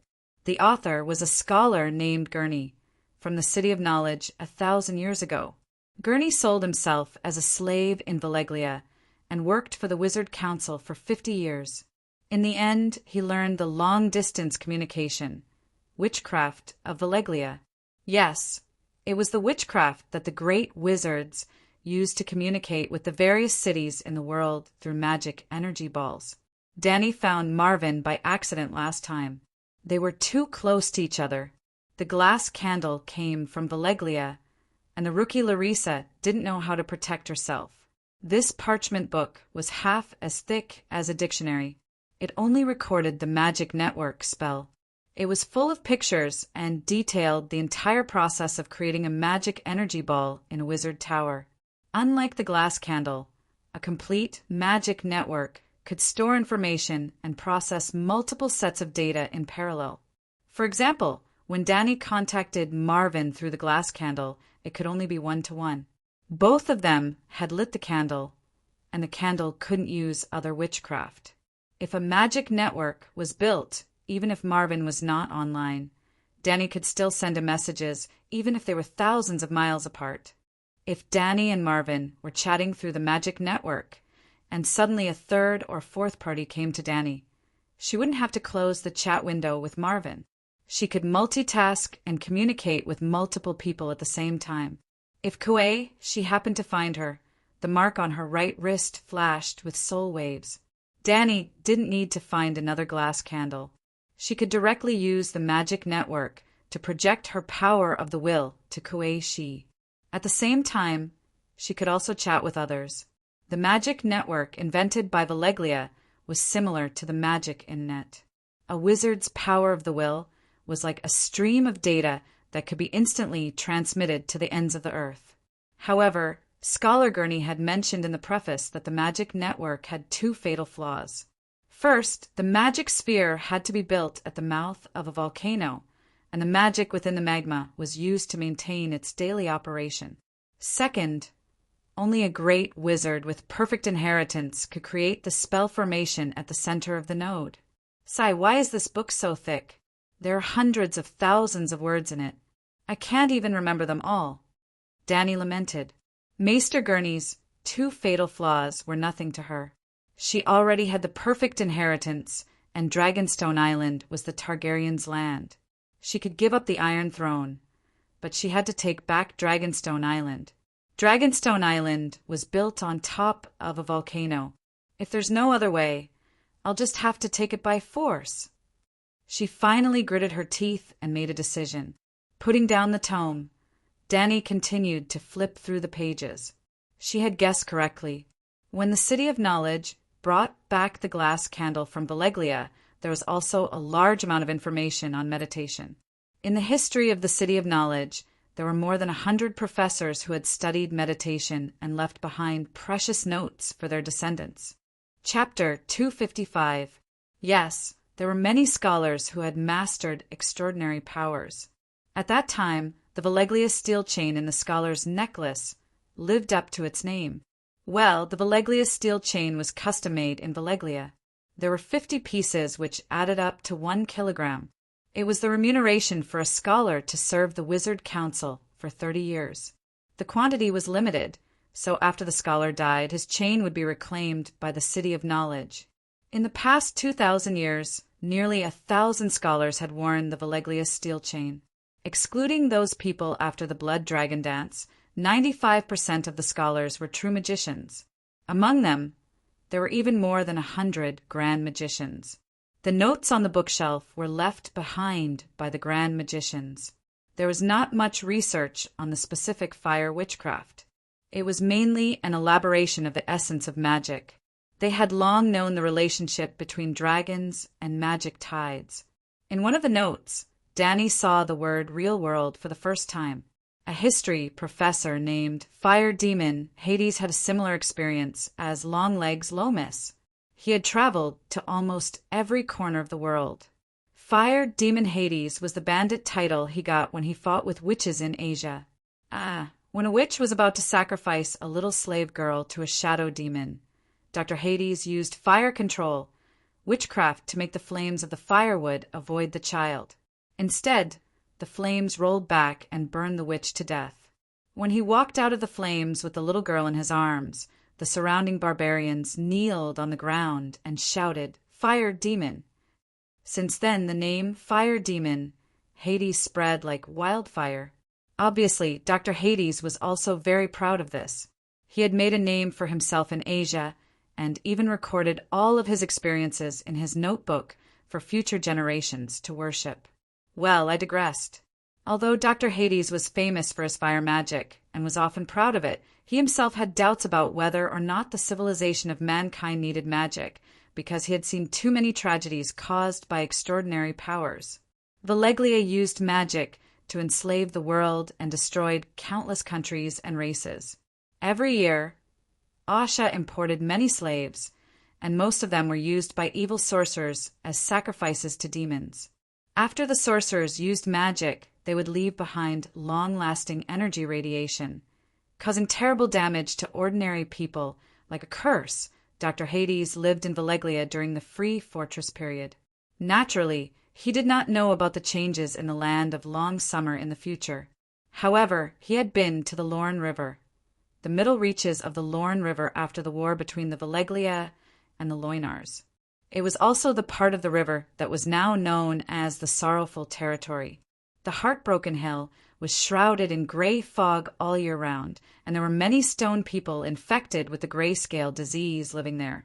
Hades believed that the grayscale disease originated from the magic radiation near the Sorrowful Lair, because Veglia was the most powerful country in the world at that time.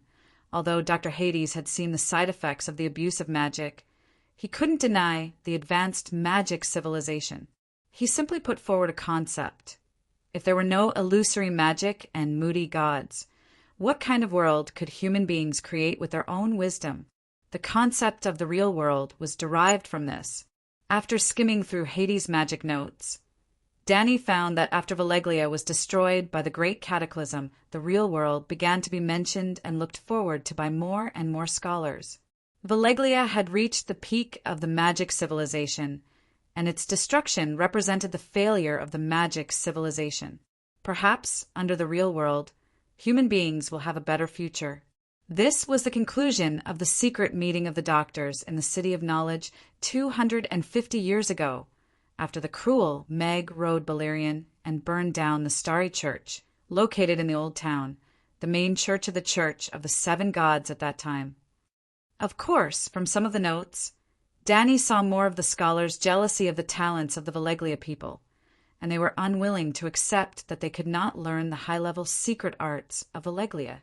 To put it simply, about 5% of the scholars were purely thinking about the future development of Westeros, and more people were despairing of supernatural powers after their fruitless cultivation. In short, the scholars, who were very active, began a century-long plan to restore the original appearance of the world. Well, the Megalosaurus extinction plan was only one part of it. They wanted to create a world without magic and gods. The extinction of the Megalosaurus started the end of the magic era for human beings, but it did not have any effect on the gods.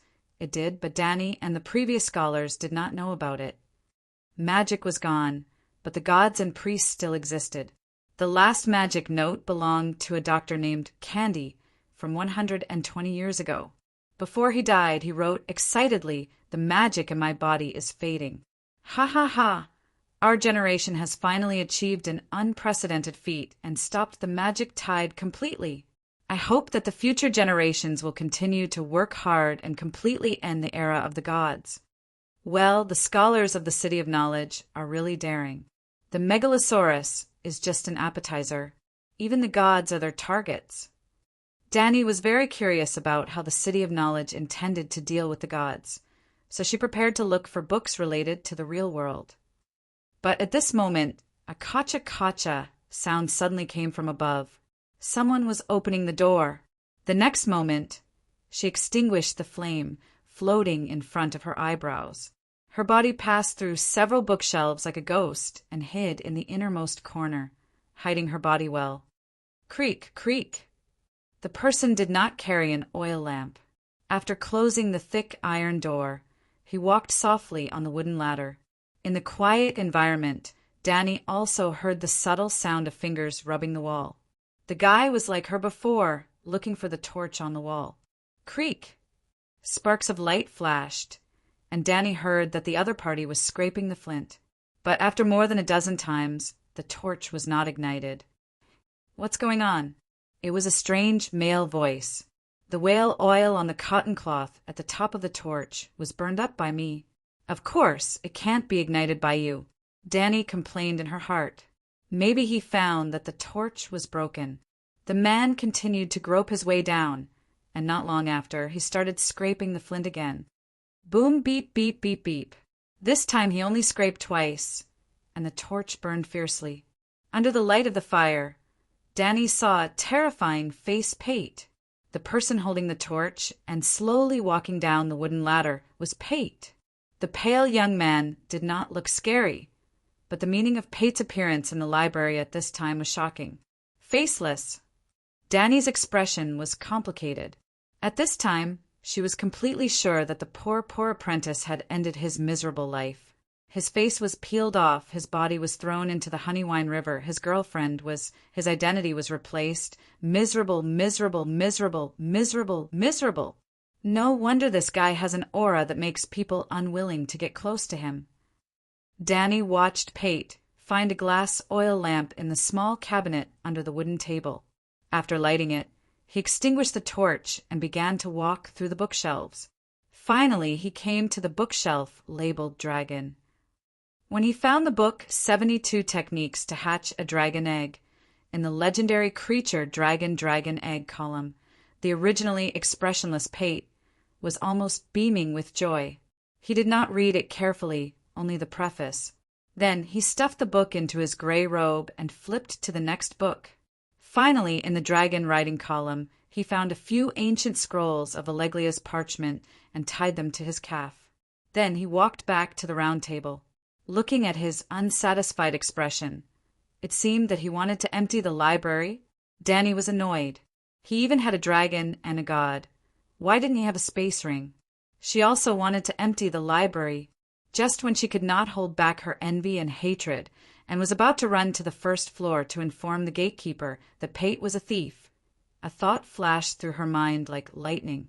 After Pate put the torch back, closed the iron door, and left, she also ran to the round table, squatted on the floor, and lit the glass oil lamp with a warm wick. Then she rummaged through the small cabinet beside her to find a quill and ink. Then, in the bookshelf labeled Dragon, she found a book called Targaryen Dragon Hatching Chronicles.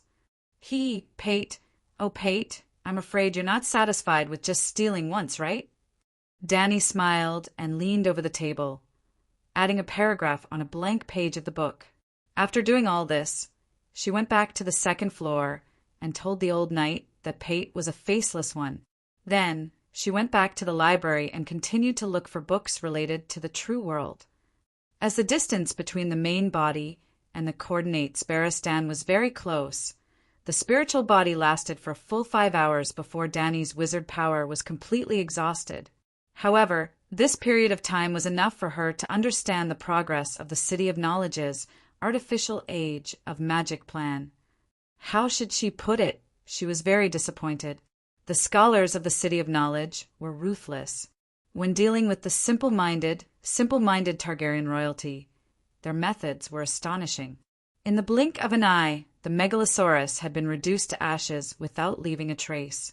But when it came to the gods, they were completely resigned to fate and had no plans. In other words, the scholars of the older generation were both knowledgeable and had real supernatural powers. Not to mention that they knew the truth of the world. At least they had a very deep understanding of their goals, magic, and the gods. It was because of their understanding of the Megalosaurus and the magic tide that they were able to let the world enter the age of magic. But after entering the age of magic, the scholars of the older generation were all dead. The new scholars of the next generation did not know magic at all. The Megalosaurus were all dead, so the age of magic had entered the age of magic. They did not know much about mystical knowledge and even doubted the authenticity of magic. If they did not even understand mystical knowledge, how could they formulate a plan to deal with existences at the peak of supernatural powers, the gods? The idea of the scholars of the City of Knowledge developing the civilization of ordinary people was good. Looking at this matter from a neutral point of view, Dani even had some admiration for the City of Knowledge. Also, they were not as useless as she had thought before. The City of Knowledge had indeed been established for thousands of years, but in those thousands of years, they had been learning from the advanced Volleglia and developing a magical civilization. It was only in the recent few hundred years that the scholars realized in despair that not everyone was qualified to develop a magical civilization. The requirements for supernatural powers were too high. More importantly, after the cataclysm, Volleglia had killed herself. It seemed that there was no way out for the magical civilization. Therefore, the City of Knowledge began to change its development path and prepared to completely end the age of magic. They focused all their efforts on air. It was very awkward. Although the City of Knowledge had been clamoring to create a real world without magic and gods, they did not have a clear idea of the development of the real world. In other words, they were wholeheartedly focused on destroying the magic era, but they did not have any plans for the technological civilization. If there were no gods, no long night, and no deviant ghosts, Dani suspected that the City of Knowledge would continue to be lost for 1,000 or 2,000 years. Then they would experience a renaissance and officially propose the concept of technology, just like the Western world on Earth. Unfortunately, the faith of the Light King had begun to corrupt the Westeros. The long night was coming, and the deviant ghosts had already headed south to the Great Wall. When the Night King descended, even the scholar himself would shout, "7 gods, please make sure it's real." When the 7 gods could not respond, the scholars might even shout, "My Lord Lollo," or "Dani, my king, long live the 7 gods." Sigh.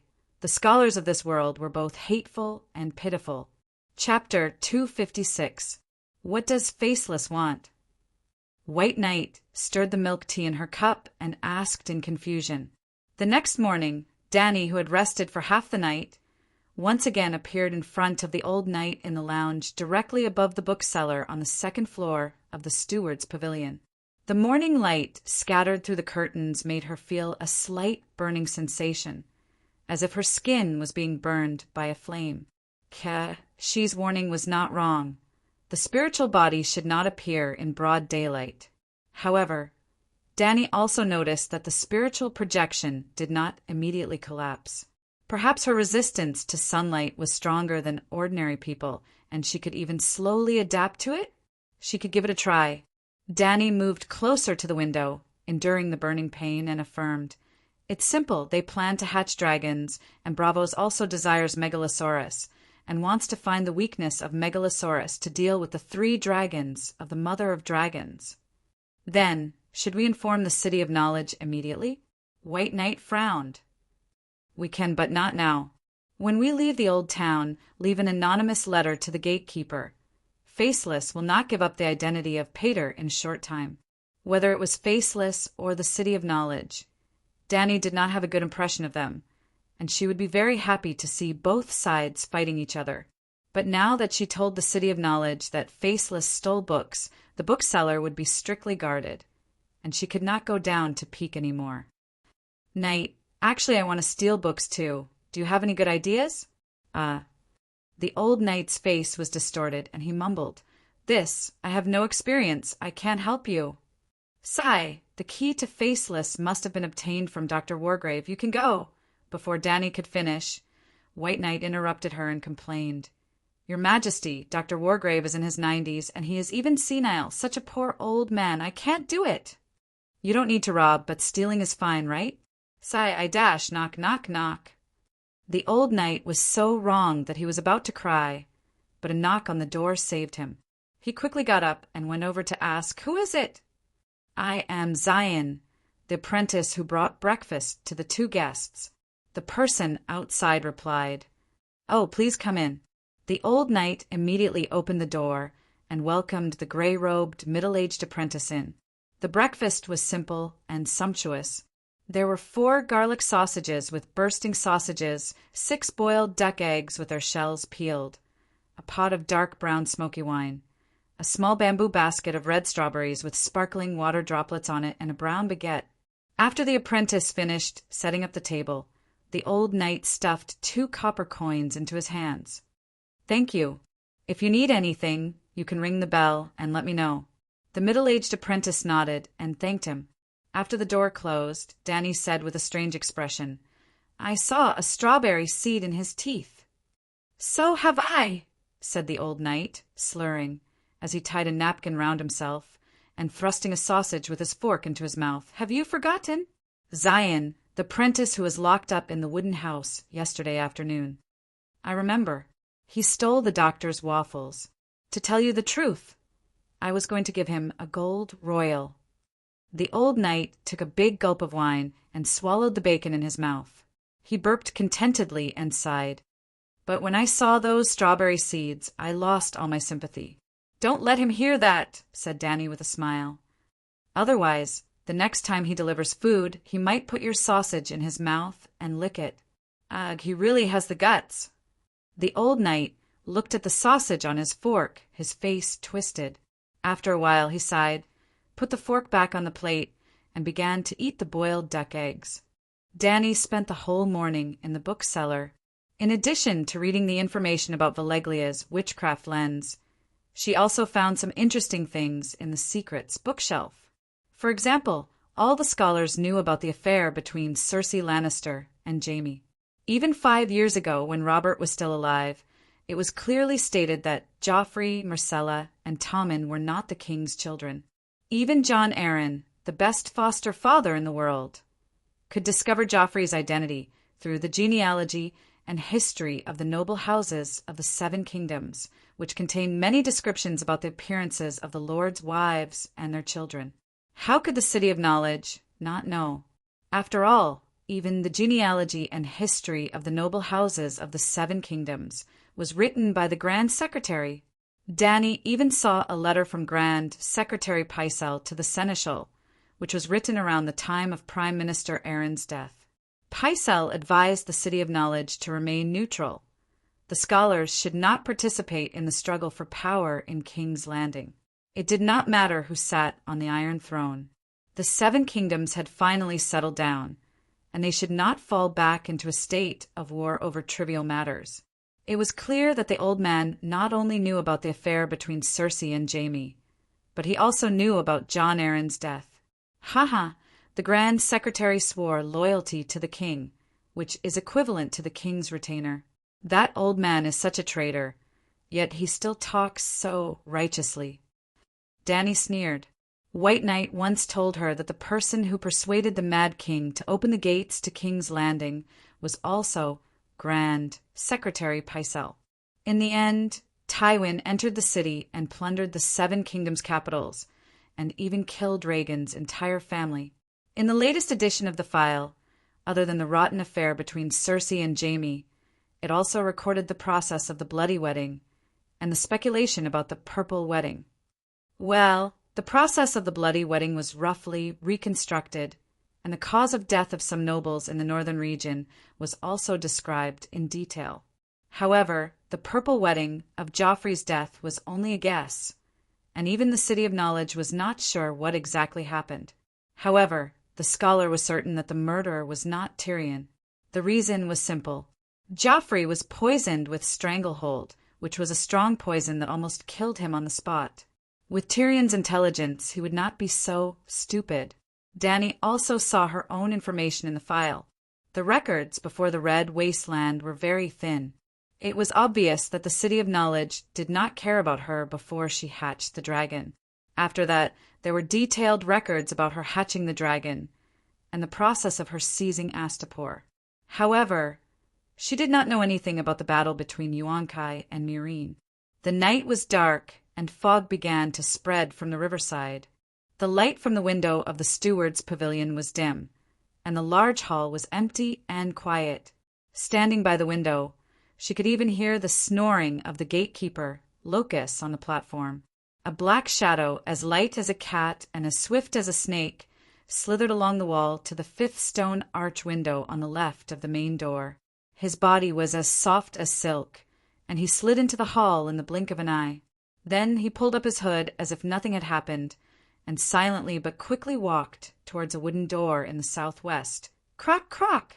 The sound of the lock being unlocked rang in the dark cellar once again. Unlike last night, the newcomer did not touch the torches on the wall. He walked in the dark like an old horse and came to the round table in the middle of the bookshelf. He took out an oil lamp with a glass cover from the wooden cabinet under the table, lit it skillfully, and came to the front of the bookshelf. He took out a book called Targaryen's Dragon Hatching Chronicles. After reading the preface, he pulled open his robe skillfully and hid the book against his skin. Crash! As he flipped through a maester's notebook, a snowflake-like piece of paper suddenly fell from the gap of a page. He squatted down curiously and picked up a piece of yellowed sheepskin the size of a fingernail. There was only one word that could be seen, clearly: forbidden art. Forbidden art? Could it be that the ancient secret art that was destroyed by the maester? He muttered to himself. Under the yellow light of the oil lamp, his hands were so fast that only afterimages could be seen. Soon he collected 85 pieces of paper and returned to the table. Relying on the eyesight that he had trained for decades as a faceless, it only took him a quarter of an hour to piece together an A4-sized page. It was a large piece of paper with hundreds of words written on it. Forbidden art, forbidden art, forbidden art, forbidden art. It's really a forbidden art. It's too terrifying. This forbidden art, this forbidden art. If he had read the Celestial Empire's junior high school textbooks, he would have cursed the other party for being Xianglin Sa, who kept repeating the words forbidden art and terrifying forbidden art. No wonder he could see the words forbidden art when he randomly picked up a piece of paper. It made his heart itch, but he did not know what the forbidden art was. Fortunately, the last few lines of the boy gave some explanation. 2,000 years ago, the most legendary doctor in the City of Knowledge, fire demon Hades, when he was traveling in Asia, he learned a forbidden art from the god of death. He could cultivate into a demon and reverse life and death, but damn it, but what? I said a few hundred words of nonsense before. Why is there an ellipsis here? Even with his composure, he could not help but curse anxiously. It's really a forbidden art that belongs to the god of death. The faceless people believed in the god of death, but for thousands of years, the faceless people were unable to communicate with the god of death. They were even worse than the blood priests who believed in the black goat. Well, the black goat was the god of death of the Khals, just like the stranger was the god of death of the Undals. The faceless people were both an assassin organization and a religious group with a long history. They believed in the god of death of all races, the black goat of Khals, the stranger of Westeros, the pale holy child of Urso's mercenaries and warriors, the wild lion of barbarians. The faceless people believed in all these gods of death. They believed that all the gods of death were actually thousands of faces of the same god. In the end, all the gods of death ignored the faceless people who believed in this religion. After cursing for a while, he continued reading.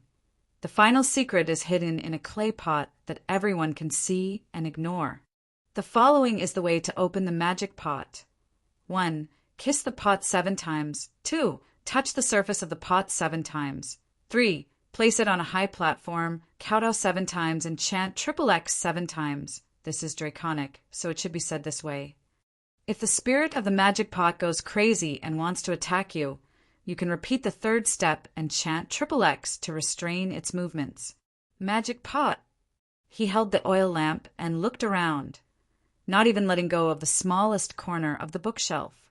Finally, he stood by the wooden ladder and looked at the gray pot in the corner. His face twisted. Is this the chamber pot? He was unwilling to give up. The 2nd, the 3rd, and the 4th time he searched the bookcellar. In the end, he slumped on the chair and looked at the dark ceiling. He muttered, "The pot that everyone can see and ignore. Isn't this it? But forbidden art, the god of death's forbidden art, terrifying forbidden art. In the middle of a dilemma, he also became Xianglin Sa. Gradually, he calmed down and said with a determined look, "For the organization, for the ancestors of the faceless people, I am willing to give it a try. Although there is a high chance that I will find nothing, there is no loss in trying. After all, there is no one here." So he followed the instructions of the secret record and picked up the pot. Fortunately, the pot has not been used for a long time, so the smell is not that strong. His solemn expression relaxed a little as he puckered his lips and leaned over. Pop, pop, pop. Chapter 257. Pop, pop, pop. After 7 solid kisses, he wiped away the dust on his lips and the taste that he could not see but could smell. Damn it, it must be some bastard who didn't aim his pee at the opening of the pot, he cursed inwardly. Then he held the pot and rubbed it 7 more times. When he opened his palm, there was a thick layer of black dirt. However, he also heaved a sigh of relief. He had finally completed 2/3 of the ceremony. Put it on the high platform. He looked at the table and then looked at the bookshelves nearby. Thinking that the bookshelves were always higher than the table, he climbed up the wooden ladder and placed the pot on the top of the first shelf. Kissing the pottery pot, touching the pottery pot, and chanting the incantation may not be fake, but how would the magic pot know if I knelt down and kowtowed? Thinking of this, he stood up straight and stomped his foot. Bang! At the same time, he read aloud to the phonetic transcription behind dragon language. "Mother, your son is filial. Faceless are all big idiots." Bang! He stamped his foot again and shouted, "Mother, your son is filial. Faceless are all big idiots." Just like a foreigner speaking in half-baked Chinese, he stomped his feet 7 times and shouted 7 times at the same time. However, the magic pot did not react at all. As expected, he was lying to me. He was a little angry and was about to climb up and smash the jar, but when he saw the wet lip marks on it, he was extremely unwilling. Maybe I didn't use the correct method? He returned to the table again and carefully read the words on the secret record. Since it's related to the death god, perhaps the magic pot can sense my mental fluctuations? He stroked his chin and thought. After a while, he gritted his teeth, knelt on the ground, and suddenly kowtowed. Bang! Very solid. "Mother, your son is filial. Faceless are all big idiots." However, after 7 tries, there was still no reaction from the jar. He was ashamed and angry, but he was even more unwilling to give up just like that. I've already paid such a huge price, and I don't want to think about the god of death's forbidden technique anymore. At least I have to find out if the magic pot is real or fake, right? With this thought in mind, he quickly found a reason for his failure. The entire opening ceremony was coherent, and he thought he was smart enough to interrupt the ceremony. So he climbed up the wooden ladder, took down the jar and hugged it in his arms. He moved his mouth closer to find a spot where the smell was not so strong. Pop, pop, pop! Then, with a solemn expression, he rubbed it 7 times, rubbing off a handful of fine dirt.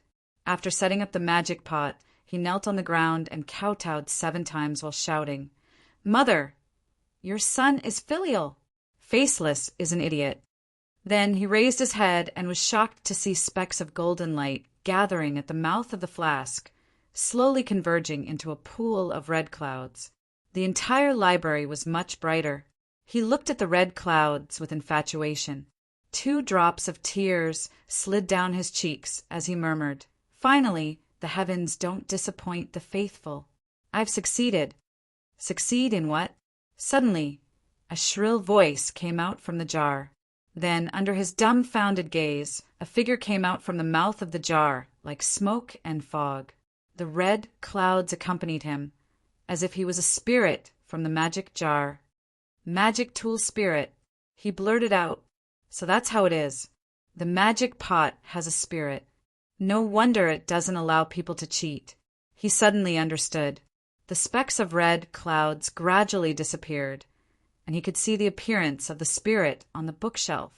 He was wearing a gray scholar's robe, stepping lightly on the jar as if it was nothing. He was about 6 meters tall, with a hunched back and a walking stick in his hand. His snow-white beard hung down to his chest, and his face, it was a bit strange. The spirit's face was pale, as if it was covered with a thick layer of powder. Well, the old scholar must have been dead for thousands of years.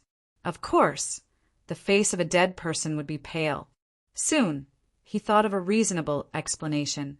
The scholar's silver hair was messy. He was wearing a pair of reading glasses on the bridge of his nose and a long necklace around his neck. It was almost the longest necklace he had ever seen in his life. Although the scholar was a spirit, his character decoration was almost like a real person. Even the color and texture of the necklace could be seen clearly. Gold, silver, red copper, white gold, black iron. The 7 smoky black links were connected together. That was Valeglia steel, which represented magic and mystical knowledge. God, 7 links. There was no doubt that this must be a knowledgeable old scholar. The whole process took a long time to describe, but it actually happened in a short moment. After all, he was a faceless and had superb observation skills. Kid, you're an apprentice? How can an apprentice with a silver link be qualified to enter the library? The magic jar sprite suddenly floated in front of him. He was so scared that he almost pulled out the dagger tied to his elbow. My name is Pater, Dr. Wargrave's assistant. The doctor can't move easily, so he asked me to come down and help him get the books. As a top faceless, he could easily lie, and it was flawless and reasonable. With a whoosh, the magic jar sprite floated back to the opening and asked in confusion, Wargrave? I don't know him. Oh, right, little Pater, what year is it now? Aegon year, 299. The old scholar came and went like the wind. Pater could not help but be amazed by the magical magic of the elves. He was also looking forward to the god of death's forbidden spell. Aegon? Who is that? Why do you use his name to record the years? I remember that the 7 kingdoms have always used Valeglia to record the years. The magic jar sprite was curious. Sigh, senior elf, there's something you don't know. Then Pater used simple words to summarize the major events that happened in the past 400 years. Oh my, Valeglia is dead! The magic jar sprite sighed in disappointment and then said excitedly, Since the magic civilization is coming to an end, maybe my true world can really be realized. True world? This time, it was Pater's turn to be confused. It's a purely material world without magic, glass candles, prophecies, dragons, or even gods. This, Pater was shocked. How is this possible? Doctor, you must be crazy. What is a little apprentice like, you know? The jar sprite looked at him in disdain and said proudly, How can a normal person understand the grand ideals of the city of knowledge? Pater shook his head and sighed. Let's not talk about whether the true world is real or not. Now that there are dragons, magic, and gods, Doctor, you have become a magic jar sprite. The city of knowledge cannot live in its own fantasy. Humph, little apprentice, you think this old man, a demigod, will talk big? The magic tide is caused by dragons. Since Valeglia is dead, then we only need to kill Aegon and the other 3 dragons, and the world will enter an era without magic and gods. The magic jar sprite sneered. Slay dragons? So it's the blood dragon dance. Pater's eyes widened in disbelief. No, what did you say? You are a god? Not a true god, just a demigod. The magic jar sprite did not seem to notice the words blood dragon dance. He raised his chin and asked proudly, Right, I am the famous Hades of Asia. Young one, have you heard of me? So you are Hades. Pater was shocked. But aren't you the fire demon? How did you become the Hades? Ha ha! I didn't think that even a normal person would know my name. The magic jar sprite laughed proudly. Doctor, I just saw a piece of paper with your name on it. Pater pointed awkwardly at the parchment on the table. What? The magic jar sprite suddenly floated to the table. After reading the contents of the paper, he said thoughtfully, Fire Demon was just my name when I first started out, after mastering the mystery of the cycle of life and death. I called myself the Hades.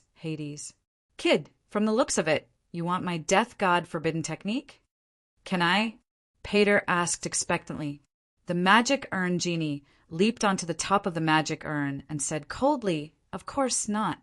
Let alone a fake apprentice like you. Even if you were a real professor, you wouldn't be able to obtain my secret technique." What? Pater took a step back. His right hand that was covered by his sleeve held a dagger, and said in disbelief, "You! How do you know my identity?" "Ha ha ha! I am a demigod who has mastered the mystery of life and death." The magic jar sprite's voice suddenly became high-pitched, sharp, and ear-piercing. Even the air rippled. In an instant, Pater felt a substantial pressure from the other party, the dragon's spirit state. As expected, the other party's identity was not ordinary. Perhaps he really was a powerful demigod. Pater's mind turned quickly, and he shouted, "I have something to say." "Humph, no words can save you." The magic jar sprite's language was still rude, but the frightening aura of the dragon's aura disappeared. Dr. Hades, the 3 dragons of Aegon the Conqueror died long ago, and the City of Knowledge had already carried out the dragon-slaying plan more than 100 years ago. The dragons of the Targaryen family have long withered. Nonsense! The magic jar sprite shouted and said angrily, "You can activate the magic jar, and I can still manifest my soul in front of you. What does that mean?" "It means that the magic tide is still surging, and that there are still dragons in the world." "Doctor, you are right. There are still dragons in the world." Pater was more and more impressed with the demigod sprite, and he slowly explained, "Dragons have indeed been extinct for a period of time. But 2 years ago, the exiled Princess Dany Rise hatched 3 more dragons from stone eggs." Then he explained the dance of the blood dragons, the war of the usurpers, and the rise of the dragon mother. In the end, he concluded, "Doctor, Faceless, you and the City of Knowledge have the same goal to kill the mother of dragons and her dragons. There is a possibility for us to cooperate." The magic jar sprite nodded thoughtfully, and his tone softened a little, and he asked, "Boy, what is your name?" "I know the habits of Faceless. Don't use a fake name to fool me."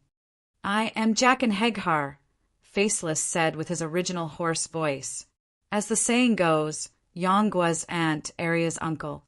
Jaqen, isn't he Arya's master lover? Shit, at this time, shouldn't he be training Arya in Bravos? Why is he on a mission in the City of Knowledge? Dany was surprised at first, and then she was secretly happy. Jaqen good. She felt more accomplished by tricking Jaqen than tricking other nameless Faceless. "Jaqen, my son, let your mother take care of you." "Jaqen, tell me, why does Faceless want to assassinate that mother of dragons?" "Sigh, what a silly name." "Faceless accepts orders from customers, takes money, and kills without asking for the purpose," Jaqen said lightly. "Don't talk nonsense with me." Dany, who was disguised as the magic jar sprite, waved her hand and said in a contemptuous tone, "Do you see the necklace on my neck?" "Yes." Jaqen nodded doubtfully. "Count how many platinum segments there are." 5. Jaqen's eyes were sharp, and he counted the rings on the magic jar sprite's neck with just a glance. "Platinum represents politics. You think I don't understand politics." The magic jar sprite shouted. Chapter 258. Without the acquiescence of the Sea King and the Iron Treasury, would you dare to kill people and make enemies everywhere? Without the protection of the huge navy of Bravos, any millionaire could hire a mercenary team to eradicate the entire Black and White House, Faceless One's headquarters in Bravos. How did you survive until now? Jia Kuin was silent. Although Bravos had never promised to protect the Black and White House, and the Faceless One had never explicitly pledged loyalty to the Bravos government, anyone with normal intelligence would know that there must be a deep relationship between the two. As the genie of the magic pot said, the assassination ability of Bravos was indeed strong, but in a head-on battle, 10 Faceless One may not necessarily beat 10 experienced and skilled mercenaries. It was impossible for the Faceless One not to fail once, and it was impossible to clean up every time so that the family of the deceased would not suspect anything. Most of the people who could be assassinated by the Faceless One were not ordinary people. Ordinary targets could be assassinated by ordinary assassins. So why spend a lot of money to hire a Faceless One? And for revenge, 10,000 or 100,000 gold coins were really nothing to the rich and powerful. 10,000 gold coins could at least hire 500 desperados. So how could they not kill the Black and White House? The Black and White House was in Bravos, open for business, but no one had ever come to their door. Danny continued, with the Faceless One's business model, the cost is frighteningly low, but the income is frighteningly high. Why do you need so much gold? Where is the gold now? How could the Iron Treasury become the world's first bank in just a few hundred years? It was said that the gold of the other banks in the 9 free trade city-states added together was not as much as the Iron Treasury. Killing people and arson was a golden belt. A horse would not get fat without eating at night. Just relying on maritime trade and usury, how could they make so much money? Bravos was located in the northwest corner of the continent of Ursos. Its geographical location was not very good, at least 10 streets away from Volantis. In terms of maritime trade, Bravos' size was not even a third of Volantis's. Moreover, didn't the Volantis merchants know how to lend? Oh, the first people who thought of using finance to control other city-state governments were the Bravos bankers. The rise of the Mother of Dragons threatens the stability and peace of the world today. Many people and forces want her dead, so we don't have to refuse this business. Jia Kun slowly said, "Well, at least he's honest."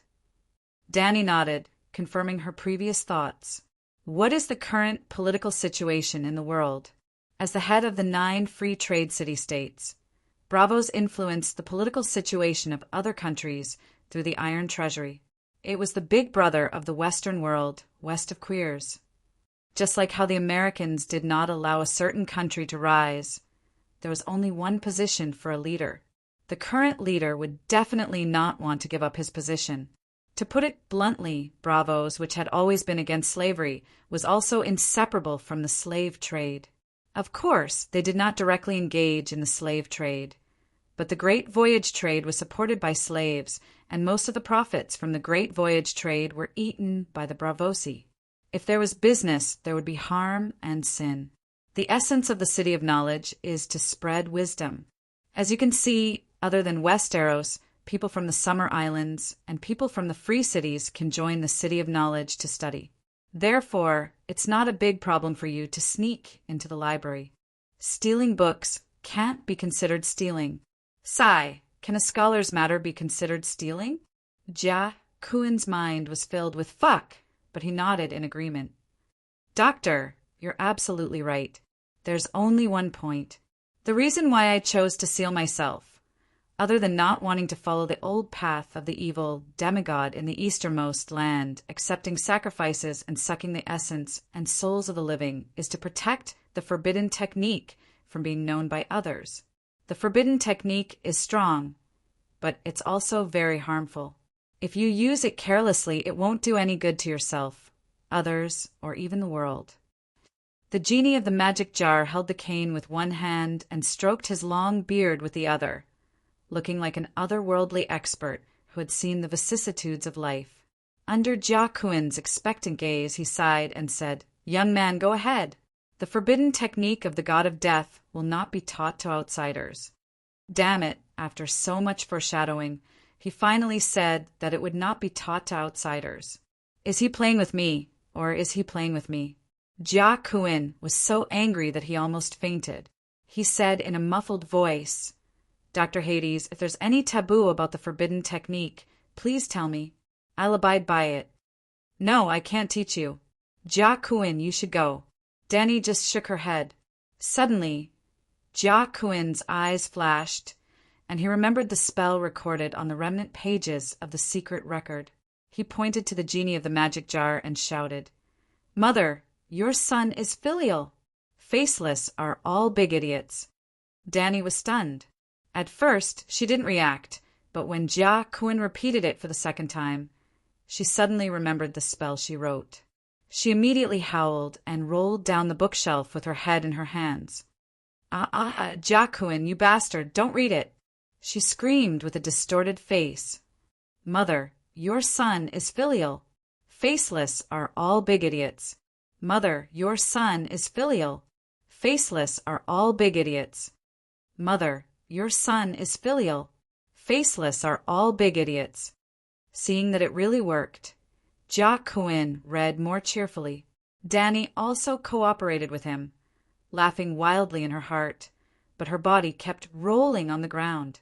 Her head, legs, and torso were like a phantom shuttling back and forth between the bookshelves, which made Jia-Kun frightened. What a powerful demigod! Then his chanting became louder and faster, and his Chinese became more and more fluent. Danny thought that it was not a good idea to keep rolling around like this, so she suddenly jumped up and hit her head on the jar on the bookshelf and shouted, "I would rather die than submit!" Bang! In the blink of an eye, Jacqueline had no time to react. The pot fell from the wooden frame and hit the sliding wooden ladder below with a crisp sound. Only then was he able to rush forward and catch it. Ouch, ouch, it hurts. Danny lay on the bookshelf, holding her head and wailing, "Jacqueline, you win. I will teach you the forbidden art." Originally, when he saw the jar with a hole in his arms, Jacqueline's heart was like dead ashes, and he thought that it was over. Now that he saw that the genie of the magic jar only cried out in pain and even surrendered, his chest was instantly filled with ecstasy. Doctor, you see this. He held the jar like a baby and didn't want to let it leave his side. Kid, you are ruthless. Promise me one thing, and I will teach you the forbidden art. Dr. Hades, please say it. Jacqueline said happily. You are not allowed to practice or use the forbidden art in Westeros. I am not afraid to tell you that practicing the forbidden art is easy to cause problems. If it is light, you will attract the attention of the Grim Reaper, and if it is heavy, he will follow you all the time or even possess you. He is the Grim Reaper, and if you are noticed by him, you will bring misfortune to your family and friends. The genie of the magic jar's teachings made Jacqueline happier. Being noticed by the Grim Reaper?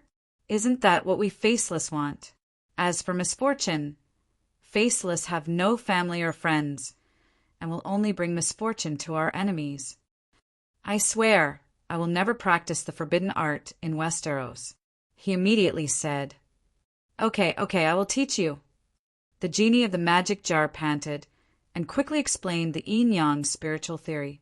In addition to teaching Bo Chung, she also made a set of forbidden art theory summaries based on the cultivation experience she read on the internet or some novel in her previous life. Doctor, please speak slowly. I don't really understand. Jacqueline said awkwardly. Sigh, stupid. To put it simply, my magic power is almost depleted. The genie suddenly shouted in panic. What? The jar is broken and the essence is leaking out. I don't have much time left and will fall into a deep sleep soon. If you have any urgent questions, hurry up. How long will it be? Jacqueline quickly asked. I am not sure. It depends on when my magic power is replenished. Or else, there are so many doctors here, and you just happen to take advantage of it.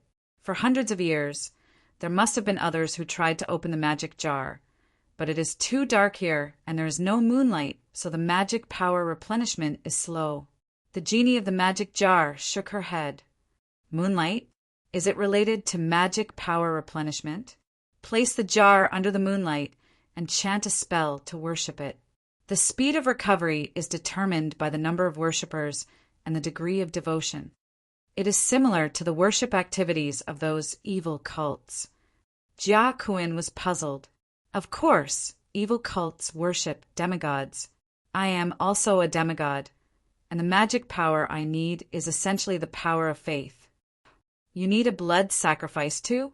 No, please don't. A blood sacrifice will aggravate my demonic nature. I would rather die than become a demon. The genie of the magic jar said firmly, How long will it take for you to come out again? Maybe half a month, maybe half a year, since there is a hole in the jar. Seeing that the genie of the magic jar was on the verge of death, Jia Kuan quickly asked, "What kind of meditation technique are you practicing? Teach it to me first." "The divine version of the great wizard Valeglia's inheritance. Listen carefully, these are the 108 basic runes." After saying that, the genie of the magic jar suddenly exploded into a ball of golden red light and disappeared in front of Jia Kuan's eyes. She hid behind the bookshelf and used fire manipulation to gather a ball of scattered fire elements on top of the bookshelf. She did the same for the special effect before, which was the gathering of fire elements. The great wizard's inheritance. Divine version? 108 basic runes.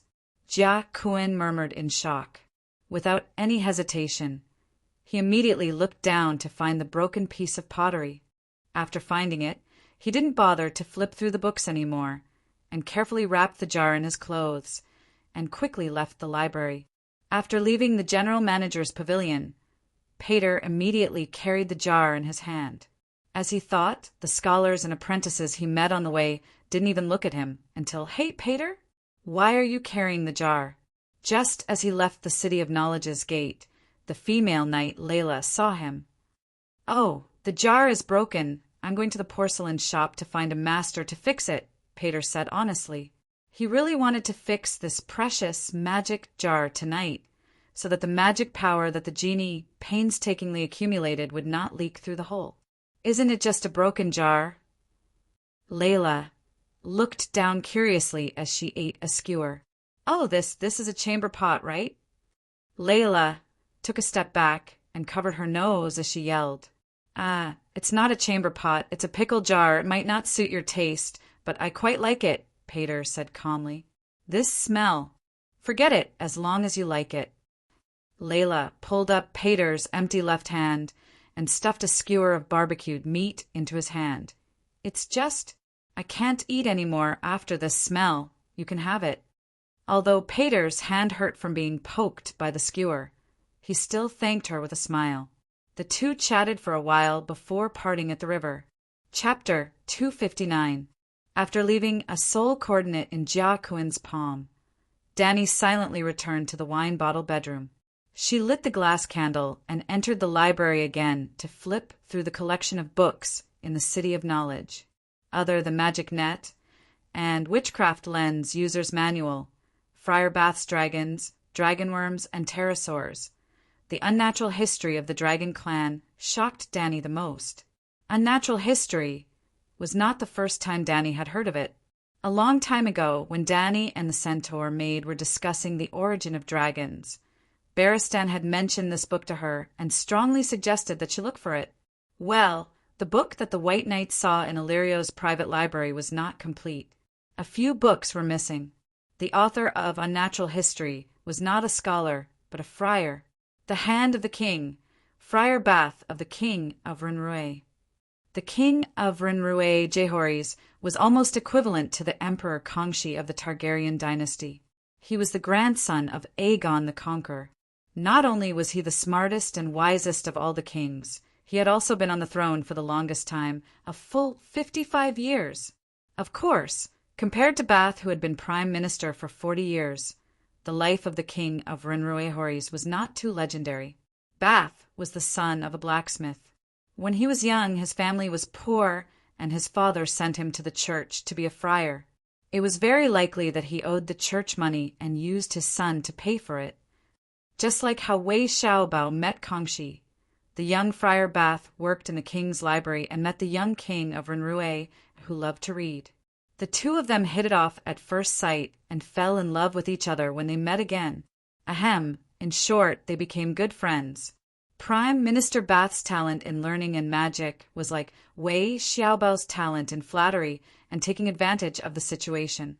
It was unknown if it was because of the royal library or if Bath had other sources of information. But he had written a book that recorded the knowledge of dragons in detail, dragons, dragonworms, and pterosaurs, the unnatural history of the dragon race.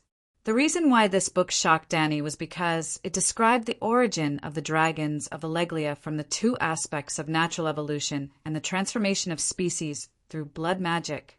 Basil believed that Veleglia's dragons were different from the Megalosaurus that appeared in other regions and other historical periods. Veleglia's dragons were biological weapons that were purposefully modified through blood, witchcraft. Unnatural history put forward two viewpoints. First, the pterosaurs in the forests and swamps of Soros, the dragonworms in the 14 Fire Peaks, and the Megalosaurus all had the same ancestor. Megalosaurus was the most perfect evolution. The pterosaurs had the body of Megalosaurus, but they did not have the ability to control magic like Megalosaurus. They could not breathe fire. On the other hand, the dragonworm had magic power, but it did not have the body of the Megalosaurus. It could not fly.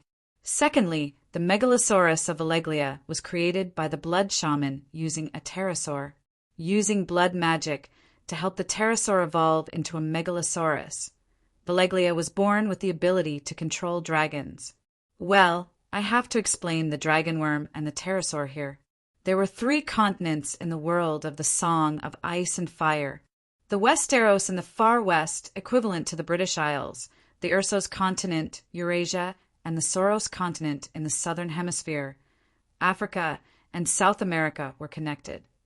Soros was almost undeveloped. People from civilized countries did not dare to explore it at all. The environment was too bad. It was almost a paradise for diseases. For example, Azen, who is known as the twin stars of Yuan-Kai with Grazadin, was originally handsome and heroic.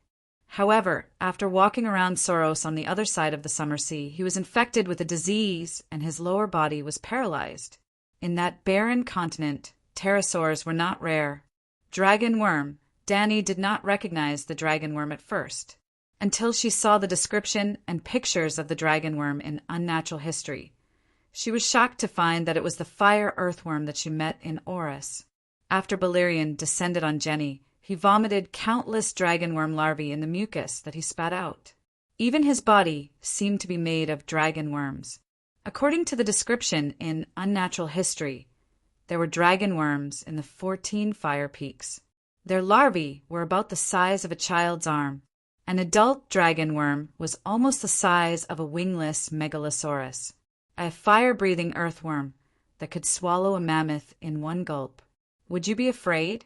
Unnatural History did not just give a simple guess. Friar Bath also used his identity as a magic researcher to make a detailed and in-depth analysis of the witchcraft of the blood shamans in Veleglia. It was a very intelligent book. However, it met with St. Bailey, who listed it as a forbidden book and ordered all copies of Unnatural History in the country to be burned. Suddenly, Dany's expression froze. She put down the book and suddenly appeared in the lounge on the second floor. Professor Barristan said softly. They had an agreement. If Dany was reading in the library and someone unexpectedly came to visit, Barristan would quickly walk around the room. The spiritual projection came from White Knight. When his position changed, her spiritual body would feel it. Of course, if Dany did not even project her spiritual body, Barristan would not be able to remind her. At that time, he would directly tell the visitor that Lady Layla had gone out. Professor, it's so late. What's the matter? Dany and White Knight came to the door together. I want to tell the two of you that the City of Knowledge has formulated a strategy to reduce the trade deficit. The red-nosed old man walked to the table, opened a folder, and pushed it in front of Dany. He explained, as a world-class country, we can't lose our integrity. We can't go back on our words, and we can't be blatant pirates. What world-class country? Except for the Westeros themselves. Who didn't think that you were a barbaric country and barbarian people? Dany carefully flipped through the old man's strategy. There were 3 guidelines. First, convene a meeting to persuade the king and the nobles of the 7 kingdoms to be diligent and thrifty. Second, discuss the industrial chain plan that she had previously mentioned in the meeting to create their own competitive products. Third, conquer the Stone Steps archipelago and impose tariffs on passing merchant ships. Between the Westeros and the Ursos continent, there was a narrow sea 500 kilometers wide and 2,500 kilometers long, and the Stone Steps archipelago was at the entrance of the narrow sea. Legend has it that the Stone Steps archipelago was part of the Dorn arm connecting the Westeros and the Ursos continent. When the ancestors invaded the Westeros from the Continental Bridge, the Green Prophet cast a forbidden spell and shattered the Dorn arm, forming the Stone Steps archipelago, an island chain. In short, the Narrow Sea was an extended version of the English Channel, and the Stone Steps archipelago was the entrance to the channel. Think about the impact of controlling the English Channel on the European continent. I'm afraid it will be difficult. The old knight shook his head and sighed. Everyone knows that controlling the Stone Steps archipelago is equivalent to controlling the sea trade of the entire Narrow Sea. 200 years ago, the three cities of Rhys, Tyrosh, and Myr formed the kingdom of the three daughters, Valeglia's three daughters, intending to control the Stone Steps archipelago. But as you can see, after a few decades of struggle, the alliance of the three cities was declared dissolved. Using the power of the seven kingdoms to conquer the Stone Steps archipelago is better than the fleets of the seven kingdoms going there to be pirates. The red-nosed old doctor said. Not necessarily. Dany shook her head. As pirates, they can advance and retreat freely, and their policies are flexible. They won't offend the public, and they won't have to bear the responsibility of guarding the land. Dr. Perez-Tan smiled bitterly. You have to think about the nobles. The reputation of pirates is too bad. If they are captured by the enemy, they might be hanged immediately, losing their honor and their lives. If the Stone Steps archipelago is conquered in the name of the seven kingdoms, the nobles will not only be treated as high-ranking prisoners of war, but they will also be redeemed with money. And if they lose in battle for the country, it won't be embarrassing and their reputation won't be damaged. Dany was stunned. It's already so late. Do you want to eat something? The old doctor stood up, opened the door, and rang the bell to call the apprentice to deliver food to them. The old doctor was very decisive and didn't give them a chance to refuse. After he finished ordering, Dany mumbled, Actually, I'm not hungry. I'll get fat if I eat too much at night. Drink some soup to warm your stomach. The old doctor chuckled. Then he began to ask about the development of the industrial chain. We've tried to breed mulberry silkworms in the Westeros, but the weather in the Seven Kingdoms is too extreme. It's hot in the summer and cold in the winter. What do you think, Miss Layla? Dany rolled her eyes and said, You can find the children of the forest. They know magic, and they might be able to breed native mulberry trees and silkworm babies. Hee, Miss Layla, you really know how to joke. The children of the forest are just fictional characters in legends. They might not even exist in history. Even if they did exist, they would have gone extinct thousands of years ago. The red-nosed old doctor shook his head with a smile. Even deviant ghosts have appeared. Why aren't the children of the forest real? Dany smiled coldly. Deviant ghosts? Who told you that? That's ridiculous. The commander-in-chief of the Night Watchers and Scholar Yimont wrote a letter to explain this. Are they all lying? Doctor, Miss Layla, your supper is here. The apprentice's voice came from outside the door. White Knight quickly got up and opened the door. Wine, butter beets, freshly baked white bread, grilled barracuda and pork ribs, cold egg lime soup, and barley brisket soup. To be honest, the old knight was already drooling at the sight of such a sumptuous meal. But when he saw the middle-aged apprentice Zion, who was chuckling as he set the table, and the tiny bits of cumin by his lips, sigh, I'm old. I can't eat too much at night, Barristan said. He was drooling, but he didn't want to eat other people's saliva. Have some soup. Miss Layla, have some too. The old doctor picked up a spoon and a small porcelain bowl and served the two of them. Dany didn't touch the porcelain bowl. Instead, she continued the previous topic and asked seriously, If the information about deviant ghosts is fake, it'll just be a false alarm. But if it's true and the nobles of the Seven Kingdoms didn't respond to the Night Watcher's request for help, it'll be fatal. Deviant ghosts? They're just a bunch of barbarians. The Night Watchers exaggerated on purpose to get the nobles' praise and support. But the political situation is unstable now. Who has the spare energy to help them? At most, a group of barbarians will climb over the Great Wall and cause a small disturbance in the north. Dr. Perez Dan didn't seem to care. Instead, he pushed the bowl to Danny and said enthusiastically, "Have a taste. It's not bad." Just when White Knight couldn't resist his master's enthusiasm and scooped a spoonful of soup into his mouth, Danny's expression suddenly froze. She stopped him and looked straight at the old doctor. She sneered and said, "Doctor, why don't you get a bowl for yourself?" Perez Dan was stunned. He said with a smile, "I just ate." "It seems like you've already guessed my true identity," Danny sighed and said with a complicated expression, "Doctor, do you know what you're doing?" "What identity?" The apprentice who placed the plates noticed that the atmosphere was not right and asked in confusion. "Oh no." When Danny stopped him, the old knight picked up the iron helmet on the table and put it on himself.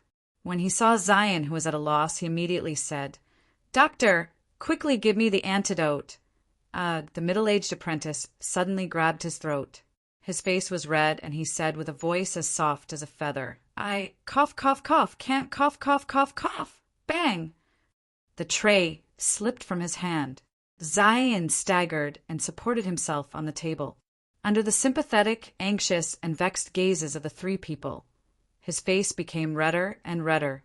He fell to the ground and scratched his throat crazily. If he was given a dagger, Zion would slash his throat without hesitation just to take a breath of fresh air. Unfortunately, no matter how hard he scratched his throat until it was bleeding, he could only make frighteningly thin and terrified hisses deep in his throat. It was like a person trying to drink the entire Yangtze River with a straw. However, only half a minute later, the last hisses disappeared. There was only a terrifying silence left in the room. Chapter 260. Strangle him. White Knight pressed her sword with her right hand and stared coldly at the old professor, who had a pale expression. "Do you know what you are doing? We were invited by the City of Knowledge to come here, stay under your roof, eat your salt and bread, and now we are your guests. What is the difference between the City of Knowledge's actions and Wade Frey's? For the peace of the 7 nations, for the welfare of millions of people, to reduce disputes and wars. Although this method is not honorable, it is the simplest and most effective." Professor Perez Tan smiled bitterly. "You idiot! The etiquette that has been passed down for thousands and thousands of years is the spiritual framework of the Westeros. The City of Knowledge should protect those beautiful traditions and values with all its might, not take the initiative to destroy the souls of the 7 nations. Barristan's eyes were spitting fire as he clenched his teeth. Danny shook her head and sighed. Not everyone can represent the 7 nations and all the people. Think about it, Professor. Are you willing to be represented by Rat Chef and Wade Fry? Maybe Rat Chef also shouted, representing the justice of the 7 nations when he cooked the King of Undulls. Or maybe Wade Fry shouted, to reduce disputes and wars between the 7 nations when he slaughtered the guests from the Northern Territory during the wedding banquet, just like you are now. Because of you, Slave Bay and the Free City have been plagued by wars for years, and the people of the world are crying and wailing under the dragon flame. In the foreseeable future, the 7 nations will definitely repeat the same mistake as Slave Bay. I am guilty, the City of Knowledge is guilty, I admit it, but we have reduced deaths and wars. We are not wrong. Pereston's face was pale, but his gaze was firm. Is the 7 nations very peaceful now? Music is broken, etiquette is broken, morality is lost, wars are endless, and the people have no way to make a living. Barristan glanced at Danny and said bitterly, "Do you know why Her Majesty the Queen traveled thousands of miles from Slave Bay to the Westeros? To investigate the enemy's situation? The nobles of the 7 nations did not care about the fact that winter is coming and continued to play the game of power. Only Her Majesty the Queen cared about the safety of the people and was unwilling to start the Restoration War in winter. When she found out that the 7 nations did not prepare for summer grain storage, She did not care about the dangerous situation of Slave Bay being surrounded by enemies and brought the 2 dragons to the Westeros to investigate the people's situation. You've seen it for yourself. She won the tournament with her strength, and even the professors of the City of Knowledge were impressed by her intelligence. She's concerned about the lives of the people, worried that they won't have enough to eat in the winter, worried about the terrible trade deficit that Robert created and the extravagant lifestyle of the nobles. How could such a benevolent and wise king not be worthy of the Iron Throne? Is Lannister, who killed his husband, committed adultery with his brother, and usurped the Iron Throne, worthy of your love and respect? Dany rubbed her nose awkwardly. Her strengths were so obvious that even Barristan, who had never been a sycophant or a sycophant, had described them in plain language. Didn't he see that the old doctor, who was unyielding and looked like a revolutionary martyr, also changed his expression and looked ashamed? Plop, the old doctor, was so ashamed that he prostrated himself on the ground. Be careful! There's something strange in the next room. The old knight listened carefully, and his expression changed. They've also set up an ambush with axemen on both sides. Bam, bam, bam, bam, bam, bam. The sound of bowstrings was like thunder, and the sound was deafening even though they were separated by a brick wall. It was accompanied by the dense sound of bowstrings. TSK, TSK, TSK, TSK. Dozens of holes were instantly pierced through the wall, and the chairs and plates in the room were in a mess. Occasionally, there was the sound of metal clashing. Dragons slaying crossbow. The candle fell to the ground and went out. But in the dim moonlight that shone through the window, Dany could see that the narrow room was filled with crossbow bolts that were as thick as a thumb and as tall as a man. The bolts were made of fine iron. Unlike the siege crossbows, although the crossbow bolts here were also made of solid metal, they were not cylindrical. They looked like elongated and twisted willow leaves. The thief is not dead yet.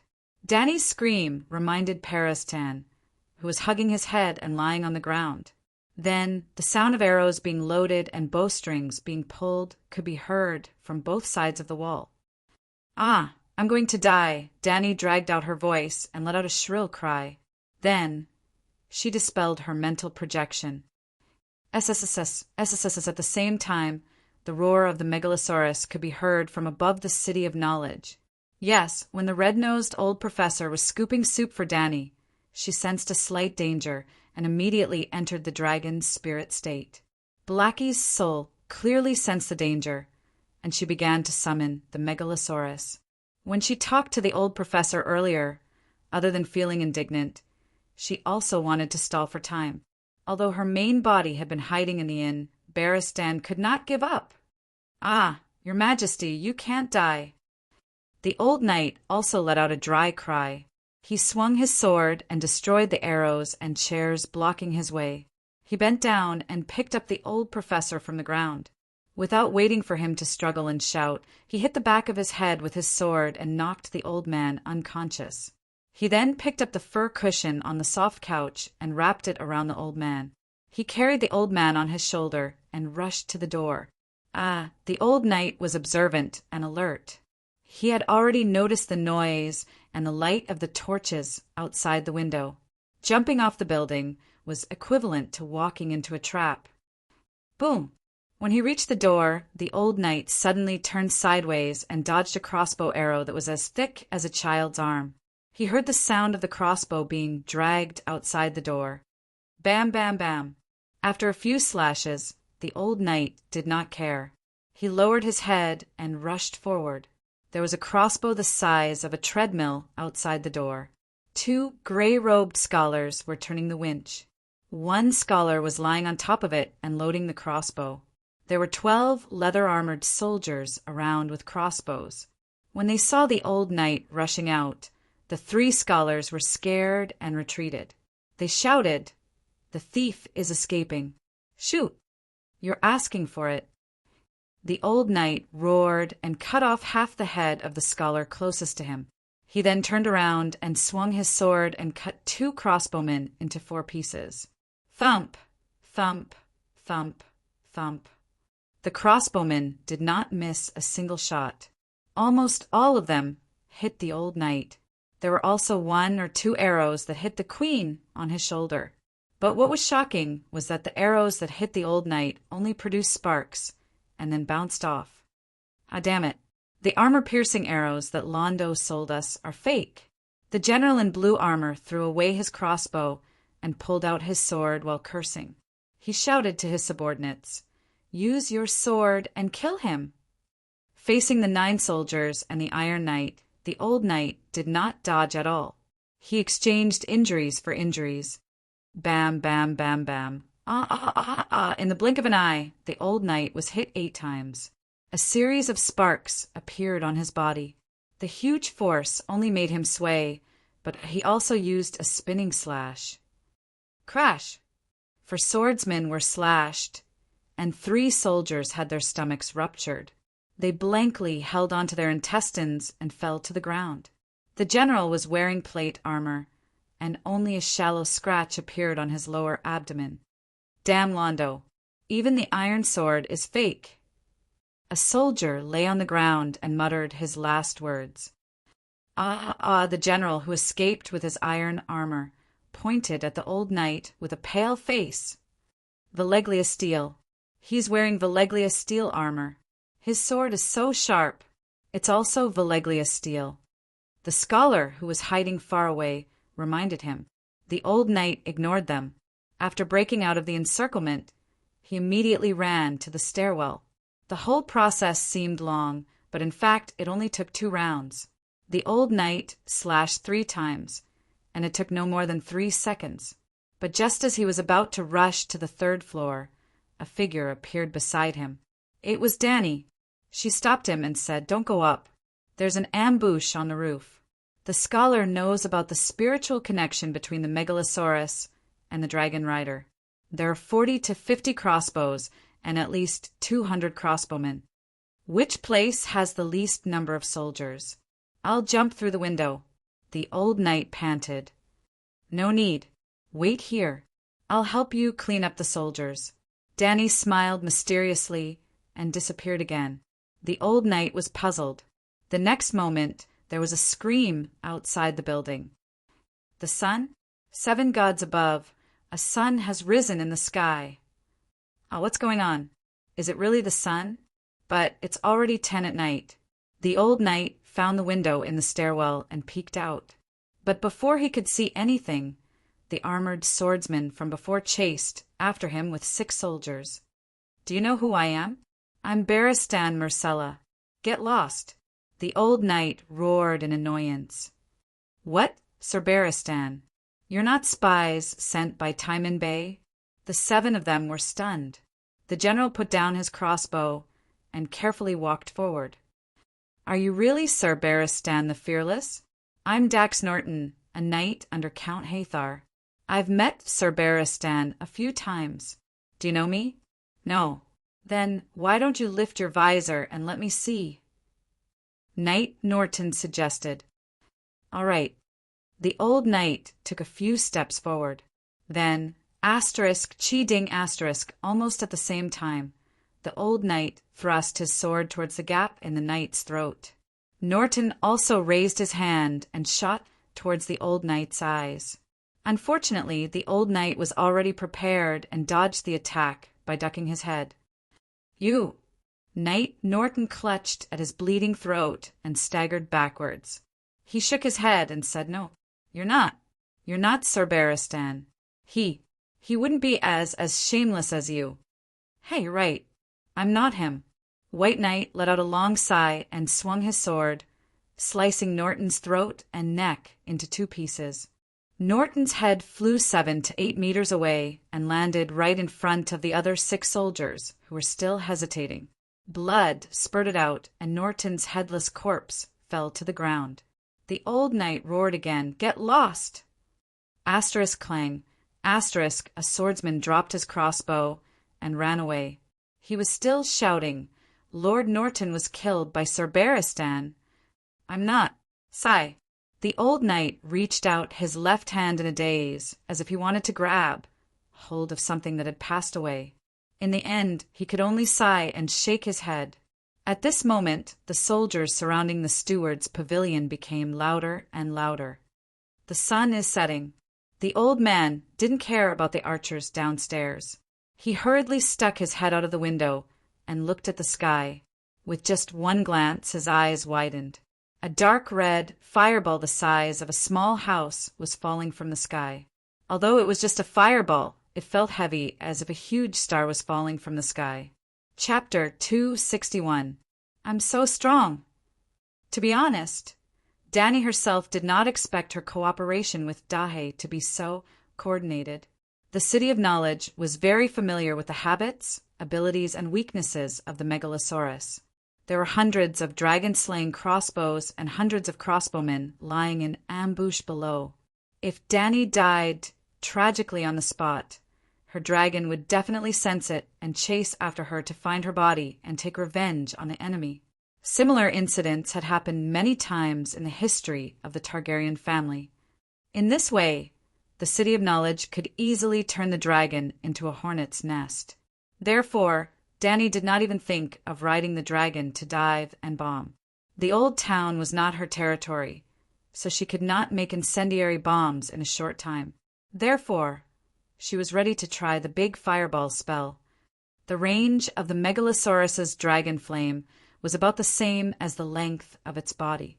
Even Dahe could only spit out 2 to 4 meters of dragon flame. Any further, and it would not be lethal. But the fireball spell was different. When Dani used the fire control spell to turn the dragon flame into a ball, the fireball could be stable for a long time. Last time in the Dorne Desert, she controlled White-E's dragon flame to burn for 3 hours until it ran out of magic power.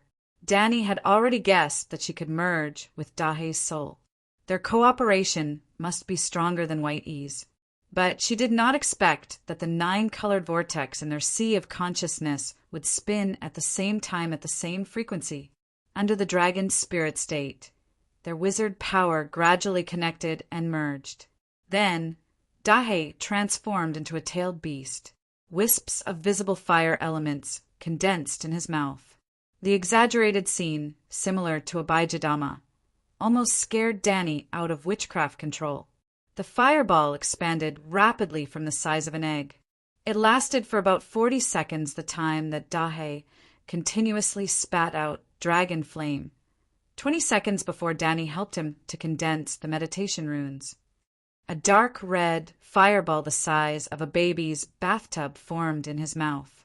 That kind of heat and heaviness made Dani tremble with fear. The fire control spell had 10 times more control over the dragon flame fireball than ordinary flames. Ordinary fireballs would disperse when they were 1 or 2 meters away from Dani, but the dragon flame fireball could fly freely within 100 meters of her body. Even so, the fireball in front of her was too big.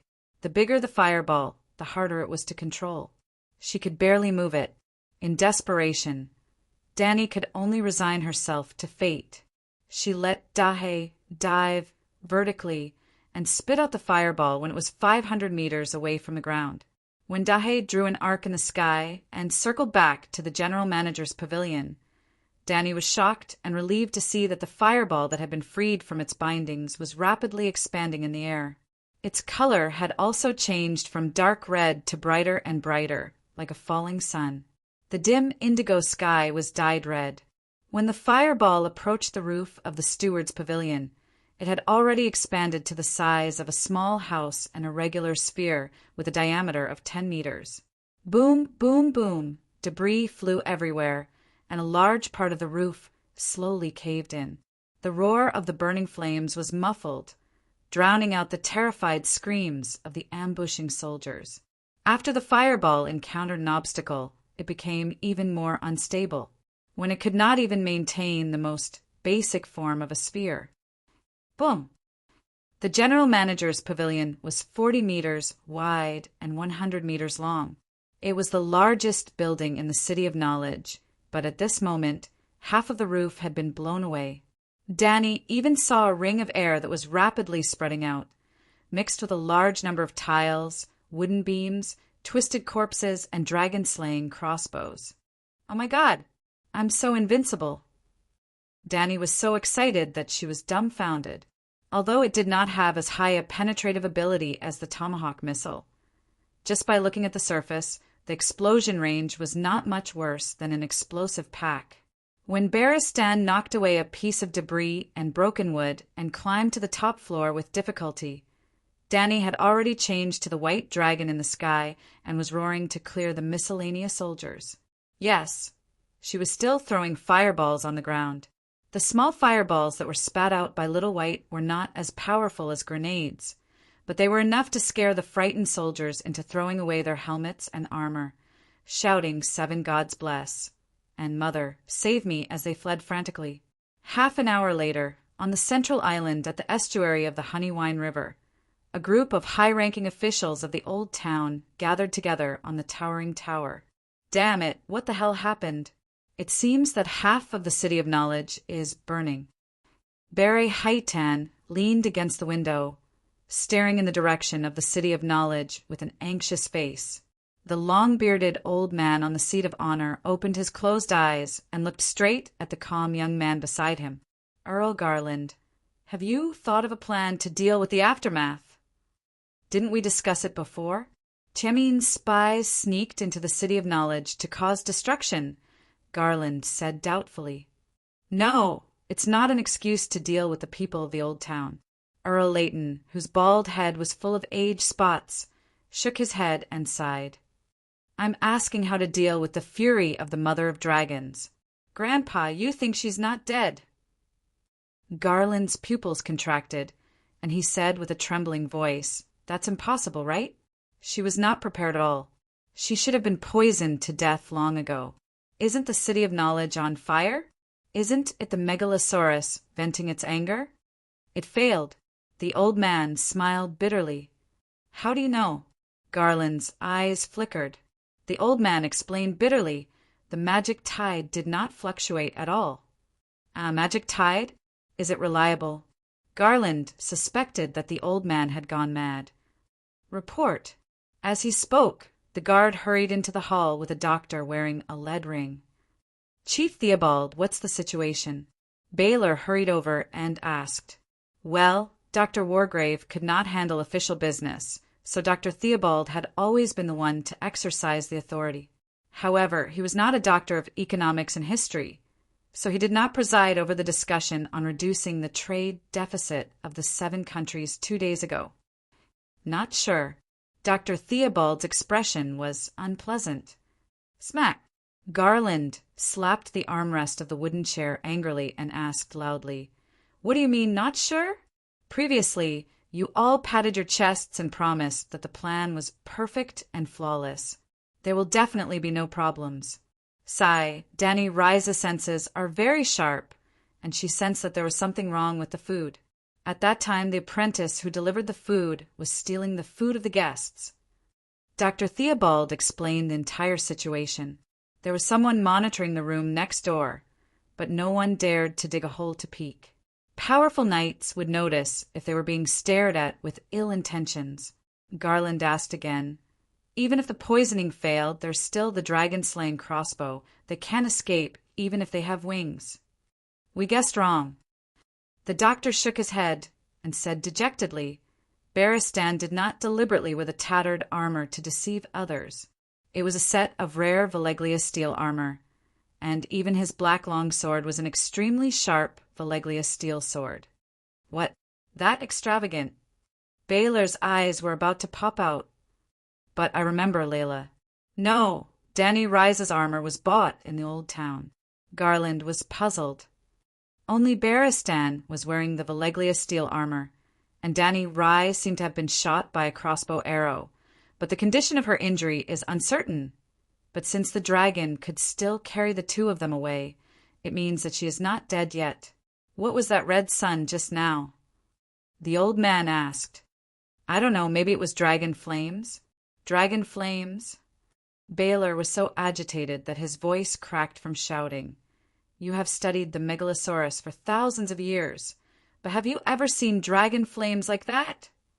"But we have checked the burn marks, and it indeed matches the characteristics of dragon flames."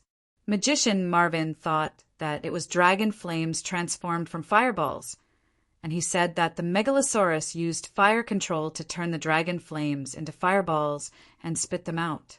The old man stroked his long white beard and asked thoughtfully, just like the fire warlocks at the docks who control fire to turn it into a fight between beasts. Yes, dragons can use magic. Garland and Baylor were dumbfounded. We don't want to believe it either, but this is not an exception. Dr. Theobald's smile was bitter and desperate. The Dragon King may not be the Great Wizard, but the Great Wizard must be the Dragon King. According to the records, Great Wizard Valeglia's Megalosaurus can spit out fire rings, fire birds, fire dragons, fire snakes, and even fire giants. Compared to that, the mother of dragons' dragon spitting out fireballs is nothing. Great Wizard Valeglia. The old man's eyes flashed, and he suddenly thought of a possibility. He glanced at his grandson, but kept his mouth shut. Sigh, how are we going to deal with the aftermath? Baylor slumped against the back of his chair, his face numb as he muttered to himself. I was against assassinating her before, not to mention violating the guest's rights. We get along well with her. Danny Rise is gentle and polite, smart and wise, brave and good at fighting and close to the people. So what if Targaryen is restored? Is it worth it just for Marjorie's position as queen? Everyone saw Cersei's attitude. Lannister is not willing to share the Iron Throne with Gauting. Lannister and Targaryen have a blood feud, but we only have a conflict of interest with her. What's the point of this? This has nothing to do with Gauting. Galantier's expression froze, and she looked around at everyone. She emphasized in a serious tone, Grandmother only said that we can cooperate with the City of Knowledge, but we, the Tyrell family, will not participate. Then who is responsible? I was against this from the beginning, because Garth planned to sneak out and report the assassination to her. You even locked him up in the confinement room on the 4th floor. Baylor's eyes were red as he stared at his nephew and questioned. Unlike Galantier, who was trying to shirk responsibility, Baylor spoke from the bottom of his heart. The Heidel family had not invested in Lannister at all.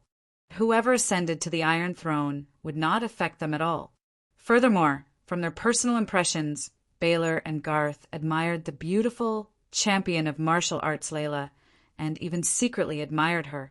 If Layla Vesuvius had a higher status, Garth would have thought of pursuing her. Well, of course, now that he found out Layla's true identity, he felt that her status was too high. Baylor's status was suitable, but he already had a wife, and Garth was only the second son without the right to inherit. Thinking of this, Baylor looked at his father with some resentment. Since he had been studying magic at the top of the tower, he should have continued to train. Why did he have to come down and participate in such a troublesome and unrewarding matter? The old man stood up and said to his grandson with a wooden face, Garth, ask Lady Alina. This matter is beyond the Hyder family's ability. No matter what the lady and the City of Knowledge come to an agreement, I will fully support it. But it's late now, so let's all go. Oh, right. The old man walked a few steps with the help of his maid, and suddenly turned back to Professor Theobald. Sir Steward, after you return to the City of Knowledge, please ask Professor Marwyn to come over. I want to ask about the dragon fireball. All right. Baylor looked at his father, who was staggering away, and then at Garth, who was calling for the scholar to write a letter. He shook his head and went downstairs. Chapter 262. The next morning, the sun woke up from the eastern horizon, and the sky was red. In the Crimson Mountain Range, 1,000 kilometers north of the old town, 2 Megalosaurus, one black and one white, passed through the thin mist surrounding the mountain and landed on the cliff with pine moss growing on it. The breeze blew the hair on the girl's temples. Danny frowned and came to the old knight's side. She looked at the old red-nosed doctor in his arms and complained, "This kind of villain who violates the guest's rights, why don't you just throw him down and kill him? Why do you have to treat him?" She originally planned to cross 1,700 kilometers in one breath and go to King's Landing for lunch. I want to know what the City of Knowledge is thinking. The old knight lowered his head and carefully pulled out an arrow that pierced through Pereston's thigh. Ow! Ow! Ow! Even though White Knight's actions were skillful and gentle, the red-nosed old man still howled like a pig being slaughtered. Give me poppy milk. We didn't bring poppy milk. White Knight took out alcohol and cotton from her backpack and began to disinfect the old man. The alcohol contaminated the wound and caused another round of miserable howls. After more than an hour, Danny had already eaten the burnt cow hind leg caught by Dahe. White Knight finally dealt with the 5 crossbow bolts and 4 broken bones on the doctor's body. You're really lucky. None of the wounds are fatal. Danny sat on a large blue stone and leaned her back against Dahe's warm wings. She was very relaxed. White Knight used a dagger to slice off a piece of hind leg meat and stuffed it into her mouth. She said vaguely, he's not lucky. I disguised him as you, so I naturally have to protect him and not let the arrows hit his vital parts. Danny nodded. Spiritual projection was a very important trump card. It was best not to expose it if it could be kept a secret. White Knight cut a piece of bloody red meat and gave it to the red-nosed old man. She asked, Doctor, how did you discover Her Majesty's identity? The sun climbed to the top of the mountain, and the mountain fog had dispersed. Looking around at the edge of the cliff, the green forest and the dark red ridge were clearly visible. Peresdan retracted his numb gaze and sighed. He took the beef and started chewing on it. He said as he swallowed. After Dr. Wargrave's reminder, several doctors who had seen Queen Layla noticed the abnormality. Danny Rise was her daughter after all, so there were some similarities between them. It's just that we didn't think about it before. It's too crazy to travel thousands of miles from Slave Bay to Old Town. However, there was one suspicious point, and then countless other suspicious points. Her name is Layla, and she's from the royal territory. Her father is the great feudal lord who lost his territory. Then he turned to Danny and proudly said, More importantly, we found a strand of your hair. After washing it with medicine, it turned out to be silver hair. Look at how smug you are. You've seen Sir Barristan countless times, but you still can't recognize him. Danny sneered. He has changed too much. His temperament and appearance have changed. White Knight asked seriously, Why did you attack His Majesty? For the 7 kingdoms. Danny waved her hand and interrupted him. For the real world. How? How do you know about the real world? Pereston's eyes bulged as he asked in disbelief. I already know all the secrets of the City of Knowledge. The mad dance of the blood dragon and the extinction of the megalosaurus were all you're doing. What? White Knight stood up in horror and said in shock, Why did the City of Knowledge do that? Danny smiled bitterly and told him the purpose of the City of Knowledge and the secret behind the extinction of the megalosaurus. White Knight was still in disbelief. He turned to look at the red-nosed old man and asked with a complicated expression, Is this true? I have nothing to say now. Just kill me. The old doctor looked miserable and closed his eyes to await his death. I saw many red god temples in the lower city of Old Town. Danny suddenly changed the topic. Other than Slave Bay, the mainland of Ursos, including the various cities of the Jade Sea. All the sea trade cities have red god temples and a large number of devout red god believers.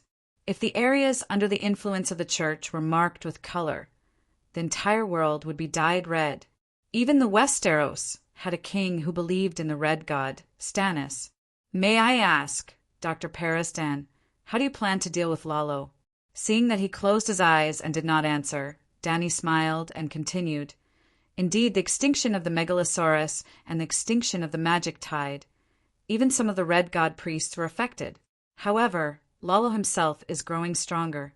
Without the human extraordinary professionals, only the gods have the power of miracles in the world. This is more beneficial for the development of believers.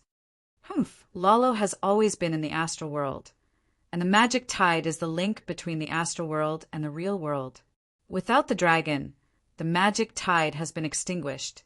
No matter how strong the gods in the astral world are, they can't interfere with the human world. Periston opened his eyes and said loudly, "Well, that makes some sense." Danny nodded and agreed with the old man's words. The problem is that some areas are very special. They are naturally close to the divine kingdom of the gods in the astral world. For example, Asia and beyond the Great Wall. Those areas can even trigger a magic tide of a higher energy level. There's an energy level for the magic tide. Periston doubted. To be honest, I wasn't sure before. These 2 days, I read a lot of secret books in your library. As my knowledge increased, I realized something. Danny smiled bitterly. "Do you still remember the red comet 2 years ago?" she asked. "The whole world saw it. No one can forget it. That's the appearance of a higher energy level magic tide." Danny sighed and looked up at the bright blue sky. She said slowly, "I'll tell you clearly, the hatching of the dragon has nothing to do with the sacrifice. The activation of the stone egg requires 2 key elements, the fire element and the active soul element. The process of giving the 2 elements to the dragon egg is magic itself. In the age of magic without dragons, I can use magic to hatch the egg. This means that the magic level of the hatching dragon is higher than the ordinary magic used by the extraordinaries. Do you understand?" Looking at the 2 people's blank faces, Danny looked depressed. After a while, Periston nodded and said, "I've realized something." "What have you realized?" Danny was a little surprised. "You and the Megalosaurus are the same. Both of you can trigger the magic tide. Both of you deserve to be killed." Danny gritted her teeth. She wanted to immediately draw her sword and slash this bastard. "You idiot. Although the mother of dragons is the source of the magic tide, other than having a higher energy level, it's essentially no different from the extraordinaries like the Fire Warlock and the Shadow Binder. Whether the mother of dragons can hatch a dragon or not is determined by the existence of a higher level." Seeing that the old man was still wearing an expression that said, "You can continue to quibble, but I can see through the truth," Danny was furious and asked with a smirk, "Do you know when the other ghosts appeared?" "The deviant ghost is fake." The old professor's tone was firm. "I knew you would say that." Danny's smile became more and more eerie. It made the red-nosed old man feel a chill in his heart. She drew the clear sky Valeglia's steel sword from her waist and placed it on the old professor's head. "In the name of the Queen, I judge Periston. You violated the rights of a guest and murdered the Queen of the Undulls, Loinars, and the ancestors. The evidence is conclusive. You are punished to wear black clothes and guard the borders of the kingdom." Periston was dumbfounded. "I became a night watcher." Ha, yes. I'll spare your life. Go and guard the Great Wall." Thinking of the old man facing the deviant ghost army, Danny could not help but laugh out loud. "Your Majesty is so merciful." The White Knight seemed to be relieved and praised sincerely. She took some time to treat Periston's injuries. When the King's Landing City and the Red Castle near Blackwater Bay came into view, it was already past lunchtime. As the center of the game of power, the King's Landing should have excited Danny. However, as soon as she passed through the city gate, she was greeted by a strong rancid smell. The smell of feces, rotten garbage, and the urine of humans and animals made her want to vomit. Dahe and Little White put down Danny and Periston in the forest beside Rosby Road. Just like in the old town, they first found a courier station by the roadside and sold 2 horses. They then continued to walk in the southwest direction and entered the King's Landing through the steel gate in the east. The road was wide enough for 8 horses to walk side by side. The road was paved with bluestone. However, the street was very dirty. The thick mud and layers of feces made the horses feel like they were walking on a thick carpet. The layout of the buildings was also poor. The houses on both sides were uneven. Most of the houses were 2 or 3 stories high. The front yard and the backyard were connected to the pigsty, the stable, and the garbage dump. Danny had the urge to flatten them all. However, There were a lot of people in the King's Landing. Most of them were poor. They wore gray linen clothes and were barefoot. They did not care about their appearance and were dirty and unkempt. They looked like refugees struggling for their lives. Even the few nobles who rode horses with swords were mostly wearing dark leather clothes and leather armor. They were not as gorgeous as the free city's merchants. At the crossroads, a group of beggars approached Danny. There were more than 20 children who were less than 10 years old. They only wore a dirty t-shirt sewn with patches. Half of their dusty buttocks were exposed. Their small arms were as thin as firewood sticks. They held a broken wooden bowl and looked at her with pitiful eyes. They shouted dryly, "Miss Knight, please be kind. I'm hungry."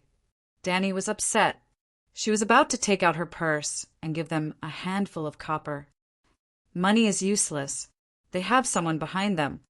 The old knight stopped her and led her and the group of children into a small alley.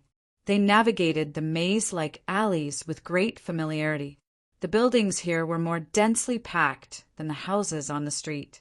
The low yellow mud-thatched houses looked like 1,000 beggars squeezed into a 100-square-meter garbage dump. There were alleys everywhere, but there seemed to be nowhere to go. The sewers had long been blocked. Black and smelly wastewater flowed freely on the road. However, the alleys were not even paved with bricks. It was a long stretch of mud. The children left footprints with every step they took. From time to time, they would step on a dead cat with a bloated belly. With a squeak, its intestines and white maggots would be squeezed out of its broken belly. The smell was strong. "My lady, this is the flea's nest. It's the slum of King's Landing," White Knight explained in a low voice. "But isn't this too poor?" Danny frowned. "I don't believe that 1,000,000 gold royals can't build a neatly planned house with red bricks and green tiles. But who would be willing to pay 1,000,000 gold royals? It's such a large sum of money." White Knight shook her head and sighed. "Of course the king will pay. This is his country, his people. Isn't this what kings do?" Danny said matter-of-factly. The old knight stared at her for a long time. Seeing her serious expression with anger, he could not help but smile. "My lady, your way of thinking is very different from other kings. We're here." The old knight stopped in front of a shop with a dirty canvas shed. Chapter 263. In front of a 2-story brick building, there was a messy courtyard without walls. In the middle of the courtyard, there was a black iron pot that could fit a cow.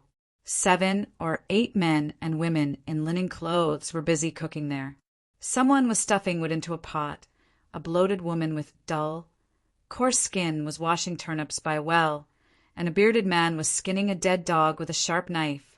Danny could smell the thick stench of decay from the blubbery carcass. Another person was holding a large dustpan and pouring dark red meat with pale white bones into the pot. He was pouring while 2 people beside him were stirring the pot with spoons. It could be seen that barley, soybeans, onions, and bones of unknown animals were already in the pot. A thick layer of oil floated on top of the thick brown soup. From time to time, bubbles the size of eyeballs would slowly pop up and burst. White steam brought with it a strange salty smell and spread in all directions. "Gulp! Gulp!" Danny looked at the oily soup and felt a little nauseous. The reeds and firewood sticks next to her widened their eyes and swallowed their saliva with their fingers in their mouths. "Sir, the brown soup is not ready yet." The square-faced man who was pouring the meat into the pot looked at Danny and White Knight for a while in confusion. "My 2 knights, this place does not have good wine and meat to serve you. This group of children," White Knight pointed at the more than 20 beggar children around the tamed horses, "give each of them a bowl of brown soup." "Wait." Danny's pupils contracted. She pointed at the dustpan in the arms of the square-faced man in shock. "What is that? Damn it, you eat people." The dustpan was a little old. One of the bamboo strips jumped out and hooked the skin of a piece of red meat. It did not fall into the pot, and that piece of red meat, complete with skin, was the sausage that all normal men had. These guys really ate the sausage as if it was a sausage. Oh, this. The square-faced man pulled out the sausage and threw it into the pot as if nothing had happened. His voice was flat, but his tone seemed to be firm. We don't eat people. This is duck neck. The other busy shop assistants glanced at Danny indifferently. Their hands didn't stop moving, and they were still doing their own things. Danny still wanted to say something, and even wanted to draw her sword to cut them. But White Knight grabbed her elbow and shook her head with a serious expression. My lord, that's a duck's neck. The brown soup shop doesn't do any slaughtering business. They only buy meat and vegetables from the public. After cooking them into brown soup, they sell them to the nearby residents at almost cost price. Tens of thousands of flea nests, even hundreds of thousands of people, rely on them for a living. Danny put the sword back in its place in silence. The old knight dismounted his horse and walked into the small courtyard. He asked the other man, Striker, how's business recently? Sir Knight knows me? The square-faced man was surprised. Haha, I've lived in King's Landing for 40 years. I know exactly how many fleas there are in a flea nest. White Knight's tone was complicated. Hearing this, the square-faced man and the other shop assistants looked at the knight in iron armor and helmet with a lot of affection. It's not good. Stryker shook his head and sighed. There are 500,000 people in King's Landing. Most of the food, vegetables, and meat they need come from the king's territory. But the wolf cubs in the north didn't take down a big city, but they almost destroyed all the manors near Female Spring City. The lions in the west are even worse. The Iron Throne has changed his surname to Lannister. When the army passes, they still send soldiers to the countryside to rob food, kill people, and rape. The pig-faced young man squatting on the ground to make a fire said with emotion, Ah, I really miss the peaceful times when King Robert was alive. Yes, yes. The teenager next to him nodded in agreement. King Robert is great. Back then, you could buy a pork sausage with 1 copper coin. Now, even a pumpkin costs 3 copper coins. 1 gold royal can only buy a fan of beef. No, King Robert is nothing. King Ares is the best. The fat woman washing vegetables by the well shook her head and shouted, Dick, you are young and have not experienced the heiress age of that year. The people lived and worked in peace and did not have to worry about food and drink. The people in King's Landing were so happy that the brown soup business almost couldn't continue. The bearded butcher also had a nostalgic look on his face.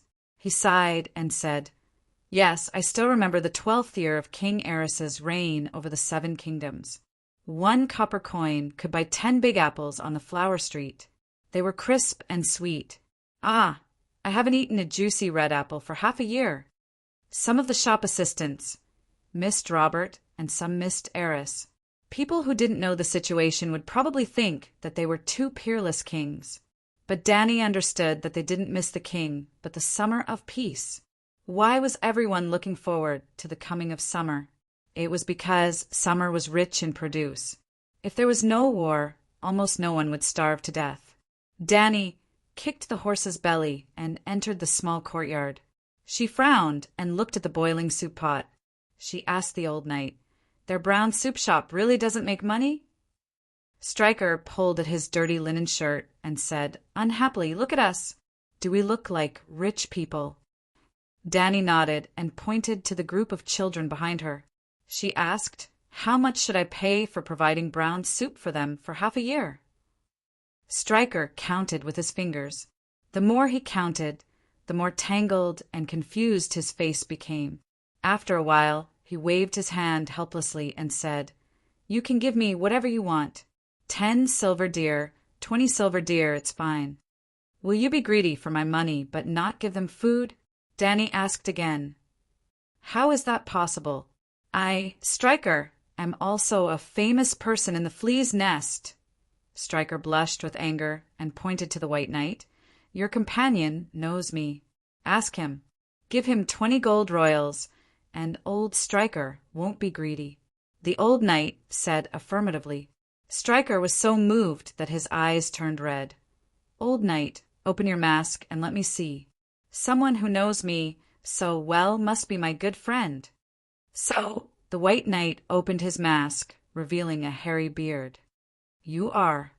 Stryker was shocked. Columbus of Mud Street? Where have you been these years? You haven't come to drink with me for a long time. Danny, I'm not Columbus. The white knight pulled up his upper armor with some disappointment. Forget it. I've seen you many times, but you don't know me. Oh, that's right. Stryker scratched the back of his head and smiled apologetically. Brother, I'm sorry, just like I know Queen Mother Circe, but she certainly doesn't know who I am. This metaphor. Ahem, it's not 20 gold royals. Danny coughed a few times, interrupting the awkward conversation of the two old men. I have a huge sum of money to donate to your shop. I just hope that there will be hungry children coming over in the future, and they can all have a full meal. Are you stupid? Stryker looked at her blankly. How am I stupid? Danny was puzzled. You're a noble lady from a rich family. Why do you care about those little bastards who have no one to raise? Stryker asked. I have money and I'm happy. Stryker's mouth twitched. He dropped the dustpan, wiped his greasy hands on his clothes, and reached out to Danny. Don't worry, I won't be greedy for a copper coin. Danny opened her backpack and tossed a leather bag over. The bag was about 4 to 5 pounds heavy. Caught off guard, Stryker almost dropped it. This silver coin is enough for 20 gold royals? Bullshit! He glanced at Danny and began to untie the leather bag while muttering. A bright golden light almost dazzled his eyes. This. Stryker looked shocked and dazed, looking at Danny at a loss. It's just 200 or 300 gold royals. Don't be so ignorant. Danny waved her hand and said casually, What? It's all gold royals. The other shop assistants didn't even do their work, and all ran over to watch. When they saw the shiny and adorable little golden dragon, the way many people looked at Moneybag and Danny changed. Greed, hesitation, viciousness, and even eagerness to have a go at it. Stryker woke up in an instant and shouted at his shop assistant, What are you doing? What are you doing? Haven't you seen the world? It's just a few hundred gold royals. Go back to work. His tone was harsh, and his voice was like thunder. The shop assistants lowered their eyes and retreated silently. My lord, you can. At this time, Stryker shook his head with a wry smile and said to Danny, You think too highly of me.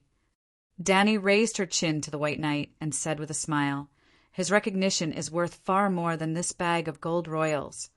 But I only have this much cash left, otherwise. Stryker was shocked, looked at the old knight again, and solemnly said, Who are you? Dornaston. Worked in King's Landing for a few years. Stryker thought hard, but he still couldn't remember such a luxurious hero. He shook his head and solemnly said, I can't accept this money, and I'm not qualified to accept it, but I can help you pass it to the Big Sparrow. Only he can hold and use your donation. You know the Big Sparrow?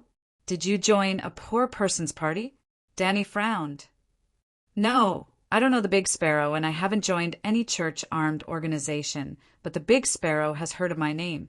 Stryker straightened his chest and said proudly, He often sends cultivators to send food to me, asking me to reduce the cost of brown soup and help more people. Danny was shocked. Has the Big Sparrow been doing these things? Well, he sold almost all the valuable things in the Holy Church. Even the Archbishop's crown was sold to buy food to relieve the poor of King's Landing. Therefore, recently, the unemployed people in the King's Territory in Hudgin County have been gathering in King's Landing. Danny's face changed a few times, and she asked, Are you going to see the Archbishop now? Of course.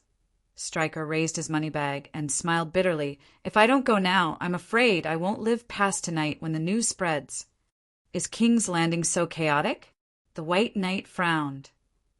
I'm so hungry. Leaving the group of little beggars in the brown soup shop to wait for the soup to be cooked, Stryker stuffed the money bag into his pocket and left with Danny. The three of them passed through the narrow alley in silence. When they came to the main road, the dignified look on Stryker's face dissipated a little. He took a deep breath and said slowly, "The weather is getting cold. I heard that there was a light snow in Hudgian County 2 months ago. Everyone knows that winter is coming, but the kingdom is now. Miss, you have shown your wealth. Don't go to the flea nest again in the future. A year ago, the famine in King's Landing rioted. Even several Kingsguard died, and even the Archbishop." Although Stryker didn't say anything more, Danny still guessed that the Archbishop was probably made into brown soup.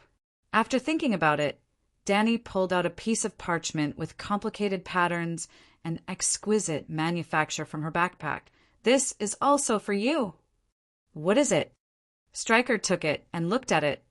"I can't read, but the mark of the 7 gods and several strings of numbers on it looks a bit like the deposit certificate of the church bank." Chapter 264. It's a certificate of deposit from the church bank. It's anonymous and can be exchanged for money at sight. This world's sea trade was particularly developed, and even the banking industry was prosperous.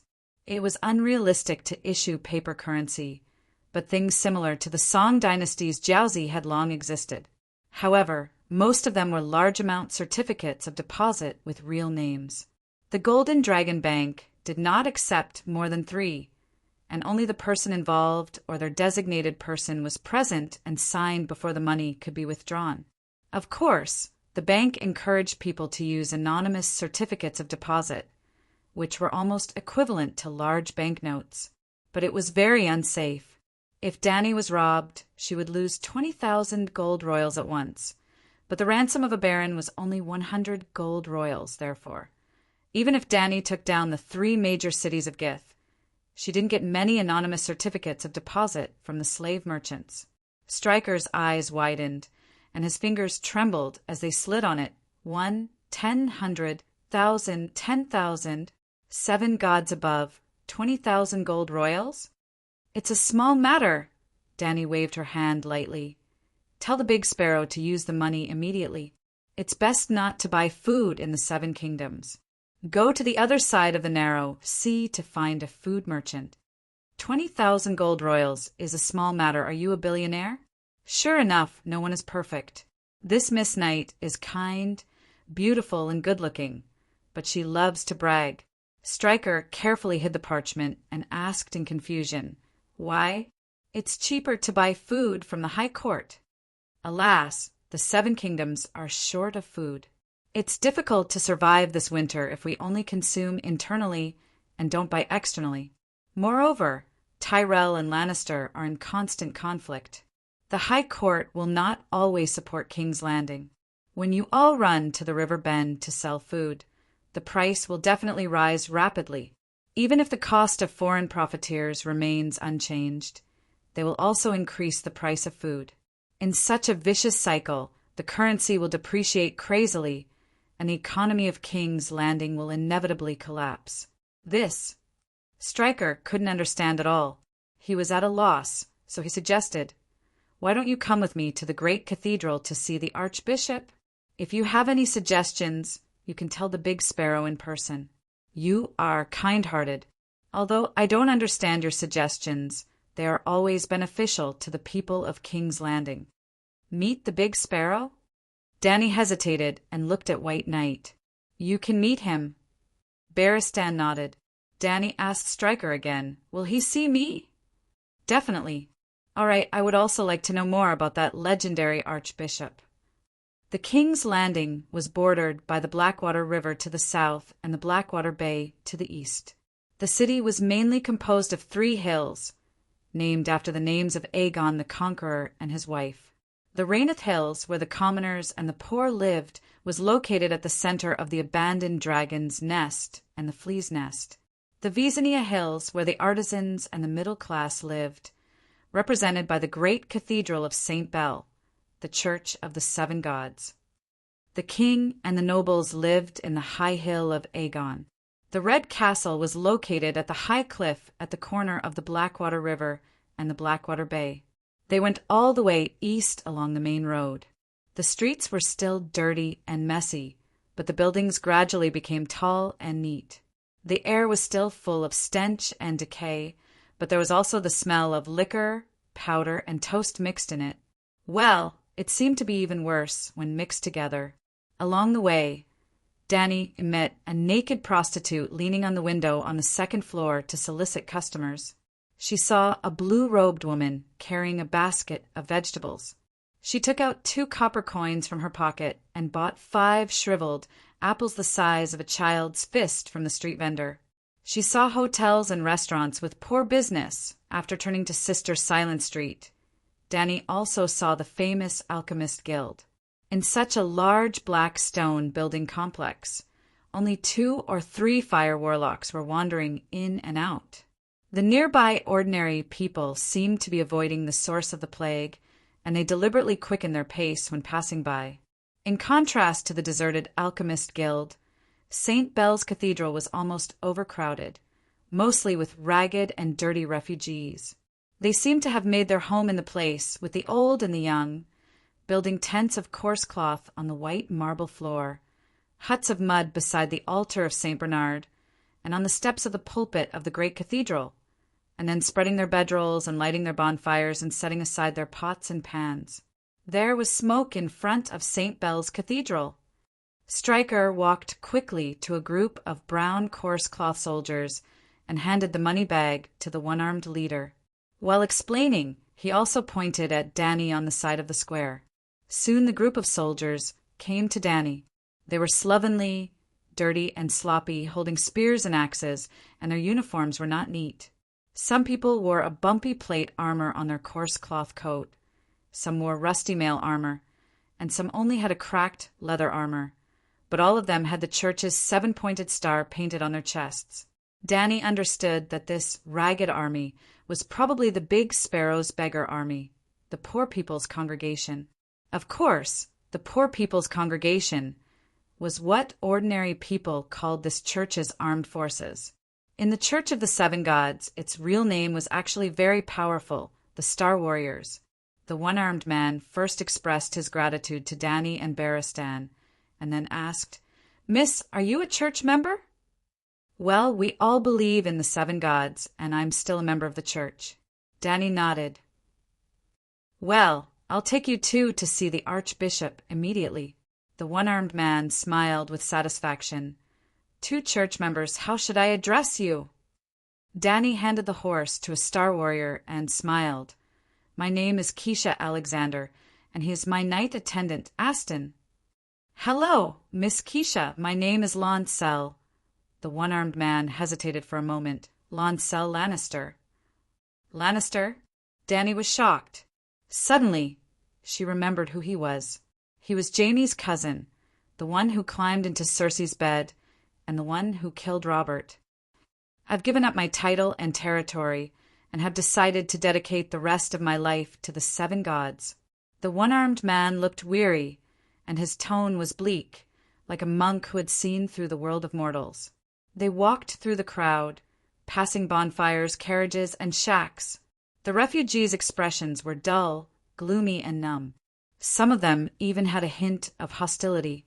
Lancel stopped in the middle of the crowd and announced loudly, "This is Miss Keisha Alexander, our church member, a devout believer of the 7 gods, and she has donated a lot of money to us." As if suddenly turning on the beautifier and backlight, the refugees' expressions suddenly changed. They looked at Danny with warm, respectful, and kind eyes, and the gray and cold weather seemed to have brightened up. "So realistic," Danny complained in her mind, but she still put on a smile. When she got close to the statue of the blessed King Bale, she was shocked to see that the majestic marble statue with a kind smile was filled with bones and skeletons from the waist down, and many of them still had flesh and blood left. There were white and fat maggots wriggling, buzzing flies flying around, and even a flock of crows sitting on top of them, enjoying a dry meal. "What are they doing?" Danny asked Lancel, who was beside her. "They are the church members, nuns, monks, and bishops who died tragically in Hudgien, the king's domain and the Stormlands in recent years. Some of them were hanged by the Red Gods, some were disemboweled by the Northern Army, and most of them were After a pause, the one-armed man continued with a grim expression. They were killed by the blood troop hired by Duke Tywin. There were also bandits in Hudjian and the king's domain. They robbed monks, raped nuns, and even killed Silence and her sister. The brothers of the Congregation of the Poor collected their remains from all over the country, hoping that the Holy Church would bear witness to their deaths. The Blood Troop was the warrior troop, a mercenary troop, whose reputation in Ursos was second only to the Second Son's troop, Titan's bastard troop, which was wiped out by Dany. The stupidest thing Duke Tywin did in his life was to hire the infamous warrior troop from the other side of the Narrow Sea to do his dirty work for him. Apart from the fact that his son Jaime's right hand was chopped off by the leader of the warrior troop, this arrangement also completely destroyed the agricultural production in Hudjian, but it did not help much in defeating the Hudjian warlords. After the War of the Four Kings, the Three River Basin, as the granary of the Seven Kingdoms, became the biggest burden for the Iron Throne. The Big Sparrow, including the little sparrows under his command, were all refugees from the Three River Basin. Walking on the stone steps in front of the Holy Church, Lancel reminded, "Miss Keisha, according to the Archbishop's order, weapons that are not armed members of the Church are not allowed to enter the Holy Church. You and your attendant have to take off your sword belts." "Yes." Dany took off the sword from her waist and handed it to the White Knight. "Wait here." The old knight hesitated for a moment, then nodded and took Clear Sky. Ordinary iron swords could be handed over to the Congregation of the Poor, but Valeglia's steel swords did not look special. Anyone who took them out and wielded them would immediately notice the unusual weight and thickness. If two Valeglia's steel swords appeared at the same time, it was hard to say whether the Congregation of the Poor would be greedy or cause other trouble. Passing through the St. Bell's Square and a small garden, Dany followed Lancel to the gate of the Holy Church. The Holy Church was a magnificent marble dome with 7 crystal towers standing in the middle. After passing through the gate, there was a long corridor that led to the interior of the Holy Church. Lancel stopped in front of the corridor, where more than 20 monks in coarse linen clothes knelt on the ground, scrubbing the floor with a cloth in their right hand and soap in their left hand. While Dany was wondering, a thin old man about 5 meters tall got up from the ground and threw the cloth back into the wooden bucket. His wizened face cracked a smile and said, "Keisha, thank you for everything you've done for the people of King's Landing." You're the Archbishop?" Dany stared at him with wide eyes. The old man was not as tall as her shoulders, and his body was too thin. His brown robe looked like it was wrapped around a hemp pole, and his bare feet were black and hard like tree roots. But he was not sloppy at all. His robe was worn and patched, but it was clean. His beard was neatly trimmed, and his thin hair was combed to the back of his head and tied into a knot. He was a very refreshing little old man. "I'm the Great Sparrow," he said with a gentle smile. "It's not convenient to receive guests here. Keisha, please come with me." He led her through a corridor full of dirty water and soap bubbles, through a double-opened inner door and into a spacious hall. Dany's iron boots and the Great Sparrow's bare feet echoed on the marble floor. There were 7 tall statues in the hall. Except for the stranger, the altars under the other 6 statues were filled with candles. There were almost 1,000 candles, and they were as bright as the stars. When they came to the center of the hall, 7-colored light shone in from the leaded glass window on the dome. Dust danced in the light, and the air was filled with the smell of incense. A monk led hundreds of sparrows to pray in front of the statue of the Holy Mother. Their voices were like the waves of the distant sea, ethereal and sacred. "Which god does Keisha serve?" the Great Sparrow asked softly. "Maiden," Dany said, and walked towards the maiden's altar on her own accord. Chapter 265. Dany knelt down on the rug before the maiden's portrait and recited the maiden's midday prayer from the 7 Stars Bible with practiced precision. The Big Sparrow knelt down beside her and joined in the prayer. "Keisha, where are you from? Is it okay for you to take out 20,000 gold royals at once. After the prayer, the two knelt down in front of the statue and chatted. There was a unique number on the deposit certificate of 20,000 gold royals, and the details of the deposit could be found according to the number. In other words, if the Big Sparrow took the deposit certificate to withdraw money, he would be able to guess her identity. Of course, the Big Sparrow could also use the deposit certificate to exchange for food on the other side of the narrow sea. However, the City of Knowledge would definitely inform the Iron Throne that the Dragon Queen had appeared in the old town, so Dany felt that there was no need to hide the fact that she had been to the King's Landing from the Big Sparrow. "Your Excellency, I'm afraid you've noticed that when I first saw you, I should have knelt down and kissed the back of your hand, but I didn't. Do you know why?" "I'd like to hear the details." The Big Sparrow was curious. Not to mention Dany, even if Queen Mother Cersei and Tomon came to the great cathedral, they would also kneel down and greet the Big Sparrow when they saw him, because the Big Sparrow was the representative of the 7 gods in the mortal world. "Because I'm also a Big Sparrow." Dany said something that shocked the Big Sparrow. You're from the Starry Cathedral in the old town." "No nun has ever been crowned as a Big Sparrow. It has nothing to do with the Big Sparrow who are afraid of you. I'm from the continent of Ursos." Dany shook her head. Of course, the Big Sparrow was afraid of the Big Sparrow. The monks who were cleaning the floor in the corridor were all the original Big Sparrow of the King's Landing. The Big Sparrow was originally a wandering monk in the Three River Valley.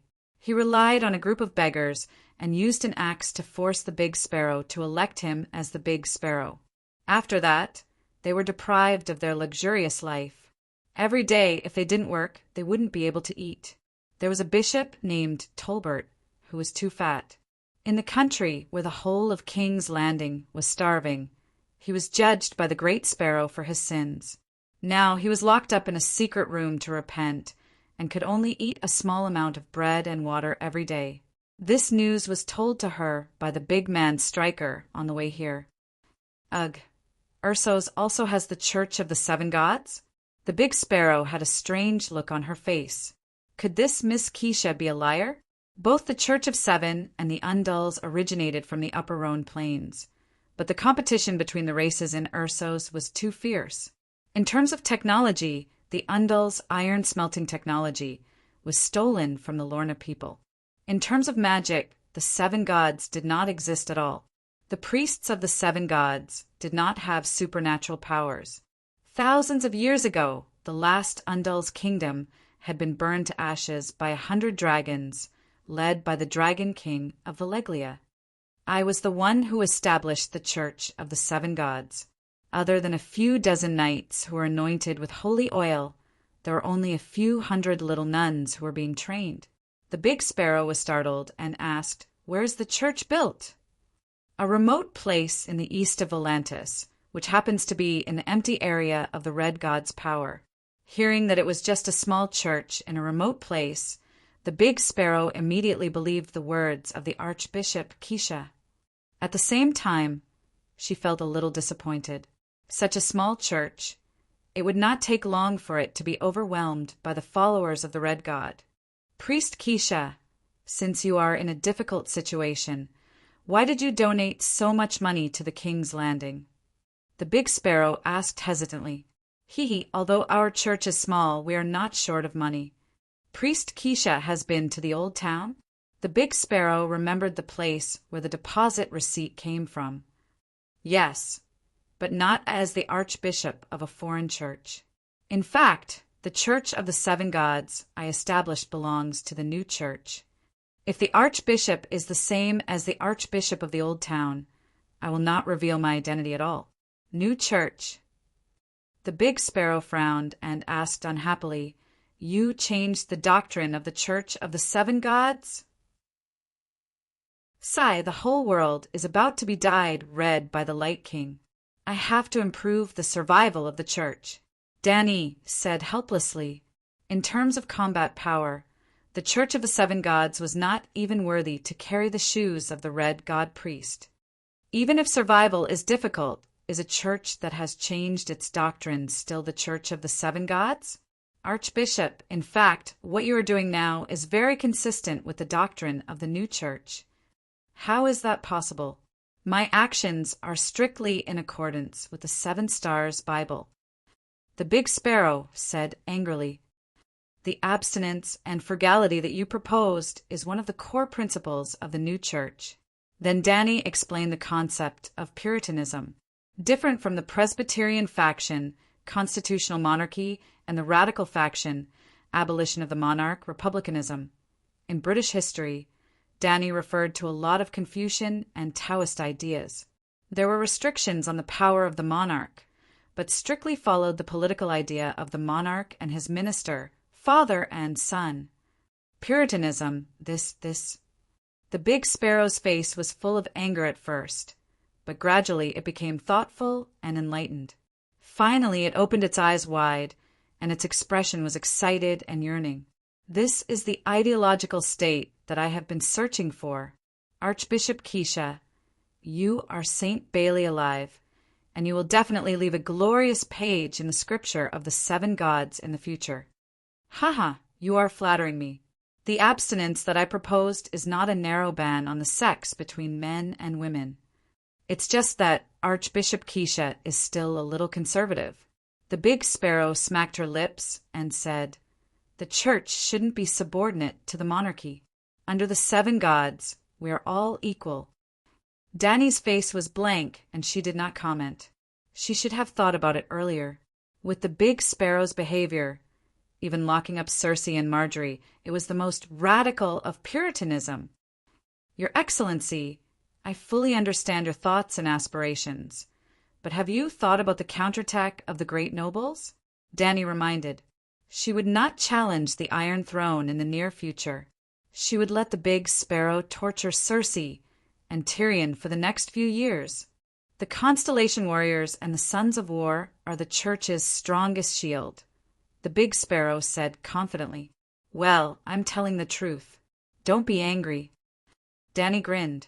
The Constellation Warriors are just farmers who have put down their hoes. When faced with a fully armed Iron Knight, 10,000 of them will not be able to defeat 200 of them. The Sons of War are true knights who have been anointed with holy oil. "We now have 100 Sons of War," the Big Sparrow said proudly. "Not enough, far from enough." Danny shook her head. "Not to mention whether the Sons of War, who are both nobles and disciples, are trustworthy. 100 knights are too few. You are challenging the authority of the Iron Throne. Indeed, there are too few people, but why not? They have all sworn an oath before the 7 gods. If oaths were useful, Prince Rhaegar would not have violated the sacred marriage law. The War of the Usurpers would not have happened.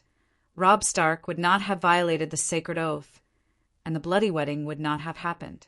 There was also Queen Cersei, Queen Marjorie. However, it was a gentleman's rule to not talk too much. The two had just met for the first time, and some things could not be said. Danny sighed inwardly and continued to set a trap for Cersei. "Your Excellency, you still have a fatal hidden danger." "What hidden danger?" "Your actions are not recognized by all the archbishops. If the Iron Throne executes an operation to decapitate you, I'm afraid," when she first watched Wandering Power, Danny still felt that the scene of Cersei blowing up St. Belle's Cathedral was unreasonable. After all, the Big Sparrow was not a rogue practitioner. If one of them died, the whole family would die. Except for the northern region, the other 6 countries had their own cathedral and archbishops, especially the Old Town, before Aegon the Conqueror appeared. The Starry Cathedral had always been the church's headquarters, and the church there was no weaker than the King's Landing. If you blew up the King's Landing Cathedral, wouldn't the archbishops of other places avenge the Big Sparrow? Now, Danny understood. He really wouldn't. The sudden appearance of the Big Sparrow had divided the church of the 7 gods. He was completely different from the rest of the archbishops. Otherwise, with the financial resources of the Old Town's church bank, why would the Big Sparrow need to sell his crown for gold to buy bread? The Big Sparrow also knew that he was not liked by the other archbishops. Of course, he hated the archbishops who only knew how to eat, drink, gamble, and kidnap beautiful little boys. However, he was confident in his own safety. There are thousands of Star Warriors here. No one can hurt me. I've heard of an extremely terrible thing. Danny lowered her voice and said nervously, "There are secret passages under the 3 high hills of the King's Landing, and there are even wildfires buried by Targaryen. If someone ignites the wildfires under St. Bailey's Cathedral, then that's impossible, right?" The Big Sparrow looked doubtful. "I've checked it myself. There are no secret passages under the cathedral. Hey, how did Duke Tywin die?" That thump, thump, thump. Suddenly, there was the sound of hurried running in the quiet hall. The two stopped talking and looked back. They saw the one-armed hero, Lancel, running in a hurry. "Your Excellency, Randall Tally brought an army into St. Bailey's Square. He said that if you don't release Queen Marjorie immediately, he will massacre the cathedral."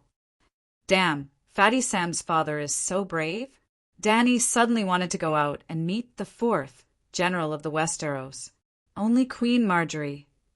The Big Sparrow frowned and asked, "Yes, Count Tally is a vassal of the High Court. He only asked for the release of Queen Marjorie." The Big Sparrow's expression eased a little. He nodded and said slowly, "I'll go out and meet Count Tally." "Right, arrange for Keisha to," Danny volunteered. "I'll go with you. I'm a knight. I can protect you." "That's fine too." After hesitating for a moment, the Big Sparrow agreed. The group quickly left the cathedral hall. On the stone steps outside the door, Danny took the sword from the White Knight and whispered a few words of explanation. Then she followed a few children of war and walked to the square in front. The arc-shaped shields, painted with the image of the Strider Hunter, formed a wall. They ignored the tents, mud houses, and carriage houses in the square and slowly pushed forward. Iron spears, flashing with cold light, pierced through the gaps in the shield wall. Count Tally didn't have many soldiers, no more than 1,000, but their valiant temperament and firm and fearless fighting spirit instantly suppressed the thousands of poor people's gatherings into dregs. The refugees and Constellation warriors shouted and cursed, throwing bricks, mud, wooden sticks, and other debris at the soldiers behind the shield wall. However, they were unable to stop the footsteps of the shield soldiers. They could only shout in vain, "The 7 gods have descended to punish the sinners." On the lectern, one could see the armored general sitting high on a war horse behind the spear and shield soldiers. He was surrounded by 30 to 40 cavalrymen, and there were also riders holding the blue flag of the Strider Hunter. When the Big Sparrow arrived, the crowd was noisy and separated to the sides like a tide. The shield wall on the opposite side also cracked open a small path. Count Tally dismounted and walked alone to the Archbishop, who was surrounded by the children of war. Chapter 266. To the surprise of Danny and everyone else, Randolph took off his helmet in front of the Big Sparrow and knelt on one knee. He devoutly held up the Big Sparrow's skinny, calloused right hand and kissed the back of it. The Archbishop did not avoid it and firmly accepted the Count's greeting. Danny, who was standing in the crowd of children of war, also saw Sam's father for the first time. He was a 1'9" tall, strong man with a square face, a big bald head, and a short, hard gray beard. At first glance, Danny knew that he was a soldier with an iron will. At the same time, his eyes were sharp and deep, indicating that he might be rigid, but he did not lack wisdom. After the greeting, Randolph stood up and put on his helmet again. He directly stated his purpose. "Your Excellency, I'm here for Queen Margaret. Tyrell is the lord of the Tully family, and I'm also a subject of the Iron Throne. There are some things that I have to do." "I understand." The Big Sparrow nodded and asked with a flat expression, "But Her Majesty is facing several charges. I can't stop her trial. Queen Margaret will not escape the trial, but during the trial she can't continue to be detained in the Holy Church. I can swear to be her guarantor. Under my supervision, she will definitely participate in the final church trial." Count Tully spoke forcefully and softly of a compromise.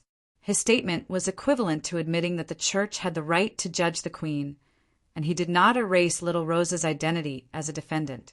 Now he was only using Count Tully's reputation and military power as a guarantee to let little Rose obtain the right to be released on bail pending trial. There was no doubt that the Big Sparrow knew when to stop.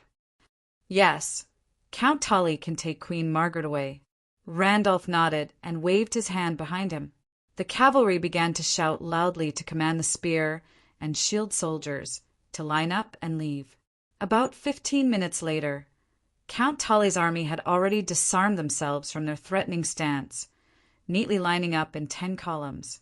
At this moment, 8 broad-shouldered, thick-waisted nuns with cold expressions walked over with 3 startled young girls. Little Rose, the Virgin Queen, and her 2 cousins were unkempt. Dressed in coarse linen clothes, they looked like female college students who had been kidnapped by human traffickers to the mountains for half a year. They did not look like the Rose of High Court at all. "Your Majesty!" Randolph Tarley hurriedly took off the thick blue wool cloak from his shoulders and walked a few steps to the calmest of the 3 women, the brown-haired girl, and covered her with the large cloak. "Your Majesty, it's all over now. I'll take you home now." Woo-woo! Finally, the pale-faced girl cried in Tully's arms. The other 2 girls also hugged each other and burst into tears. When Tully helped the Queen get on the horse, more than 1,000 soldiers left to protect her. Only then did the Big Sparrow sigh and wave his hand to dismiss the children of war. "Keisha, you're right. Things are different now. The armed forces of the Church are no match for any of the great nobles." The Big Sparrow sighed helplessly when they returned to the sanctuary hall. "Archbishop, you don't have to worry too much. You have a high prestige in the hearts of the people of King's Landing. No nobles would dare to risk universal condemnation and stain the sanctuary with blood." Danny comforted him. "Hold on, Big Sparrow. You can't back down. Forget about Marjorie. At least you can't back down when it comes to Cersei. You have to teach her a lesson." Thinking of this, Danny could not help but suggest, "Your Excellency, the biggest problem in King's Landing now is food. Whoever has food and can fill the stomachs of the common people will have the right to speak. Your most important problem now is to quickly find the people of Bravos for a loan and plunder every grain in the Free City. What can I use as collateral?" The Big Sparrow frowned. "The Church's bank. The Church's bank in the Old Town can be used as collateral for at least 3 to 4 million gold royals. The Church's bank loaned 1 million gold royals to the Iron Throne alone. Even after the Grand Sparrow of King's Landing waived off the debt, the bank in the Old Town did not show any signs of bankruptcy. From this, one could see how wealthy the monks who claimed to serve the 7 gods wholeheartedly were. "My order can't be conveyed to the Old Town," the Big Sparrow said awkwardly. Waiving the debt of the Iron Throne was just a matter of words. No matter how reluctant the Church's bank was, it could not force the king to repay the loan that no longer existed. However, it was another matter to ask the Church's bank to take the initiative to help the refugees in King's Landing. Unless one day, the Big Sparrow led a group of small sparrows to the Sanctuary of Stars. "Cheap." Danny's eyes flashed, and she sneered. "Of course, the Iron Treasury knows that you can't control the Church's bank. Otherwise, you wouldn't need to borrow from them. However, since the founding of Bravos, no one has ever owed the Iron Treasury a single copper coin. Therefore, they have never lacked the confidence to collect the debt. The key is whether the business is worth their effort. If the total value of the Church's bank is 5 million gold royals, you can mortgage it to the Braavosians at a 50% discount. They will definitely give you 2.5 million gold royals." "No, I can't do that." The Big Sparrow shook her head and refused. "I can't sell the Church's property at a cheap price. The 7 gods can't forgive such a sinful act." "Hey, Your Excellency, you're too honest." Danny sighed and shook her head as she came up with a bad idea. "I tell you, the Church won't lose a penny. When you get the money, immediately tell the bankers in the Old Town about the mortgage. They know the power of the Iron Treasury. For their own interests, They will definitely transfer the assets of the church's bank in advance. They will either leave a house full of bad debts or simply declare the bank bankrupt. Of course, the Braavosians are not stupid. The contract they signed with you must indicate the church's bank. Even if the church's bank in the old town goes bankrupt, in the future, when the new church's bank is rebuilt, you still have to pay them back. Yes, as long as the Church of the Seven Gods is there, we can avoid it. The big sparrow nodded. Hee.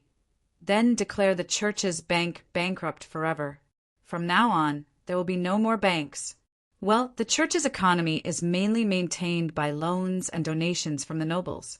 The donation income is very unstable. Without the bank, the church's income will be reduced by 80%. Damn, 80% of the income from loans? Just how black-hearted are you cultivators? Danny complained in her heart, but she smiled and said, Let's change into another armor. Identity. The big sparrow was confused. Let the Iron Throne and the Hyder family come forward and establish a central bank of the Westeros. The shares are all controlled by the church. The 7 countries, the Iron Throne, and the Hyder family are the guarantors. The credibility is definitely not worse than the church's bank. The big sparrow understood. Although it was a little shameless, it was very feasible. He looked at Danny in surprise and sighed in his heart. Not only did she make the iron treasury bleed, but she also took care of the disobedient archbishops in the old town. This Archbishop Keisha is really cunning. Then he thought, that's right, if someone can establish the Church of the Seven Gods in the land of tigers and wolves like Ursos, the church will not be able to survive if she is not cunning. Let me think about it. The church can still survive for a while. There's no time to think about it. I'll be honest with you. In a few months, the price of food will skyrocket. The same amount of gold can only buy 1/10 or even 1/100th of the food now. Danny shook her head and sighed. Why? Even if winter comes, the price won't rise that much, right? The big sparrow was puzzled. Have you heard of the Mother of Dragons? Danny Liz Targaryen. The old man's face scrunched up and he smiled bitterly. The Free Cities have formed an alliance. How can I not know? It's because I know how scary she and her dragons are that I'm anxious to expand the church's armed forces. I knew you were a big troublemaker. Danny glanced at him and asked, If she really comes back, what will the church do? It depends on her faith. To the church, Lannister, Bella, Theon, Targaryen are all the same. Oh no! I will never allow that traitor Stannis to sit on the Iron Throne. Fortunately, with the City of Knowledge as a comparison, this troublemaker can still be saved. Well, the City of Knowledge wanted to create a pure material world without magic and gods. But the 7 gods, at least a devout believer, like the Big Sparrow, would not think that the 7 gods were just 7 wooden blocks. The Church and the City of Knowledge had different ideals. They could not piss into the same pot. Soon, the Mother of Dragons will buy food from the Roan Plains and the Land of Strife. That's right. She will probably fight for the Iron Throne. I see. The old man sighed and nodded. I'll contact the people of Braavos tomorrow. After that, the 2 of them talked for more than 2 hours, mostly about their understanding of the teachings of the 7 Stars Bible. Although the Big Sparrow was not satisfied with Bishop Keisha's tampering with some of the scriptures, he had to admit that her changing the customs and improving the core competitiveness of the 7 gods' teachings was very reasonable. The Red God Church was so scary. The whole world was almost dyed red, and a king of the Westeros was even tempted to burn the statues of the 7 gods. It was too shocking. When Danny left, the Big Sparrow was even reluctant to see her go. Looking at the 7 kingdoms, only Bishop Keisha could truly understand him, and she even came up with the more advanced Puritan theory. Also, her determination and courage to fight back against the Red Gods was too rare. 2 saints, only me and her.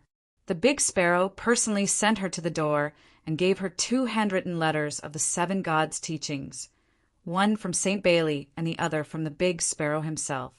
Alas, we are also in a difficult situation here. Otherwise I would have sent hundreds of sword saints, sons of war, to follow you to fight against the pagans." The old man looked sincere, and what he said was also true. Dany repeatedly expressed her gratitude. When the two of them were reluctant to part, a conversation came from the stone steps below. "Hey, you are a knight who believes in the 7 gods. Why don't you join us? You also saw how arrogant Rando Tarly was." A son of war wearing a colorful cape was persuading Barristan to join them. "But I have a master to serve." The white knight refused. Another church knight held up his sword and said enthusiastically, "In this special time, all the knights who are anointed with holy oil should abandon their earthly masters and unite around the holy church. Fight with us, old knight, if you still love the 7 gods." Seeing this, the big sparrow hurried forward to dissuade him. "Dustin, Knight Aston has his mission. He can't stay here. I can't wait to give you all to Bishop Keisha.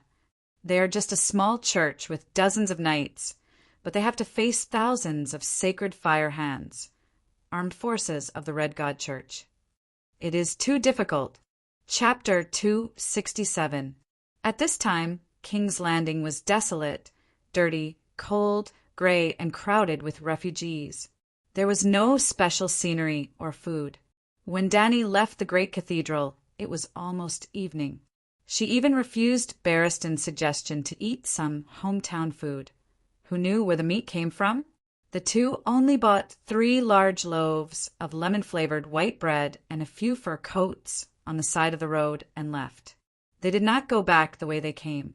The area in the northwest city was too chaotic. Barristan was worried that a mob would rob them. This was not a groundless worry. The news that Dany gave Stryker a bag of gold royals must have spread. Many people were looking for her on the street, even though Dany had taken the gate of all gods in the northeast direction. And even though they did not delay at all, they were still 3 kilometers away from the city gate. Seeing that the sky had completely darkened and the surroundings were desolate, 5 chain-armored riders on thin horses still surrounded them. There was no need for Dahe and Whitey in the sky to make a move. Barristan fought against 3, and Dany fought against 2. The 5 bandits only had time to shoot a wave of crossbow arrows, but the arrows clanged on their bodies, but it was useless. Then, like chopping vegetables, he cut off the neck and split the head in 2. The gangster who attacked Dany died on the spot. The White Knight wiped the bloodstains on the blade with the dead man's woolen sweater and said with a complicated look, "They are the makers and sources of the pork in the brown soup. If there are no wild wolves nearby, the bodies will be sent to the flea nest tomorrow." Dany frowned and pondered. According to her previous idea, she naturally did not care about the life and death of the Westeros. She even had the excuse of not interfering in the War of the 7 Kingdoms and the deviants going south. She was besieged by the allies. This was also the reason why she deliberately did not go north to integrate the Dothraki. With the 4 dragons and the 4 or 5,000 roaring warriors accumulated from the liberation of the slaves, Dany was sure that she could unify the Dothraki within half a year. And the best defense was offense.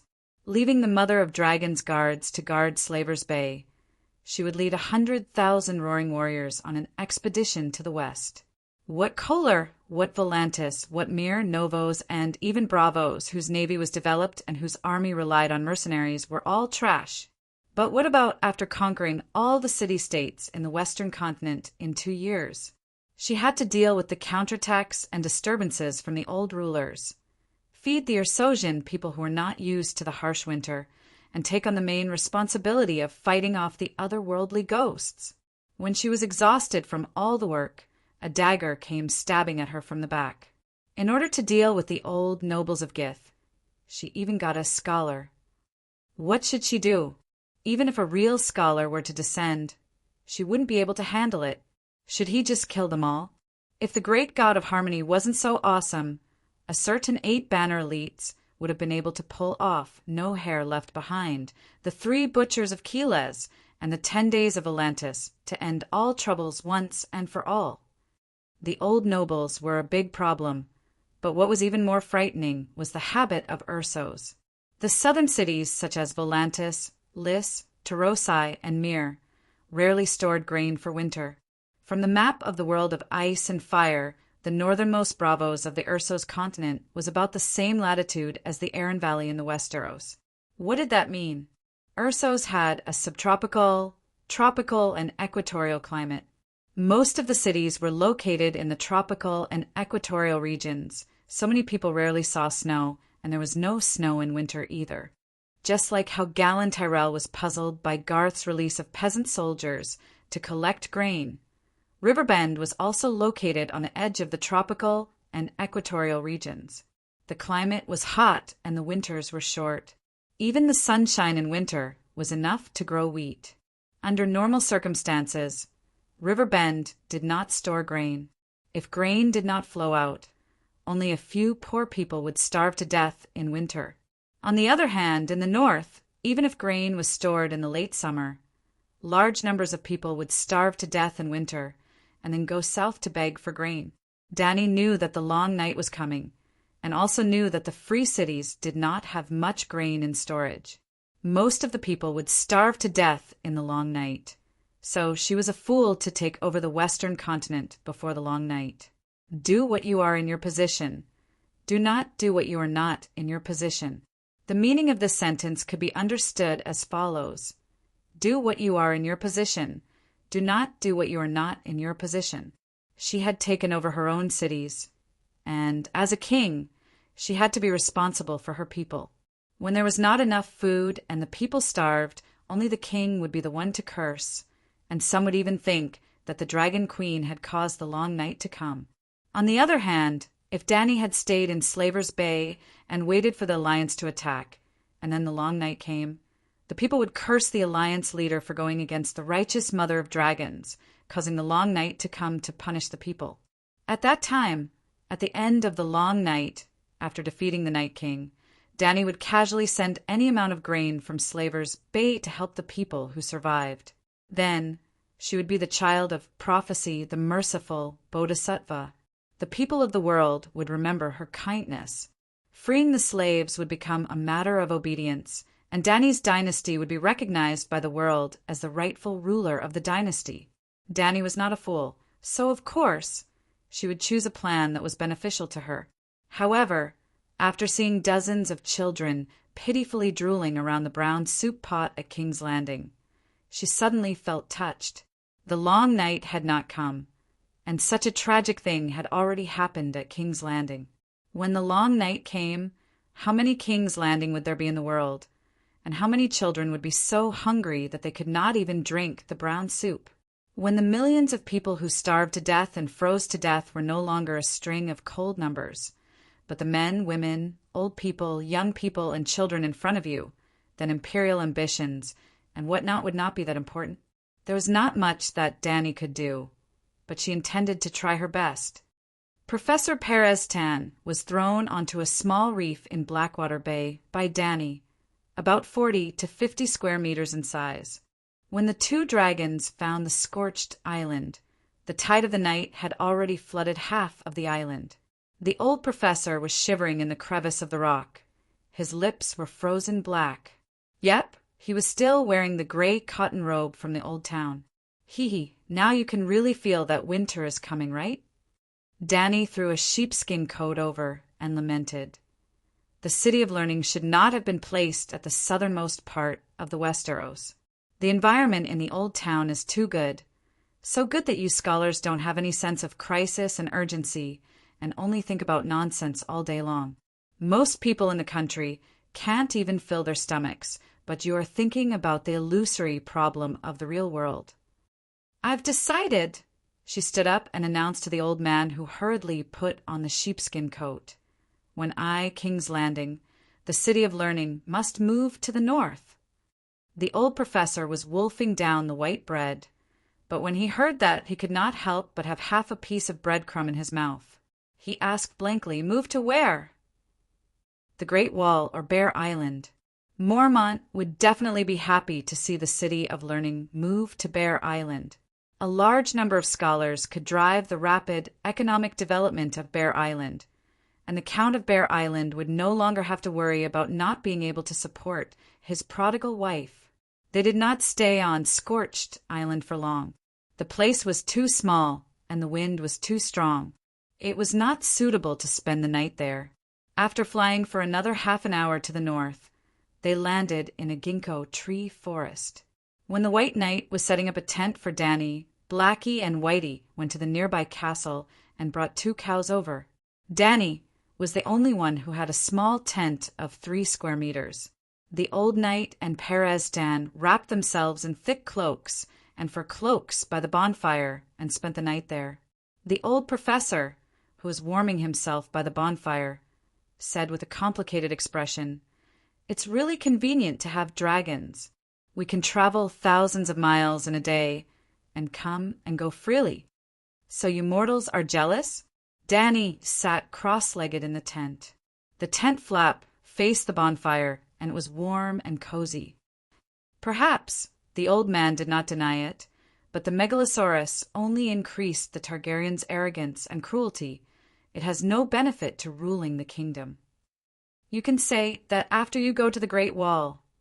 Danny pulled the tent flap and said to the White Knight who was cutting meat, "Let me see where Gino is." "Who is Gino?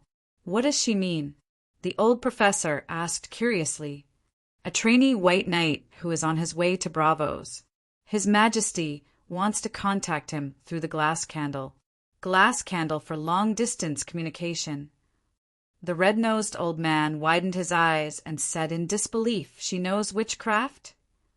The White Knight was stunned. This old man did not notice the matter of the spiritual projection last night. Now he was a little embarrassed and said hesitantly, "His Majesty has inherited part of Valeglia's witchcraft."